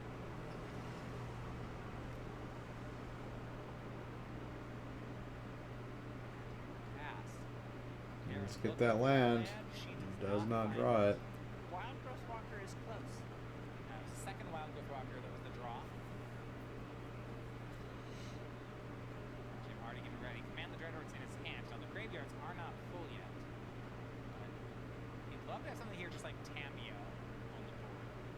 Tomio would be incredible. It looks like he has Wild Growth Walker plus Merfolk Branch Walker. That's pretty good. Hard to pass up that kind of power turn. Yeah, I mean, if Aaron doesn't draw lands, Jim doesn't have to do this Command the Dreadhorde combo finish. He can just play a value game plan, and that should be good enough. Exactly. Pretty easy to beat a goldfish sometimes, you know? Yeah. Here is Wild Growth Walker into Branch Walker. Yeah, you can't stumble on lands. Or Jade Light Format's too Ranger is the powerful top now. card. Barrich is probably dead. Know that he has the second green mana. Yeah, you may just want to say, well, if this Paradise Druid dies, so be it. That's just the world we're living. It'll be okay. Yeah, and that's what he's doing. Both players know the top card is Jade Light Ranger. Yeah, this is over. And Aaron, just another Wild Growth Walker and a pass. This seems like it's too many missed land drops for her. I Yeah. don't.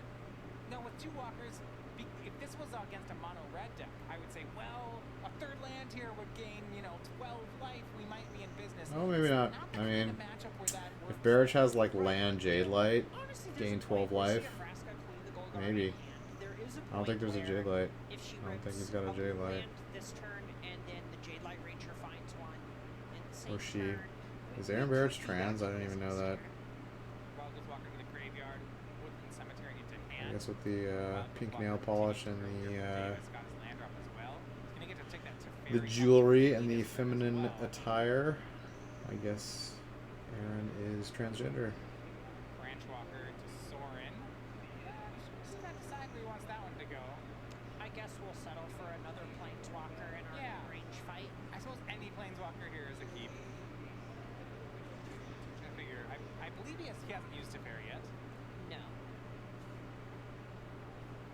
Swings them at the 3-2, and we're up to a 5-7 Wild Growth Walker. So this swing is from 8, Aaron down to 12. Teferi pluses. Everything is going Jim's way. You got it. There we All go. right, there's the Hinterland blue Harbor. source. This might be the way back in. she's down to 12. Okay, This got the Jade Light. will Cool. Move that back up to 24. That's a blue land.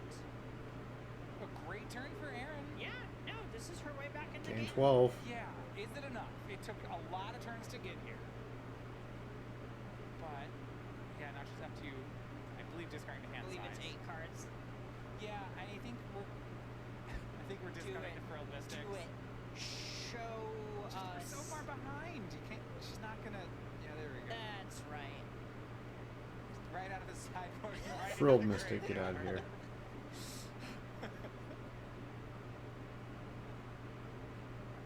Look, played perfectly. I'm all about. Yeah, he has perfection. 2 Command the Dread Hordes in hand. Sometimes you just get outmaneuvered. I guess I can't do much right now. Card can't do anything until there's stuff in the graveyard. You can get 2 creatures back for 6 life. Not ideal. Jim Bain wants to bring that to very Power level, that card can get a lot more back. Getting rid of the Planeswalker. Aaron, pick up one of the Wild Growth Walkers. She can draw some land off it. Has 2 Command the Dread Hordes in hand. Not really at a point where I'd want to use it. Just Command the Dread Horde. No, bringing back just a Wild Growth Walker into Fairy is underwhelming a bit. And a Frilled Mystic. How could I forget? This feels like he's setting up for Command the Dread Horde based on this attack. You know, Paradise Druid is just swinging away here. Oh yeah, have you ever had someone look you in the eye and say, please block? Yeah. Please do not take this damage. 3, 6, 9, 12, 16 damage on the attack. This is not insignificant.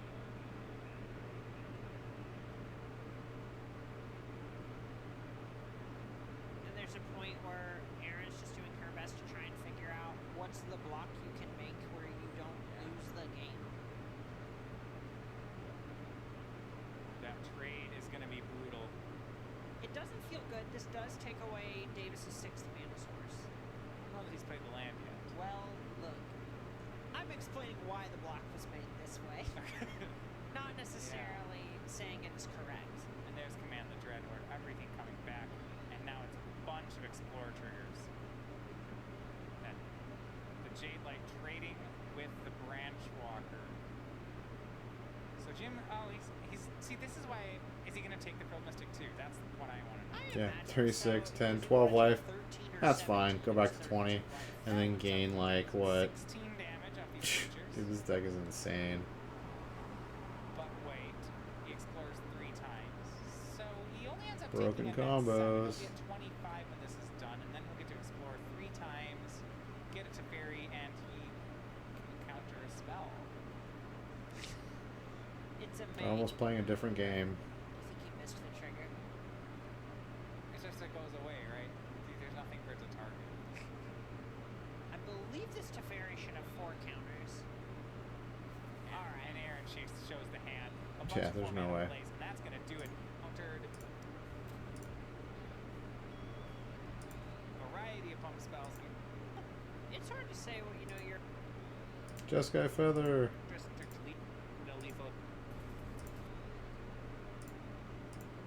So Joe, let's make a push towards that mono white deck, looking to Sprints 7 per. Alright, Bant Flash versus Azorius. Another. Yeah, mono white's still so strong. I can't believe there were like none of them in the last tournament. The last SCG, on camera at least. And none in the top 8. Yeah, this deck's stupid good still. Which means you're going to be a turn behind your opponent for if they're a monocolor or a more consistent deck. Yeah, you saw Sun Petal Grove, and now This Bant Flash deck's pretty good too. all entering taps. Unger had a Glacial Fortress that entered untapped, casted a Danto Vanguard. You see him now attacking for 5. Looks like this will bump Hobbs down to 15. Or 13. Yeah, just a lot I of think damage coming this- through quick here. I think Jonathan Hobbs really played this deck awesome 2 weeks from Unger. ago He's able to deploy 4 and top creatures 8'd with it. 3 turns, and if Hobbs doesn't have a sweeper effect in just a turn or 2, there's a good chance he is dead already. Yeah. And there's a second Sky Marcher Aspirant, Dauntless Bodyguard protecting one of the Aspirants. 7 permanents towards the City's Blessing, but Hobbs with no blockers just yet. Here's Here's something, maybe. Hero Precinct 1, but a 4th land entering tap. Another Sun Petal. So he's got all check lands. So every single land he's played this game is coming to play tapped. Damn. Keep a hand that has lands and spells. Damn. Not really aware of just how backbreaking it can be to have all these lands enter the battlefield. Okay, Spell Pierce saved his booty right there. Or it probably would have been GG. He didn't know his opponent was necessarily on Azorius. Alright, he's got. Really, he's not. Okay, I guess he needs the precinct. Yeah, he needs to make some 1/1s here. Hobbs was at the ready with the Spell Pierce, so he was able to use his mana, but he's going to take this big hit down to 4 as we go back Hobbs' way. He needs to get some gold spells cast, get some tokens to block. Oh, absolutely. But if he does, there's a chance he shuts down the entirety of Chris Unger's aggression here. Chris only has 7 permanents, which means he doesn't quite have the city's blessing. And that also means that Skymarcher Aspirant doesn't have flying, so these 1/1 bodies created by Hero Precinct 1 can potentially be backbreaking to this army of X1 creatures that he does have. Here's Hydra and Krasis, X equals 2. That's a gold spell. That'll bring a token, gain a life up to 5, and draw a card. Yeah, the life actually pretty relevant here against an army of 2 power creatures. Going to 5 means... Wow, it's a 5th check land. Here's all check lands in play. One other creature he can still survive, which means he might get to keep his Hero Precinct 1 around for at least 1 more turn. Hinterland Harbor was the land. Once again, land entering tap. Probably wasn't going to use that mana anyway. We go back to Unger. Has a 4th mana source, another plains. And here's Conclave Tribunal on Hero Precinct 1. That is a really big swing in his favor. Yeah, now he shoves in. There has to be a chump block on the Adoptive Vanguard, and then a trade with another creature, sending Hobbs down to 1 with no creatures versus 3. So he's going to need a really swingy card on the following turn. So the token's going to eat the Dauntless Bodyguard. Krasis jumps in front of Adonto Vanguard. That's going to get eaten, and it looks like Unger has paid the 4 Yeah, he's like a board wipe, which actually a board wipe doesn't even save him here. Even something like Time I don't think it even saves him here. Because the Adonto Vanguard Because Adonto Vanguard, he needs to settle the wreckage. Boom, settle the wreckage. No one plays that card anymore, and it's still really, really good. To provide himself with 3 blockers, but Settle the He does wreckage. play 2 Angel of Grace, so he could buy another turn that way with that enter the battlefield effect. sure, that's a really great point, and if he does have that, it could give him 1 more turn to find... Does he have settle the wreckage in hand? Here's No the way. Legion's Landing pre-combat for Unger. No 3 creatures way. more Or is he already just at the bluffing ready, so it? that Is should he be bluffing the transforming right settle? away here. Looks like Hobbs actually does have that Angel of Grace, so we might actually have a real game on our hands. Let's see what happens. So here's an attack with the 2 aspirants, the Adonto Vanguard. Or he has Angel of... Oh, yeah. Landing, and here is That Angel of card. Grace. I should jump in front of something here. Yeah, this should give Unger the city's blessing as well. So those ascendants do have flying, but or aspirants do have flying, but not a huge deal since a lot of Hobbs creatures also fly, especially the Angel of Grace. An Angel will eat one of the aspirants. Yeah, boy. The enter the battlefield effect for the Angel of Grace is going to keep Hobbs. Gonna chain at those 1. Angels of Grace over and over again. Chain them. Just to hang out and Hell yeah. Adonto the first board Let's activation. go. Especially against an opponent on 1. That's pretty dang good. Yeah, the 1/1's generally not a huge impact, but over time in a really attrition-based matchup, or with your opponent just on a super low. He's level, only at 1 life every though. 1/1 you make is Any potentially token lethal that for gets this through card. kills So it's him. gonna require a significant amount of answers, or 1 very specific answer from Hobbs. Largely used that turn. Really needed to draw something like settle the wreckage here. He has to clean up this battlefield. Yeah, but he does only play 1 copy in the main deck to kind of give him that mize in certain spots that the opponent might not be expecting it. You know, one of the cards he's been hanging out with in hand is a Frilled Mystic. He has some mana to Fairy. That stuff really doesn't play here. Yeah, the Frilled Mystic, I think Emma Handy is famous-ish recently for calling it a win more card, and I am inclined to agree in a lot of respects. Here's Teferi Time Reveler. It's going to bounce Good old Conclave Teferi. Tribunal, draw Hobbs a card, return 3 Hero cost Precinct 1 to the freaking battlefield. permanent This bounce. could maybe And allow he him stays to on the make some battlefield. tokens It's so and has good. blocks again. And you get to draw a card I off think of the it. problem So is his only stupid. land is a shock land in Breeding Pool, Why do so they keep making can't these play the disgusting Frilled Mystic to turn planeswalkers? the 4th blocker without shocking. Growth Spiral here, though, could potentially find an untapped land and maybe play a second spell, but it is not to be. Game 1 goes to Unger. Yeah, Dude, he Adonto almost is a made little it. bit too much for Hobbs to recover He from. almost A little bit more survived. time. You know, theoretically, Hero can just keep pace with that, but Chris Unger is going to be your winner in game 1. Yeah, I mean, here Precinct 1 is quite good at playing Alright, sideboard. Jonathan Hobbs did have that stumble early on with all his lands entering the battlefield tapped. He's probably gonna bring in 3 Knight of Autumns, 2 Baffling Ends, 1 Settle the Wreckage. Do the Wanderer, maybe that. That exiles a creature, I believe. Oh, Tolsamir, Friend to Wolves. Yes, that guy's awesome. He might bring in that dude too. Single combat. I don't know what that card does.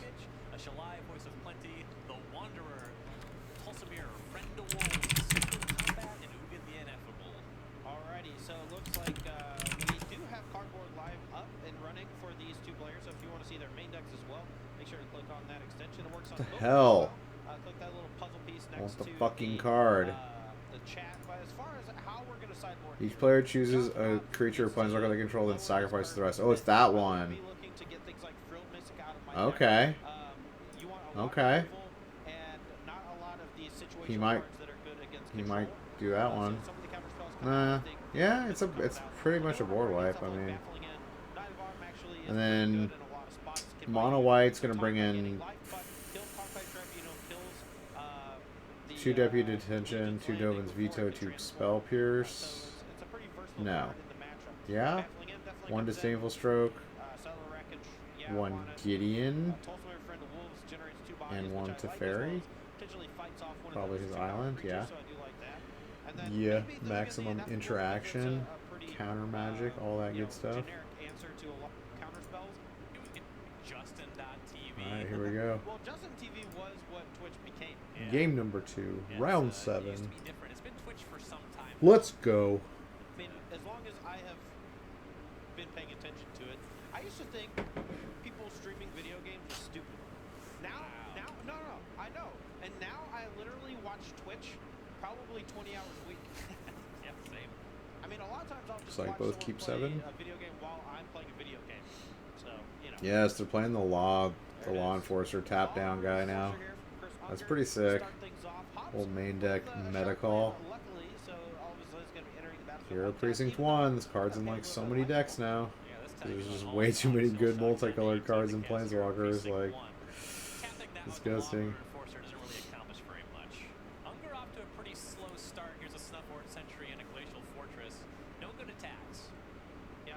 One thing to be aware of, Hops did choose to leave in some number of Spell Pierce in his deck, so I'm curious how that's going to affect this game, because Unger here, if he has History Banali, probably going to slam it, and Pierce is going to be very good.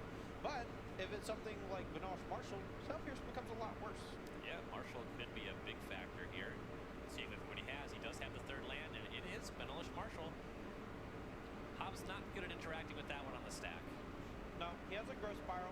He may be like bluffing a counterspell here. And now Chris Unger has to decide, well, do I actually attack? Because Hobbs gets to go Growth Spiral and then maybe even double block and kill the Law Root Enforcer. Make that trade. Wouldn't mind it. So there is an attack with the Enforcer. Hobbs will play Growth Spiral, put in a breeding pool, make a 1/1, and he'll take the 2 down to 16. Yeah, with a handful of multicolored cards, you don't want to trade Law Root Enforcer for Hero Precinct 1. Hobbs has access to Deputy Detention, maybe even a Baffling in here, so he's got some ways to check that Banosh Marshall and maybe check it while generating extra creatures from Hero Precinct. So there's Baffling in on the Marshall. That'll be exiled. It's kind of funny for a Hero Precinct 1 deck. He does play a lot of monocolored spells.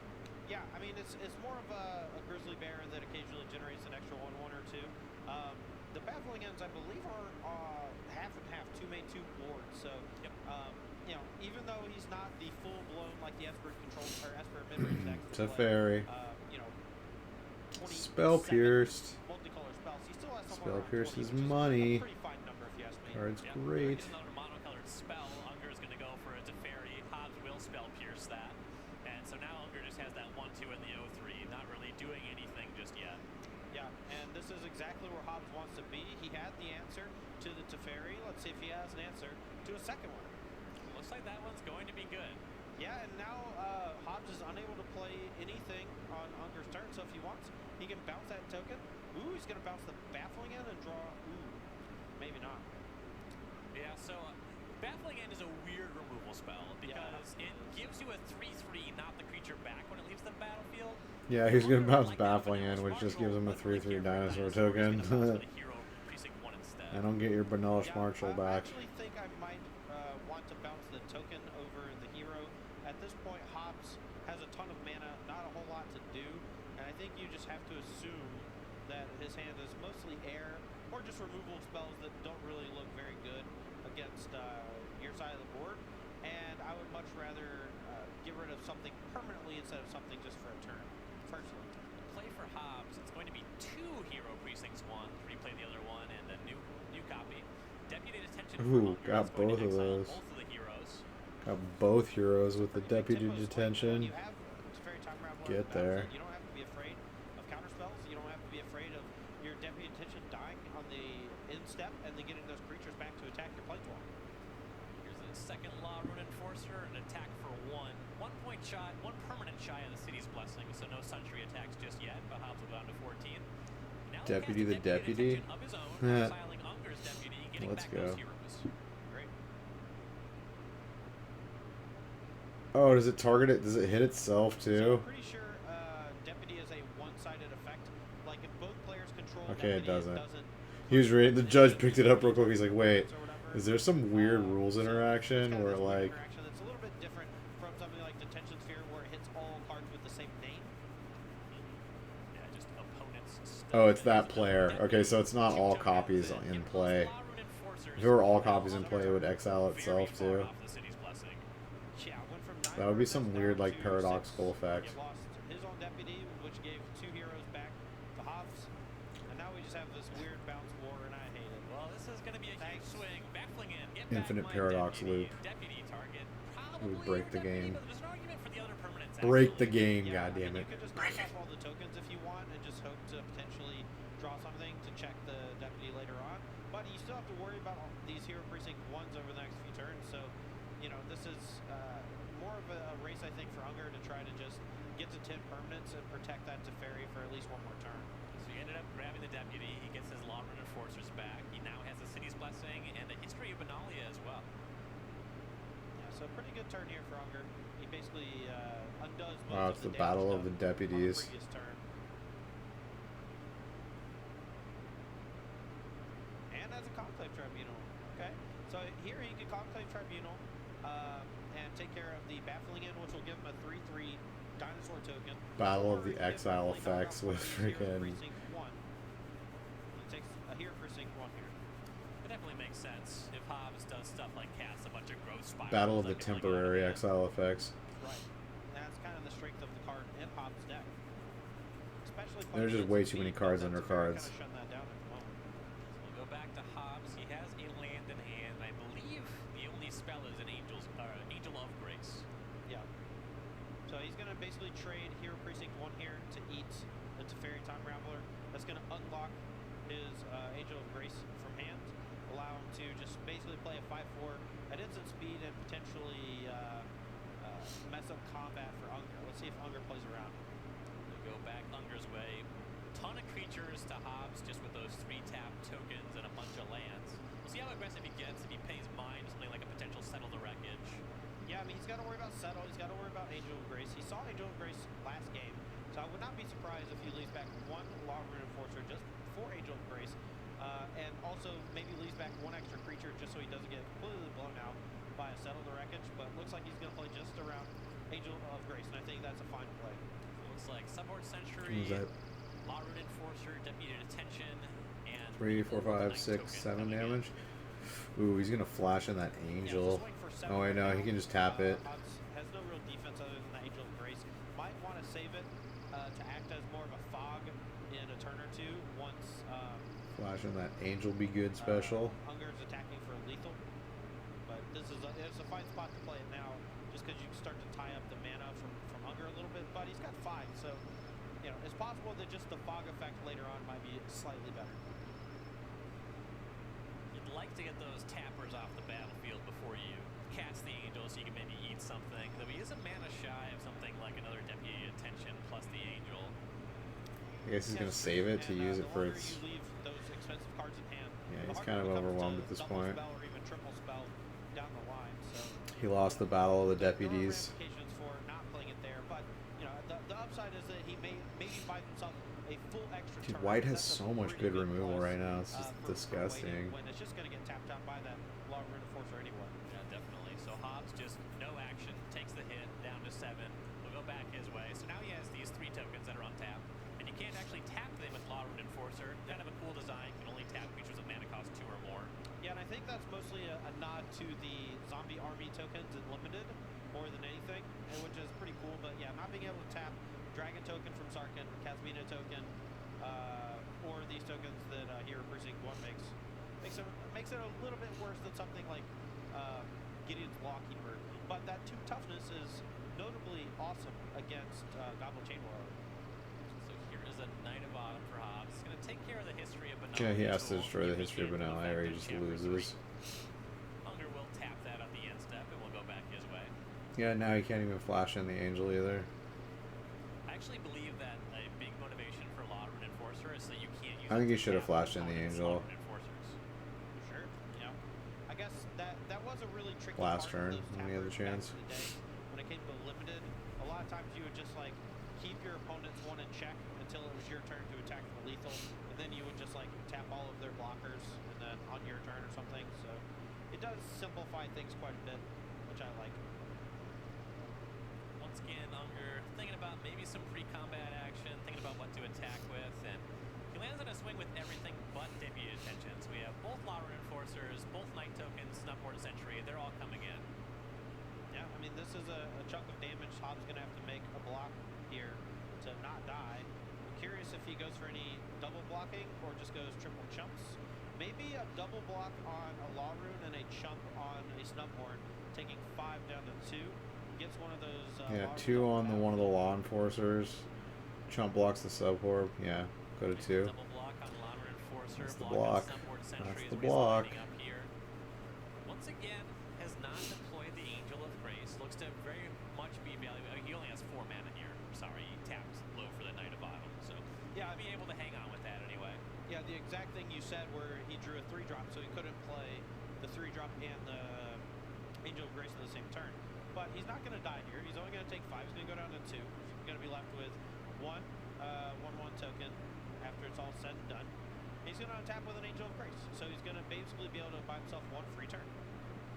So after that, 1 Law Rune Enforcer down, 2 tokens down, Hobbs down to 2. And it's going to be his turn. No follow-up for Unger. Though he has plenty of stuff on the battlefield as it stands. Hobbs tapping 2 mana. Hero Good Precinct draw. 1. Can flash in the Angel now. And he still has Angel of Grace mana at the ready. Now, this does slightly disguise his Angel of Grace.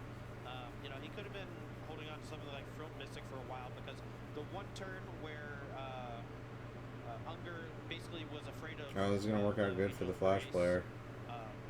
There was some mana left up. He's going to do and some good those blocks were here. cast, basically, so. So you use Law Rune Enforcer, tap down the hero, attack with Sentry, 2 Knight tokens. Before blocks, Hobbs is going to flash in that Angel of Grace. We'll go to blocks. Looks like he'll trade Knight of Autumn with the Knight token. Angel of Grace is going to eat the Sentry, and this 2 damage is going to knock him down to 1. Yeah, and much like the card Angel's Grace, Go to 1. that sees Modern play in the Ad Nauseam deck, that static It's effect close. you don't die this turn and you go to 1 if you would take lethal damage. Attached to a 5/4 flying creature with Flash, so pretty powerful effect here. And Oh, top deck the grasses. Hobbs is taking over now. Hydroid grasses. So good. That was like the best possible top deck. Gross. Plays another land tap, Temple Garden, and we'll go back Unger's way. Unger did cast a replacement Subhorn Sentry on the previous turn, but now he's facing down a lot of blockers. The Let's life go. conversion also significant Bant with Flash. all your creatures Barely only have holding 1 or 2 on. power. Right. Now we talked about that a little bit. Starting to turn the tables. Starting to turn them a little bit. That advantage bar is going back to the middle. Nearly enough juice to fight through all this stuff. I will say this: I'm actually kind of surprised Hobbs chose to trade Knight of Autumn with a 2/2 Knight instead of the Law Rune Enforcer, I believe. Oh no, it didn't attack that turn. Yeah, Never mind. it My tapped bad. the hero. Yeah, never mind. My bad. The Law Rune Enforcer could play a spoil here. Hobbs has to play defense, and because of that Law Rune Enforcer's ability to potentially tap 2 creatures, there's a chance that he just attacks with nothing. Yeah. we see him on tap. He'll play a Temple Garden, so it looks like his draws have largely been lands. Hunger and Step's going to tap down the Angel of Grace. Now we'll go to his turn. Yeah, Hunger here in a bit of trouble. A couple of spells off the top might help him. Spell Pierce, not really what he's looking for I here, think though. Hunger has Disdainful Stroke in hand. That could be a game changer if that is what he has. Here's the Dauntless Bodyguard that'll protect the Snub Horde Sentry. And looks like he's going for a tap. That's going to tap the Hydroid Krasis. So now Hobbs on tap feature is the hero and 2 tokens. Hunger's looking at a Sentry, a 9 token, and the Deputy Attention if you wanted to throw that There in it the is. field. All right, it is a Disdainful Stroke, so that's a pretty huge card to have right here. Hobbs' next big play is going to get checked. So the attack's going to be just Snub Horde Sentry. Hobbs will chump block with the token. We'll go back Hobbs' way. Yeah, but you know the turn. Basically, this takes a full turn cycle every time that Hunger wants to tap something, untap, then tap something again. Actually, it takes 2 turn cycles. Crazy. So there was Oh, Tulsar. There's Disdainful Tulsar. Stroke. That was the friend of wolves right there. I think he gained life off of that and get a 3/3 wolf. Yeah, and that Disdainful Stroke playing a huge spot there. Basically, the only counterspell in Hunger's deck that could have gotten the job done in that particular spot. Or maybe the wolf gets to fight something. I can't remember. You get 2 3/3s and This turn a little bit different than last turn because the Enforcer was tapped on Unger's turn. But I'm still not really I think in a you gain position to life, attack. actually. He plays Hollow Fountain and passes. Yeah, I mean, if he does decide to attack with 1 or even 2 of his big flyers, I think it's then gain 3 Hunger, life. Has to be a little more defensive with his Lava Enforcer. With And you 3 might get to blockers fight actually something kind too. of I think like you get to fight just something and smashing gain 3 life. It's personally. pretty damn You good. just put Hunger in a really weird spot that he might not be able to get out of. Find out. I know that Unger, I think he was holding on to He might 2 just die. lands otherwise. Yeah, he had a couple cards, so there was reason for Hobbs to be suspicious of like, Oof. something like this, Deputy Attention, that's going to take care of those tokens. Lava Enforcer, that's going to tap in the main phase. Angel of Grace tap down. And This is going everybody's for coming in. lethal. If Hobbs has nothing, that's game, and that's the match. Chris Unger, 2-0 got win it. over Jonathan Hobbs. He will He advance got to it. 7-0 Barely. here at Dude, the CNR Bant player SCG almost Syracuse. stabilized. Hobbs, 6-1, If still you'd pretty good cast there. that friend to wolves, you probably would have gotten that game. Probably would have gotten it. Welcome. I will say this. Even though Thought Rager is coming down, it's going to take that cat what coming in. Time shifter. Get ready to game- Esper and game bitches. Jeskai. Yeah, not a lot of red decks. Only seen 1 red deck on camera. Mr. Carpenter. Actually costed 3 mana planeswalkers. We have Esper Steve Super Scott, Friends Finder, versus Jeskai. Darkset Partner, Jexai?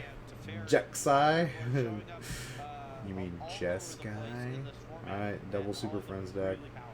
Mold to 6 on Tamaiko's side. Tamaiko. Oliver Tamaiko. Oliver Both players here Tamaiko. looking to basically just jockey for position, try to land some planeswalkers. I do think the Jeskai deck is a bit favored in this matchup simply because Sarkin allows you to turn the corner and use your planeswalkers to pressure your opponents. Tamaiko does have a nice ace in the hole, though. 2 main deck copies of the Elder Spell. Yeah. He's going to start this game out with a Thought Erasure. He's going to look at 5 lands, a Teferi Time Raveler, and a Narset Partner of Veils. I mean, this is not a matchup where Teferi Time Raveler is all that impressive. He does only bounce enchantments, artifacts, and creatures, I believe. So planeswalkers cannot be hit. But some of these planeswalkers do make bodies. I know Sarkin the Master List makes a 4/4 dragon.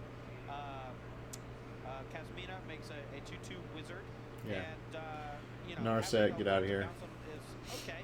And it does cycle. At the very least, it draws a card. But in this spot, I think Narset is clearly the correct pick with that Thought Erasure.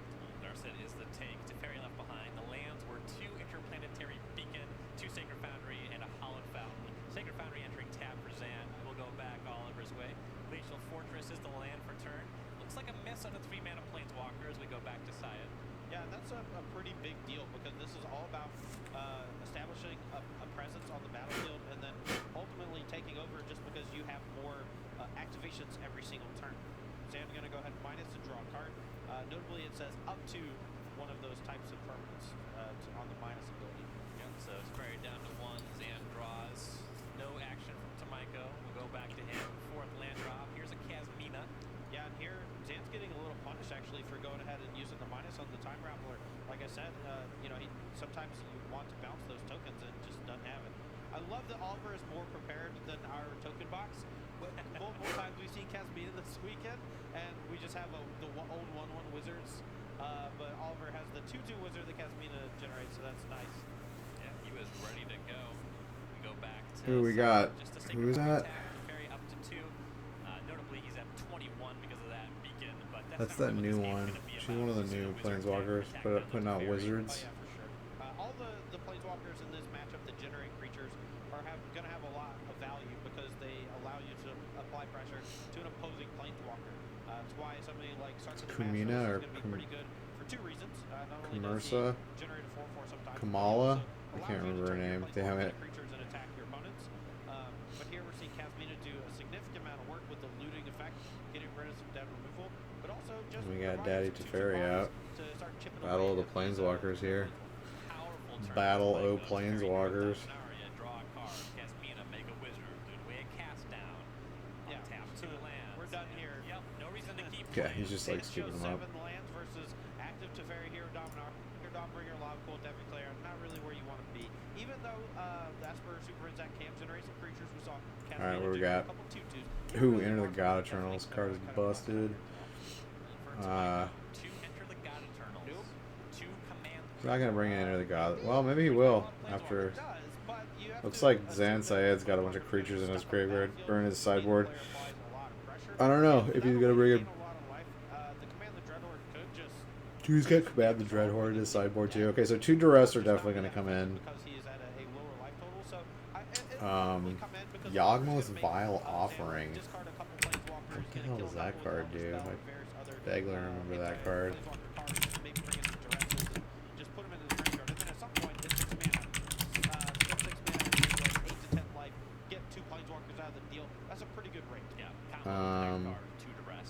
Oh yeah, you can only cast if you have a legendary creature or planeswalker. Put up to 1 target creature or planeswalker from the graveyard onto the battlefield under control. Destroy up to 1 target creature or planeswalker. Dude, that card is great.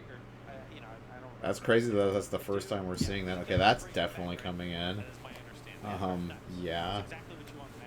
The Elder Spell's coming in. Ixalan's Binding's coming in. Dovin's Veto and Spell Pierce, yeah. And then Jeskai Super Friends, 3 Dovin's Veto, 3 Prison Realm. Lyra Dawnbringer. He might bring in 2 to Lyra Dawnbringer. And maybe 4 Legion Warboss. I don't know. Legion Warboss is really good against Planeswalkers. Like, really good, because it puts out 2 threats immediately. And they all have sorcery speed. Like, they don't have instant speed removal and stuff, really. So, those 4 Warbosses, I think, are coming in, too. Yeah, let's go. Let's fucking go. Let's go. Round 8, game 2. Kind of a non-game 1. Neither of those things happen. So I think the Esper one is favored simply because of the 3 Elder Spells as the catch-up card. But at the same time, I could very easily see a single Sarkin, the Masterless from the Jeskai Superfriends, just completely dominating a game. And of course, the Legion Warbosses on the sideboard are a pretty big deal. And if Oliver has left in no removal, then there's a chance that this Legion Warboss in Zan's hand actually just takes over the game on turn 3. So the tap Sulfur Falls for Zan.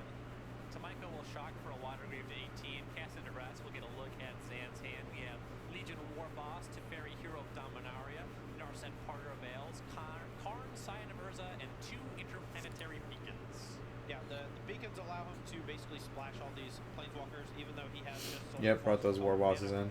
all of the cards in him besides Legion Warboss are planeswalkers, and so he gets blue from the first beacon, allows him to cast Narset, and as the game progresses, even if he draws a bunch of Steam Vents, he can still cast that. Probably gonna take Narset, yeah. That Sulfur Falls, that can cast the Warboss. Take for Tamaiko is going to be the Narset. The rest will take that down. We'll go back Zan's way. Interplanetary Beacon. Prison Realm was the draw. He'll pass back. Can't quite cast that one, but doesn't really need to just yet. Unless Oliver has a Thought Erasure or a spot removal spell, this Legion Warboss could get out of hand. Just a tap. Oh, Legion Warboss coming out hot and heavy. We'll go to Zan, see what Hot 3 and mana spell heavy. he wants to start on. Yeah, boy. Now, Get in this there, game, Gabo. If this game is Mr. completely dominated by Gabo. Legion Warboss, which I think it will be, which is why Zan has these in his sideboard, I think there's a very good chance Oliver pivots after sideboard, goes back to some amount of removal in his main deck, maybe even sideboards Cry of the Carnarium as a way to clear. But an Oath of Kaya here, Oath of a great answer to Kaya. Legion Warboss. Cleans that up right away. So the token connected. 17. He'll go back to 20. Ooh, and another one off the top here. Oliver's going to need a second removal spell, and I can't imagine that his deck has that many. Here's an attack with the Goblin. Might go to 19. Syed will shock for a Sacred Foundry to Ben 18. Friedman, this is Goblin on a, he's on a freaking bucking Bronco with his hat, with his fucking Not only card draw engine, cowboy but hat. it's Oh also my a good god. start. Wow. Minusing Karn to create just some construct tokens to start applying pressure to opposing planeswalkers. Though it needs to be a little careful because stuff like Teferi Time Traveler, bouncing the token will get rid of it permanently while drawing a card. Plus to It's show Karn English Scion of represent Ugin. Okay, it's been a while since we've seen districts. him. Tamiko gave Syed the non-creature land.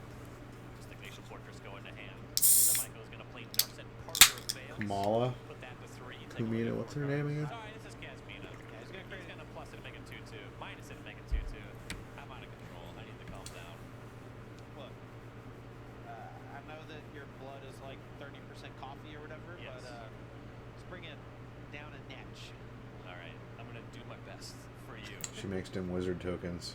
That's what she does. So Zan here gonna untap. He has a Dim Karn wizard versus a tokens. Casmina, and the thing about Karn is that it will And generate 2/2 Karn beat every down turn, wizards. no matter what you do. Tick up, tick down. Either tick down generates an effective Karn, right?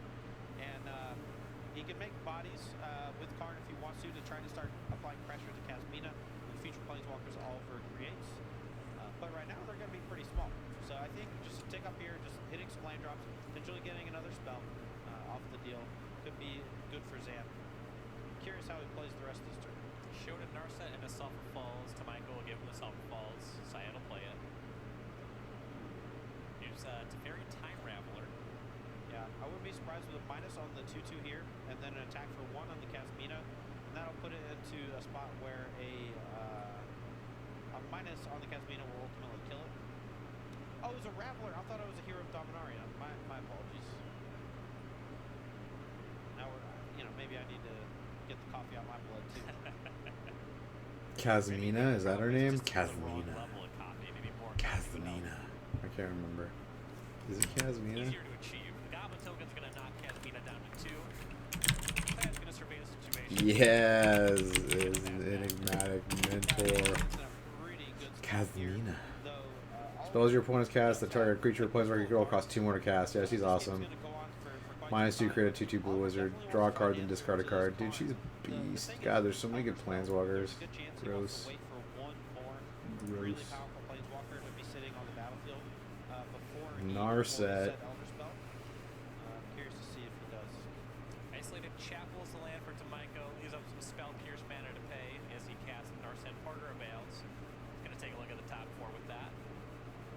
Thought Erasure is going to be the pickup. That's a good one.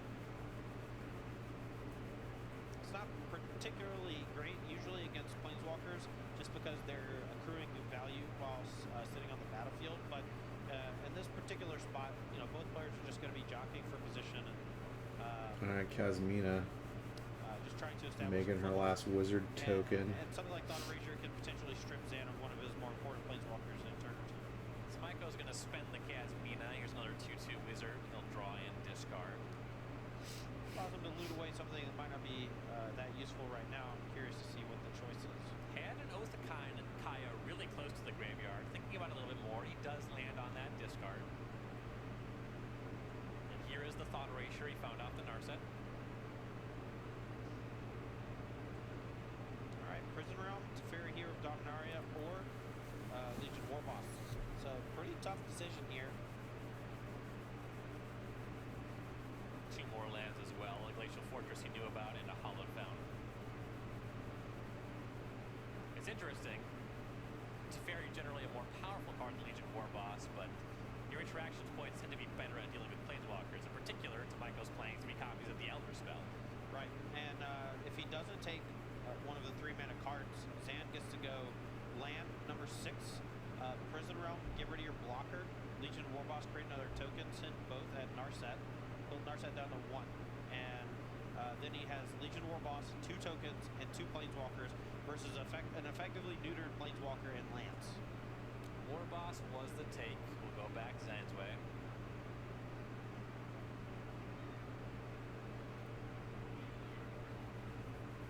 Alternatively, he could just minus on the Karn, get the Narset, and play Narset and Legion Warboss.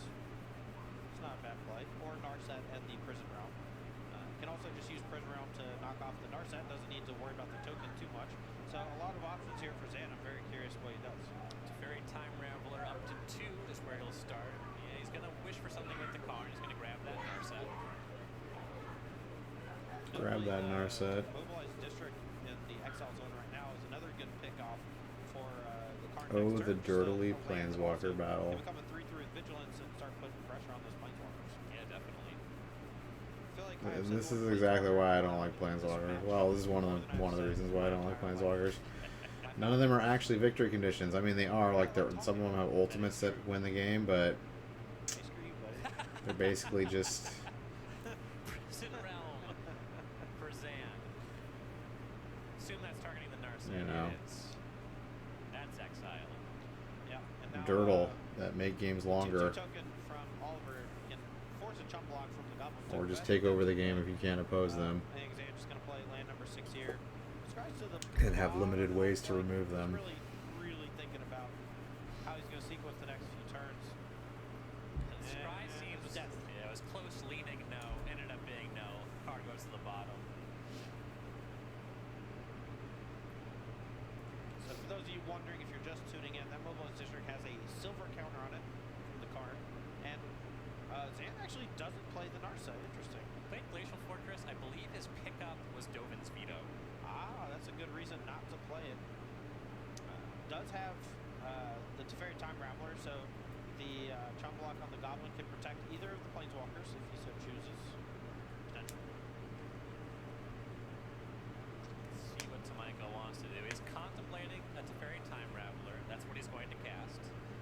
Dovin's Veto will catch that. Vetoed. Yeah, both player decks actually look pretty similar after sideboard. They both have a ton of Planeswalkers, a couple of interaction points like Spell Pierce or Dovin's Veto.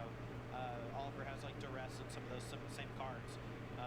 And the difference is all about the minute details. Zan Syed has Sarkhan the Masterless and Legion Warboss to apply pressure to the opposing Planeswalkers, whereas Oliver seemingly just has a couple of Oh, the 2/2s whiff from of Volcanic Rooney. Veto. And here just Get hits whiffed for on. four, I guess, creatures / lands, so it had to be just 4 lands. Put those on the bottom, that's a miss on Narset, a rare miss at that. Narset down to 3, no card selected. The Wizard did get the chump block out of the Goblin. We'll go back Zan's way. Yeah, but the one turn from it was all you really needed. Now we get to tick up on the Time Raveler, we get to tick down, get Mobilized District if we want to, and play it as a 3/3 blocker for that Wizard.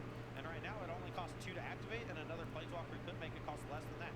Yeah, normally it's 4 mana to make it a 3/3 creature on the turn. For every Planeswalker and legendary creature you control, it does cost 1 less. So Zan's going to put the Karn down to 5, grab the District. He'll play that as his land for turn. Yeah, and if he plays 2 Planeswalkers here, the Mobilized District becomes free to use, which is nuts, because it also has Vigilance, so you can both attack and block with it every turn for 0 mana. And for a land that I thought was fairly innocuous at the beginning, the more I see it in play and being used in these Superfriends decks, the better it looks. Here's a Narset of Zan's own. He's going to minus. Hopefully he can find a card. See some lands. There's a Spell Pierce at least. I think the first card's an option as well. I didn't see what it was. But he will take Spell Pierce. Yeah, fine pick here. This game is This boring. prevents the ability of something like Ugin So or, boring. Teferi, Hero Dominaria to come down, or it also just prevents a double spell from Oliver, which is nice. Time Raveler up to 3. Set was a bad idea. Or the spark was a bad idea. Yeah, it's a minor mistake caught immediately by Oliver, but in this spot, every little inch matters. So, and also you just want to make sure everything stays free and clear. But Zan here really far ahead. 3 Planeswalkers to 1, a Mobilized District to a 2/2 creature. So just getting checked on multiple fronts here. So we'll go to Tamaiko. Narset's going to go down to 1. This time he does have some options. He'll at least be getting a card for it. Now, if he has a land, he can take this Teferi Hero Dominaria and cast it, and potentially get rid of the Karn. So it's between Teferi and Dovin's Veto. He lands on Dovin's Veto, possibly missing that land. Yeah, this is fairly aggressive from Oliver because right now he just doesn't have Takes a veto the ability over to Daddy. cast the veto, Big thanks Daddy to Teferi. the opposing Teferi Time Raveler. Again, he can only play Kazmina. sorcery speed when your opponent has one of those on the battlefield. With counter protection. Counterspells cannot be cast with a spell on the staff. You're absolutely Although right. Dovin's veto can't be countered, so you got a veto. Zan's Oh, vetoed. going to Dovin's veto that.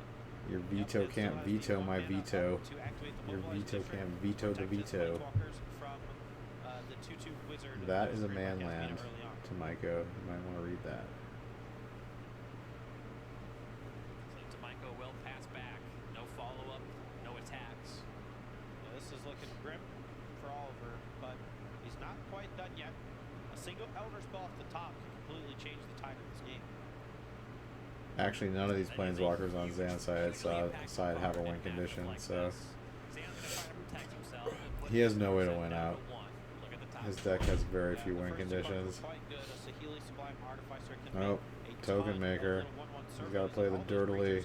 This is his dirtily version of the War of Inventions deck that he plays in Modern. He just loves the dirtle. He loves to dirtle. Loves to It's a pretty dirtle. huge deal in this spot. And that is not bad.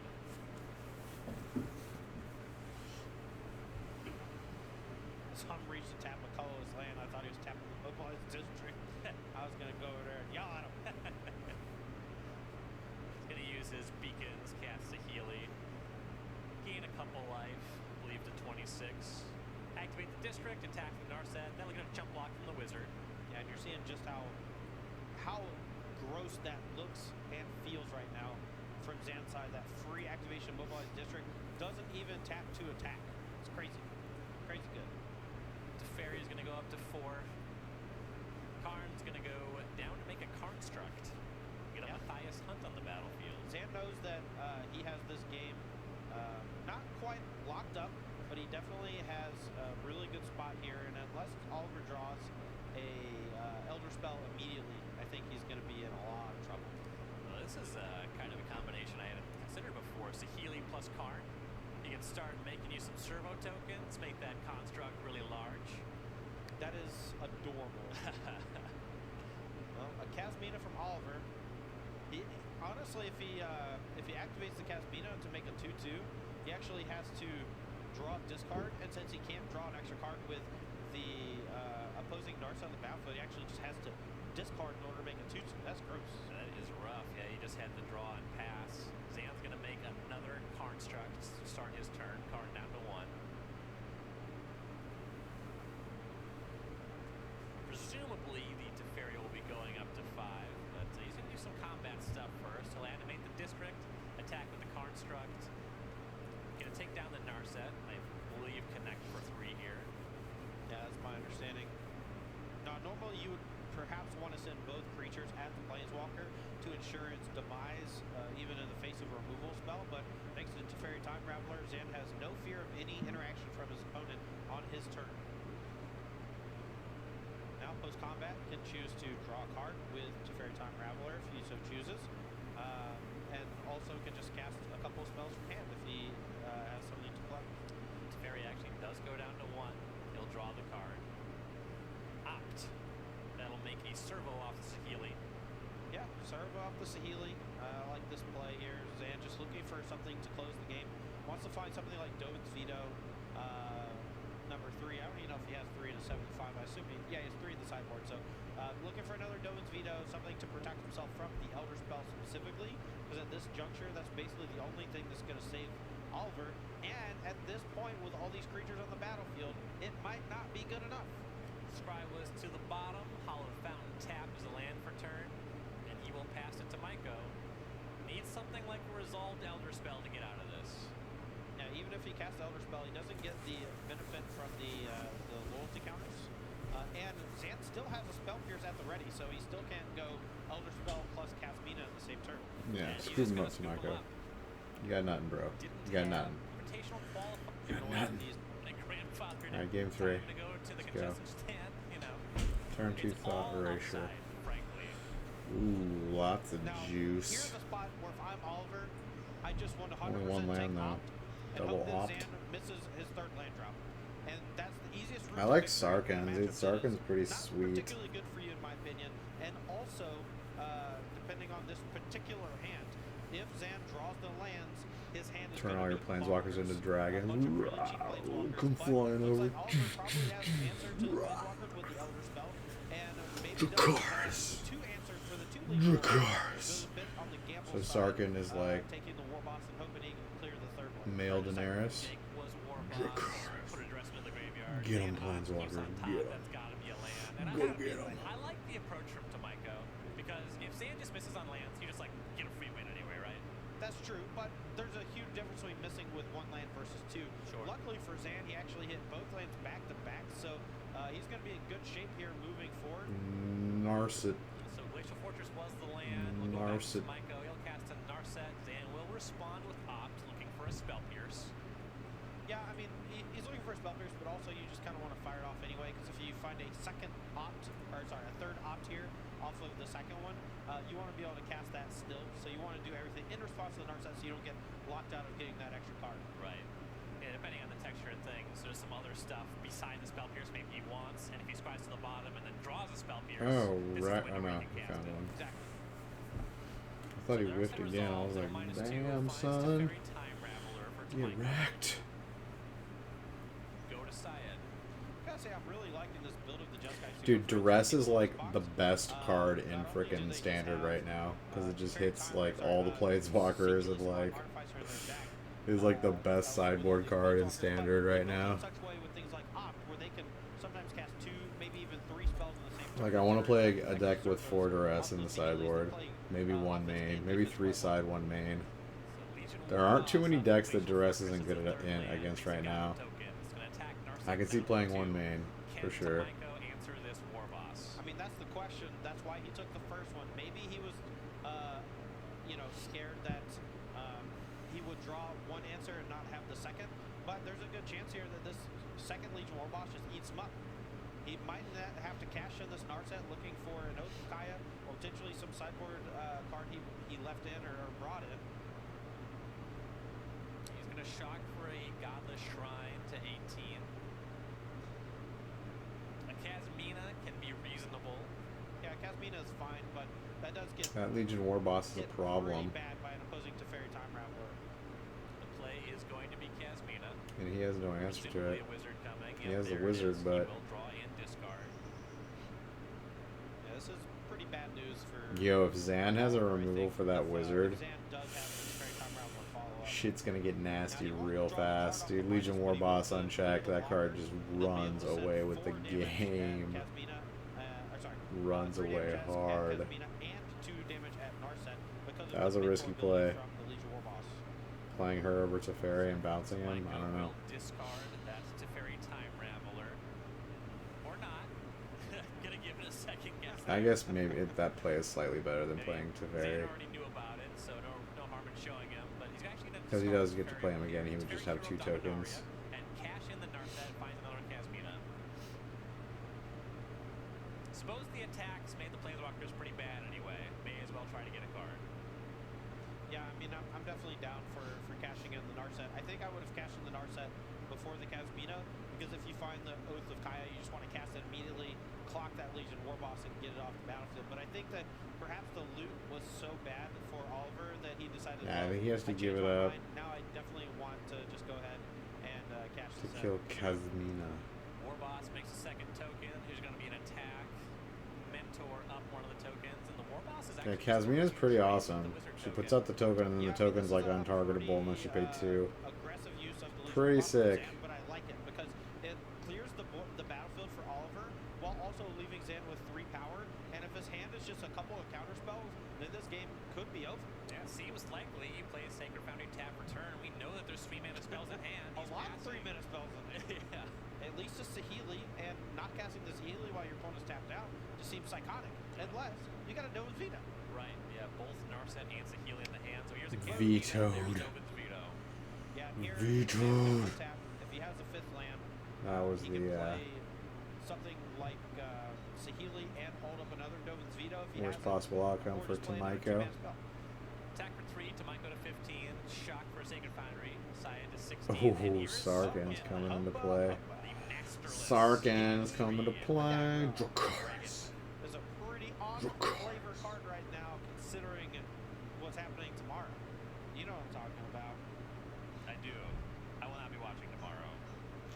Oh, I was gonna say we're gonna crown a champion and they're gonna be playing Sark at the Masters. Oh, nice. Yeah, That card seems really good. it is quite good. That was a joke. I don't know. It's a bad joke. We're all just doing our best, man. So we go back to Maiko's way. This dragon token means this is a 2-turn clock. Yeah, I mean the Sarkin threatening to tick up is pretty good here, but the thing, the big story right now, Oliver doesn't have a 5th land, I don't think. Take it back, does have a 5th land. Immediately punished for saying words, love it. I think he actually has Time Raveler and Elder Spell, so Cry of the Carnarium. that is a sideboard card that I thought we might see. That cleans up those 2 Goblin tokens. Oliver not using Sure, he's gonna Elder take Spell, 8 in though, the to air take care now. of the Sarkin. Wants to try to Ooh, with snag the Spell Pierce one more back up. Planeswalker Yeah, I think with Zan's his got buff. this That's gonna one. let I him think get he's got it up in the locked face up. here for 8 damage instead of just 4. In the Become books. a dragon as he's wont to do, Locking it 8 damage down. rolling across. Yeah, Sarkin's a really good addition to these Super Friends decks because he just like puts that pressure on. He's the win condition. He must be like the main win condition before sideboard. Like all the other Planeswalkers just kind of... I mean, I guess you can win with servos and like the Karn constructs. But it's mainly Sarkin. Sarkin fucking gets it done pretty quick. I think is showing some respect to a counterspell because the card generally... I like it. I definitely like this Jeskai version better than the other than the Esper. I like Sarkin. I think Sarkin's very, very strong. And the whole, like, if you get attacked or a Planeswalker gets attacked, they all take a damage. So that's so good against aggro.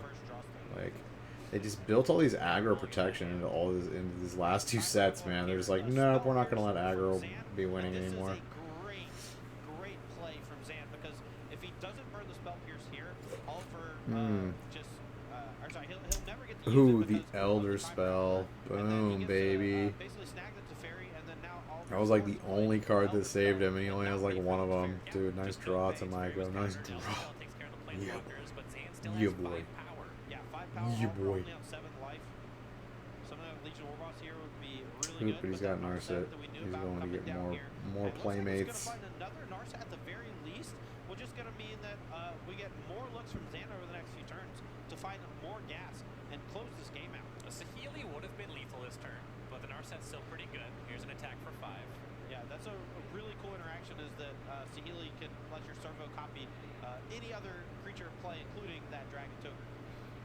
Follow up for Syed, Teferi Time Raveler, bounce nothing, draw a card. We see him do that a lot. Yeah, I mean, Teferi is just great because at the very least it just cycles while giving you a really powerful stat ability. And at the best, it's like clowning a dragon token and drawing you a card. It's just nuts. It's nuts. Oh, actually, the best is when you plus and then you just get to absolutely obliterate your opponent.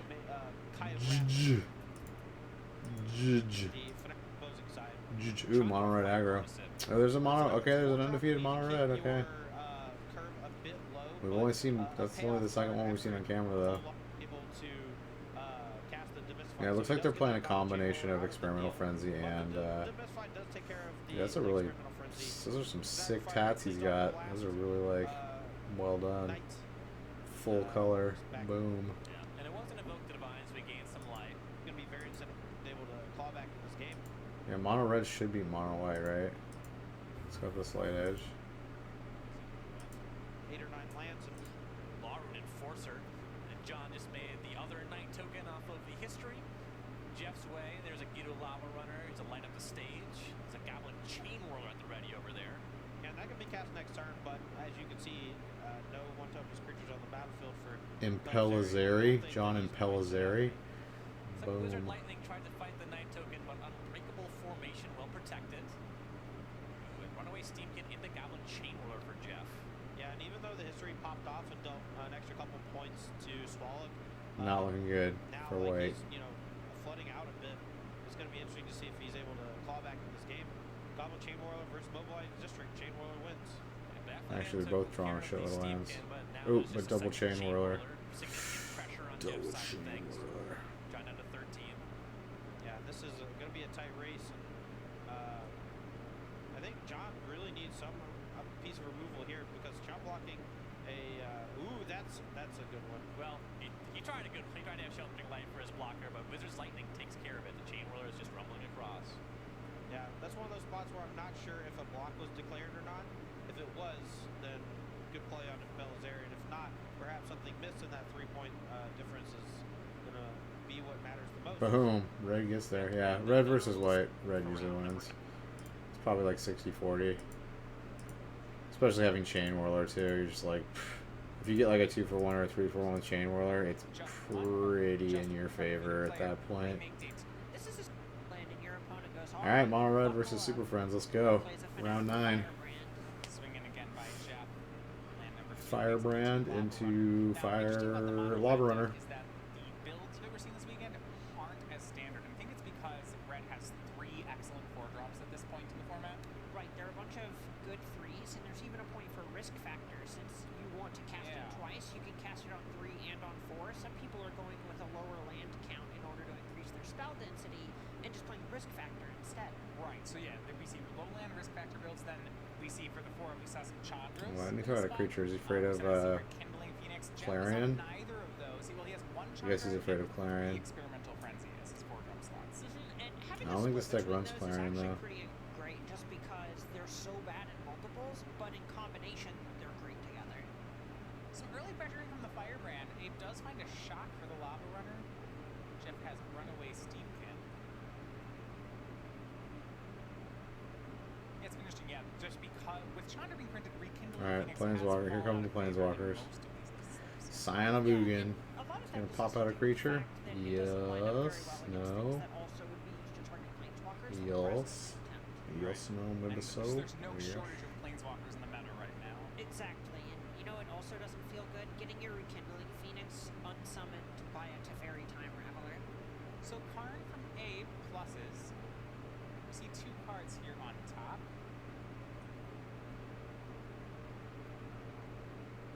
And we see Opt and Narset.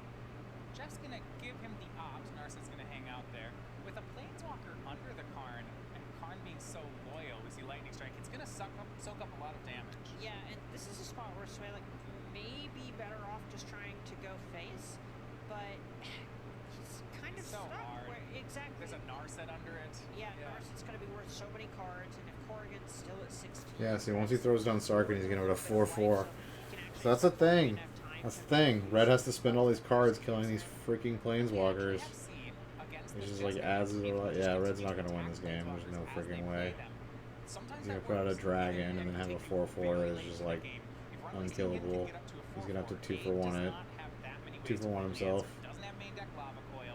He'd be looking at 2 cards to do it, obviously. Yeah, that's a good point. And there aren't very many card advantage engines that aren't just hoping... And your he can't even planeswalkers attack stick now. around. If he puts the dragon out, like his Firebrand automatically dies -3 brings if a he dragon. attacks with it. Yeah. This one's a bit harder for Mono Red just to attack down. You have to answer a 4-4 and a Planeswalker. And he's got another that shoots Sarkhan your in creatures hand. as Yeah, they this is. attack. Yeah, And he's here's still at Swaylick 16 looking life. for Yeah. something. Because like Red has to like go all in against decks like these and hope that they don't have a board wipe. Yeah, I think looks like that's what he's gonna do. But He's even gonna if he had just played the counter on Steamkin. So 3 damage on the token. There's the Steamkin beforehand, clears board, and I like what Swaylick's doing, but he is wouldn't down have to just mattered. He 1 would card he would have done and like a 2 couple of those, extra like points of 6 damage. Corrigan. And this is exactly that card advantage. Yeah, he's gonna play another Sarkhan. Like he's just got a handful of cards. Like he had to waste all his cards just like getting rid of those 2 Planeswalkers. But you know what? He's got like 2 more Planeswalkers in his hand. And I don't know if Jeff has another 4 damage in his hand. Yeah, I'm surprised. he's gonna have to find something. I mean, this is where those 3 copies of Experimental Frenzy, the fact he's picked that as his 4-drop. If he can draw in, this is the perfect spot. Right, Experimental Frenzy is something that is way more powerful than any individual Planeswalker out of Corrigan's Yeah, deck. especially with Runaway Steamkin in play, you can do crazy You things. just go off if you have an Experimental Frenzy here. But it does feel like without that kind of card, Jeff, simply put, is going to just run out of resources. Right. And 3 mana, he's trying to find out how to answer it. The 4 toughness on the Dragon token is just not very accessible. Yeah, that's something where maybe if he has something like a Goblin Chain Whirler, he could pair that with a Lightning Strike and get it down, but... Runaway Steamkin up to a 4-4 thanks to K2 Lava Runner. We look at the graveyard. like Lightning Strike and Wizard's Lightning. So yeah, it's going to be a 2-2. Does mean if they both get sent at Sarkhan, Sarkhan will hit the graveyard, but at what cost? I mean, he'd have to throw away the 2-2. And it looks like Jeff's not willing to make that trade. He just says pass, and this is dangerous. Abe can end step opt. Oh, he's it just feels passing, awful, huh? But there's a point where the red deck also Okay. needs something that's going to deal damage. I guess he So if you values throw his away Steamkin this more than Simic, the Corrigan 4/4 even Flying trades Dragon. for Steamkin, and it's Gidu Lava Runner versus Corrigan's deck. What is Yeah. Jeff really going to do? I agree. I mean, I'm looking at Abe's hand. I think we see a Teferi Hero of Dominaria in it, for example. That card is just He's got like so 3 more powerful. Planeswalkers Yeah, in his there's hand. a spot where you just look to slam this Teferi, minus it on, say, Runaway Steamkin, and all of a Sure. sudden Swalek's running on empty. Minus on Steamkin, I think you can even plus it. We see Sahili. Ooh, that goes well with Mox Amber, doesn't it? This is nice. Yeah, how to get the servo immediately. So Mox Amber. There we go. Get a 1/1 servo to go with it. Doing a Psy Master Thopterist impression. The here. Mox Amber. Let's Shot go. down to 19. This feels like Teferi. Oh, And with, looks like Corrigan doesn't even have to choose between the two Planeswalkers. with 2 And servos Daddy to play Teferi. now, Yeah, this is I over. think I want to plus the Teferi.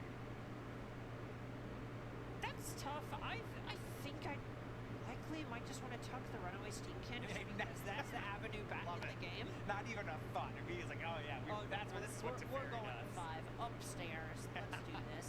I guess if you minus it right then, you're really exposing yourself. Like, the reason you wouldn't want to have these servos defend is that Chain Whirler can answer them all. But if you minus your Teferi, Chain Whirler answers them all again. Because then it kills the Teferi. Right. So, like, Chain Whirler's great no matter what. Might as well pick the greediest play. Yeah, sure. That makes sense. The only thing that I'm really worried about here is... Yeah, Red just has too hard of a time removing all these Planeswalkers. Like, I mean, Chain Whirler's good, Well, but that means at least he has a Teferi with 4 loyalty left now. That's true. Chain Whirler was not gonna make a whole lot of was difference. there. So 1 damage to all Planeswalkers. Well, we have to get this Sarkhan off the battlefield right now, or we are dead. Oh, actually dead, right. Which Literally at 0 life. Literally. They can all dragon up all the Planeswalkers, and then they attack. Yeah, unfortunately, So I some sort of don't- attack happens. yeah, I'm pretty sure this is just trading the mobilized district for Runaway Steamkin and then put the dragon in front of Gidu Lava Runner, and then it's not possible. Okay, Viashino, Pyromancer. That does it. That does it. That takes care of Sarkhan, too.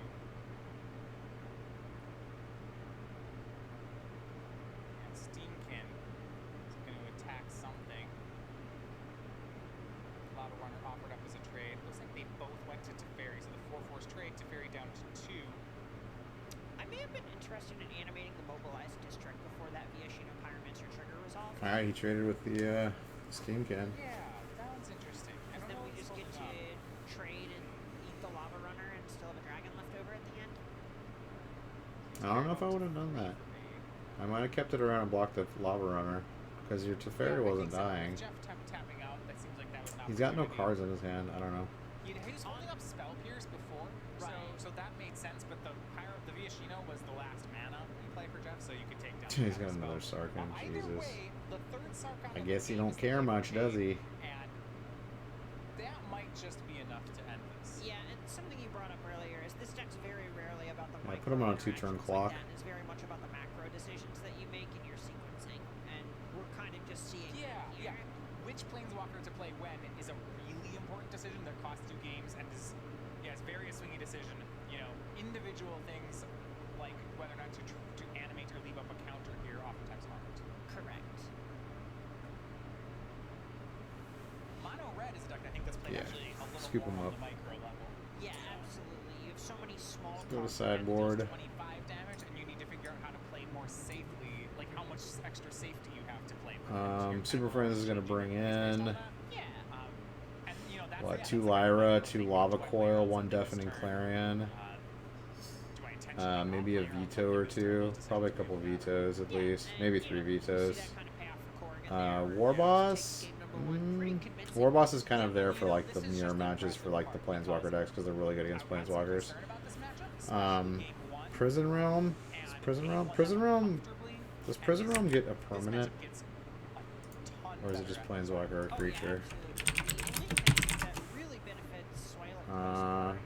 Sorry, creature or planeswalker, yeah. And scry one. So that you can't get. You can get Chandra with that, but you can't get in Tybalt, but you can't get Experimental Frenzy. And I'm sure he's playing at main deck. Yeah, it looks like he's playing more Experimental Frenzies than Chandras because he's got a Chandra sideboard. So he's gonna bring in probably 3 Dovin's Vetoes, 2 Lava Coils, 2 Lyras, and a Deafening Clarion. And then Mono Red's gonna bring in. I hate to say it, but Lava Coil is like you gotta kill those dragons, those 4/4 dragons. So he might board in 3 Lava Coils.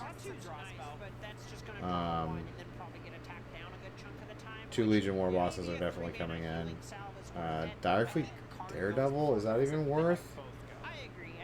Well, he's playing 2 Fight with Fire. I play 2 Fight with Fire in mine. I think it's a really good card. He's probably going to bring those in if he knows that this deck plays Lyra. Yeah, he'll probably bring in 3 Lava Coils, 2 Fight with Fire, maybe 1 Chandra. Yeah, and 2 Legion War Bosses. Yeah, those 8 cards. Yeah, I can see that. Tybalt, I don't think is good enough to bring in. This deck only has life gain off of Lyra in the sideboard, so yeah, I'll do that. I don't think Direfleet Daredevil's good enough either. He doesn't have enough like sorcerers and instants for it to be worthwhile. And risk factor, I don't think risk factor is good. I think it's board control. You got to control the board. You can't just burn face in this.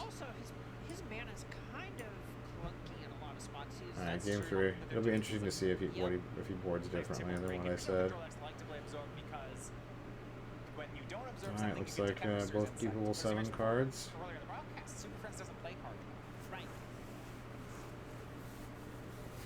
Both played on 7 here for the second game. Radical Firebrand starting things off. Seen a couple of Deafening Clarions and a Lava Coil hiding out in Corrigan's hand. It feels like this is one of those right half of the deck situations where if Swayla Light up that stage. Creatures, then Abe's gonna win this pretty easily. Can't use that frenzy though, unfortunately. Turn 2 light up the stage. Spectacle for Jeff. It does not draw the 2 cards he wanted. It exiles 2, but one of them's Experimental Frenzy. You see him slide that one away. There's no way to get to 4 mana in time. Yeah, that one doesn't feel particularly great. Got a mountain, so not all was lost, but I think he was hoping for more. Right. Ooh, he has a Legion War Boss in his hand. He didn't play it. I love this. Okay, just really respecting Clarion. Yep. Plays Tybalt. Oh, he did bring in Tybalt. That's weird. I don't think Tybalt's good in this matchup, but okay, I could be wrong. Welcome to 2019, everybody. Shock from Abe at Tybalt. That looks interesting. He has Prison Realm in his hand, but still decides to shock. It's for the lands that gain him life. Which lands gain him life? Oh, yeah. Good call. It's overpowered. Good call. That's the land he just played right there. Yeah, I mean, it doesn't gain him a lot of life, but yeah, it's noticeable, yeah. Okay, I can maybe get behind, like, 1. I don't know if I bring in both of them. I can get behind that. Yeah, okay. Okay. Okay. I can see that. I mean, if he gets it out early game and, like, gains, like, 4 or 5 life of it, yeah. Okay. I can see that. And, I mean, Lyra is a thing, too. I mean, Lyra...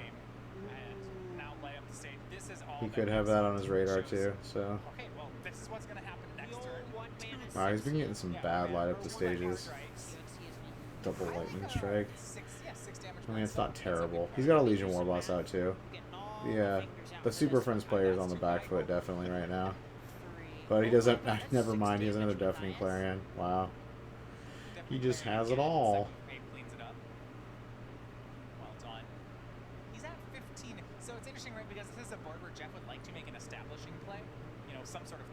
Dude, is it me or does Jeff Swallow look a little bit like Johnny Knoxville when he was younger? Is it just me? He kind of looks a little bit like Johnny Knoxville, doesn't he?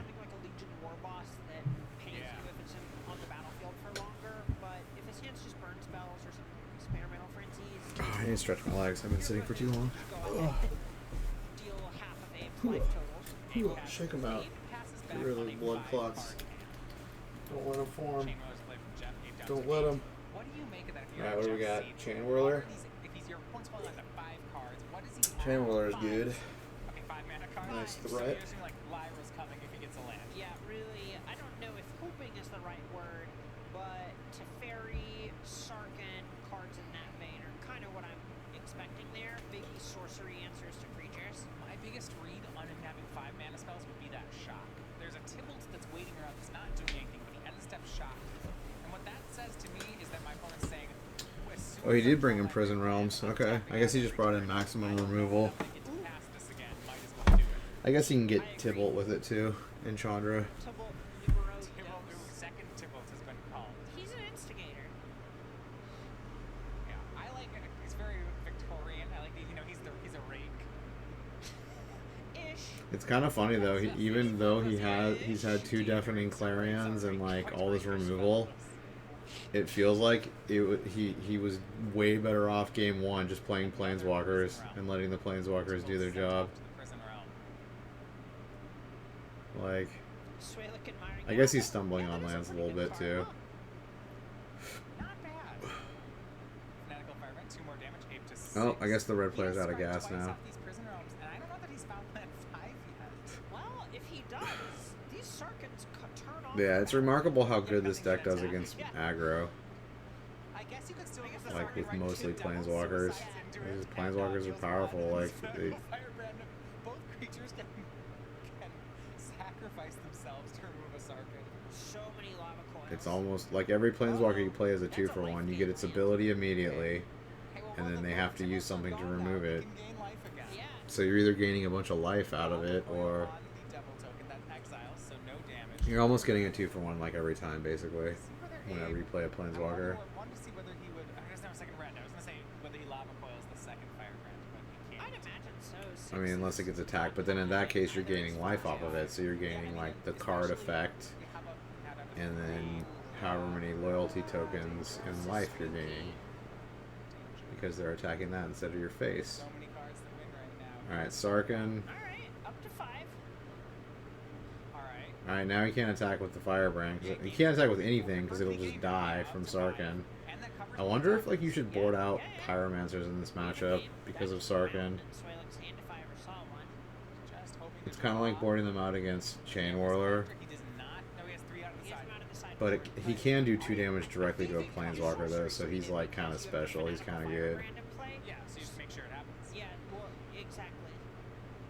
But yeah, that Sarkhan ability is really Take good away against your red. opponent's options when you have the chance. Ooh. And also, you know, Yours is pretty good against Risk Factor. Yeah, Yeah, now it looks like he's stabilized at 5 life. Now he's at 7. Gain Yeah, 2 life off of this card he's draw got 2. spell. Oh yeah, and that land's not legendary. I thought that land was legendary. Oh my god, so you gain multiple life off of it? Okay, I guess Tybalt is a good choice here. And what I like about But, I mean, he killed both Tybalts already. The closing speed we're gonna deal with here, right? It's 7 to 20, and it's like Tybalt's 2 not turns very on these reliable, attacks. I've found in playing with Yeah, him. maybe 1. Yeah, swing. Okay, he's gonna try to do it in 1. He swings for 8, says go. Oh yeah, absolutely. Neither of the creatures can attack. Yeah, it's actually game over next turn. I think they This is should have made him crazy. slightly better. They should have made him opponents can't gain life and effects that prevent or redirect damage cannot be Well, prevent Jeff going to loss of attempt. life Yeah. also. Wizards So like he can't fog and other He stuff will like that. activate. He will mobilize Wow, see, he's live totally just strength. gonna win. Yeah. Wow, just straight up 2-0 mono red with a freaking Planeswalker deck. We've completed the full dig through time. The parter of veils. You have parted this veil. But That's a 3rd Narset? It's too much Narset. Find Sahili. it's likely between Sahili and something like Opt, maybe? Trying to figure out if he just wants to cast Sarkhan and slam that. He's got so many good options here. Oh yeah, he's definitely in the embarrassment of riches stage. This deck goes between life support and winning by a mile so quickly. Yeah, and that's the strong thing about it, if we're being honest. I mean, 1 Planeswalker is a strong board, is a good board. 2 Planeswalkers is almost always a win, and 3 is comical. Yep, that's just the line where you go, alright, well, good luck, everybody. Here is Sahili. Cast that one first. You can get servos off these remaining spells. Abe, it looks like he's gonna clean this up to a 9-0. Number 2 on our leaderboard here. What a show! This turn tournament could certainly put him in first. Yeah, he has gained a bunch of life. Yet he's only, what, He's gained what, like 4 eight life Yeah, at least. So He was at we 3 talked about earlier. the 3 at-large leaders after SCG kind of qualified for the players. He's gained like 8 to 10 Championship, life and this being game. first There's too much life gain in this is format so now. much different. Because a lot of times there's a lot of Like points in the Tybalt's line just of the not Invitational enough. Like there's SCG. just too Right much here, life. it's Like not every enough. color has Right. life gain, But and there's the now even second land place life person, gain. Like usually what happens is there's so many points on the line. they just that gave like someone in way the too top many 8 tools to just combat shoots up to the top of the standings. So aggro. if you're on the bubble, if you're like in but you're third going into the Invitational, you can't flounder. Yeah, and he flooded Like, out. someone's gonna jump into the top 3 and pass you, Well, and you're that's the one it. who falls out. So like 2-0'd entering the a red second deck. or Dude, he first totally is looks so like much more comfortable. Yeah, absolutely. There's a spot where, you know, we saw Evan Whitehouse Friggin' quietly jump up to the top of the leaderboard last season just because Exactly. Johnny he did Knoxville. so well at the Invitational. And we could just see that here. Younger version. Shifted match before we close. Alright, do we get a time warp? Okay, Simic ramp versus Esper control. Oh, the ramp deck. This was the deck we saw in the beginning. Cool. Now, Versus just straight up Esper control. Specific answer at this point, assuming that blue mana will come eventually. When you don't have a bunch of absorbs in your deck, you don't need multiple blue that bad. It was just awkward when he wanted to cast 2 Thought Erasures in the same turn. Both of Kaya takes care of Karn, and what a... Multiple lands that became creatures. It's not like Alan just got to throw his cards on the table and win. He definitely... Gotta refresh it.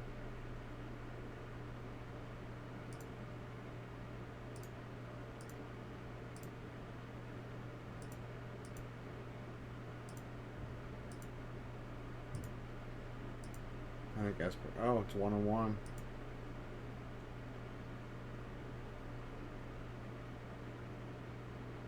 Looks like Simic ramp deck's gonna get it. Never mind, he's got a bunch of cards in hand.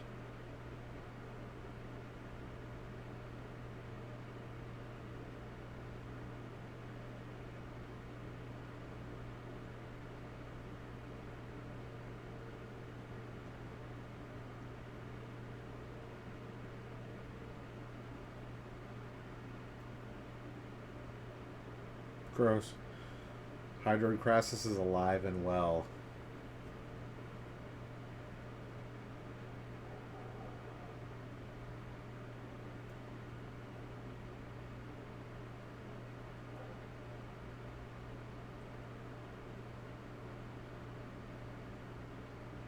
He just took 10 damage.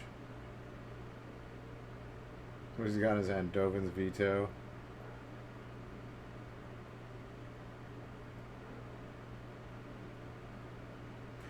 GG. Okay, Simic ramp. Esper control not doing too well. Alright. Alright. Well, we do have one red deck that's 8-1. I didn't think there was going to be any... But he's not undefeated. Like, red's definitely not being played as much, it seems like. At least on camera. And I don't think it's as good as it was in this meta. I think the meta is kind of figured out. Or somewhat figured out now. And it... aggro does not. Mono white seems still pretty good, but mono red I don't feel like is as good as it once was. But yeah, that's the end of day 1. Star City Games Standard Open Syracuse. This video is going to go up on my YouTube channel, which is lock_daddy. You can also watch it on my Twitch channel, which is twitch.tv/lock_daddy. Follow me on Twitter. It's at lock_daddy1 for updates on stream and what's going on in my life. Come back tomorrow and see the exciting conclusion of this Star City Open for the last 6 round in the top 8. See you there.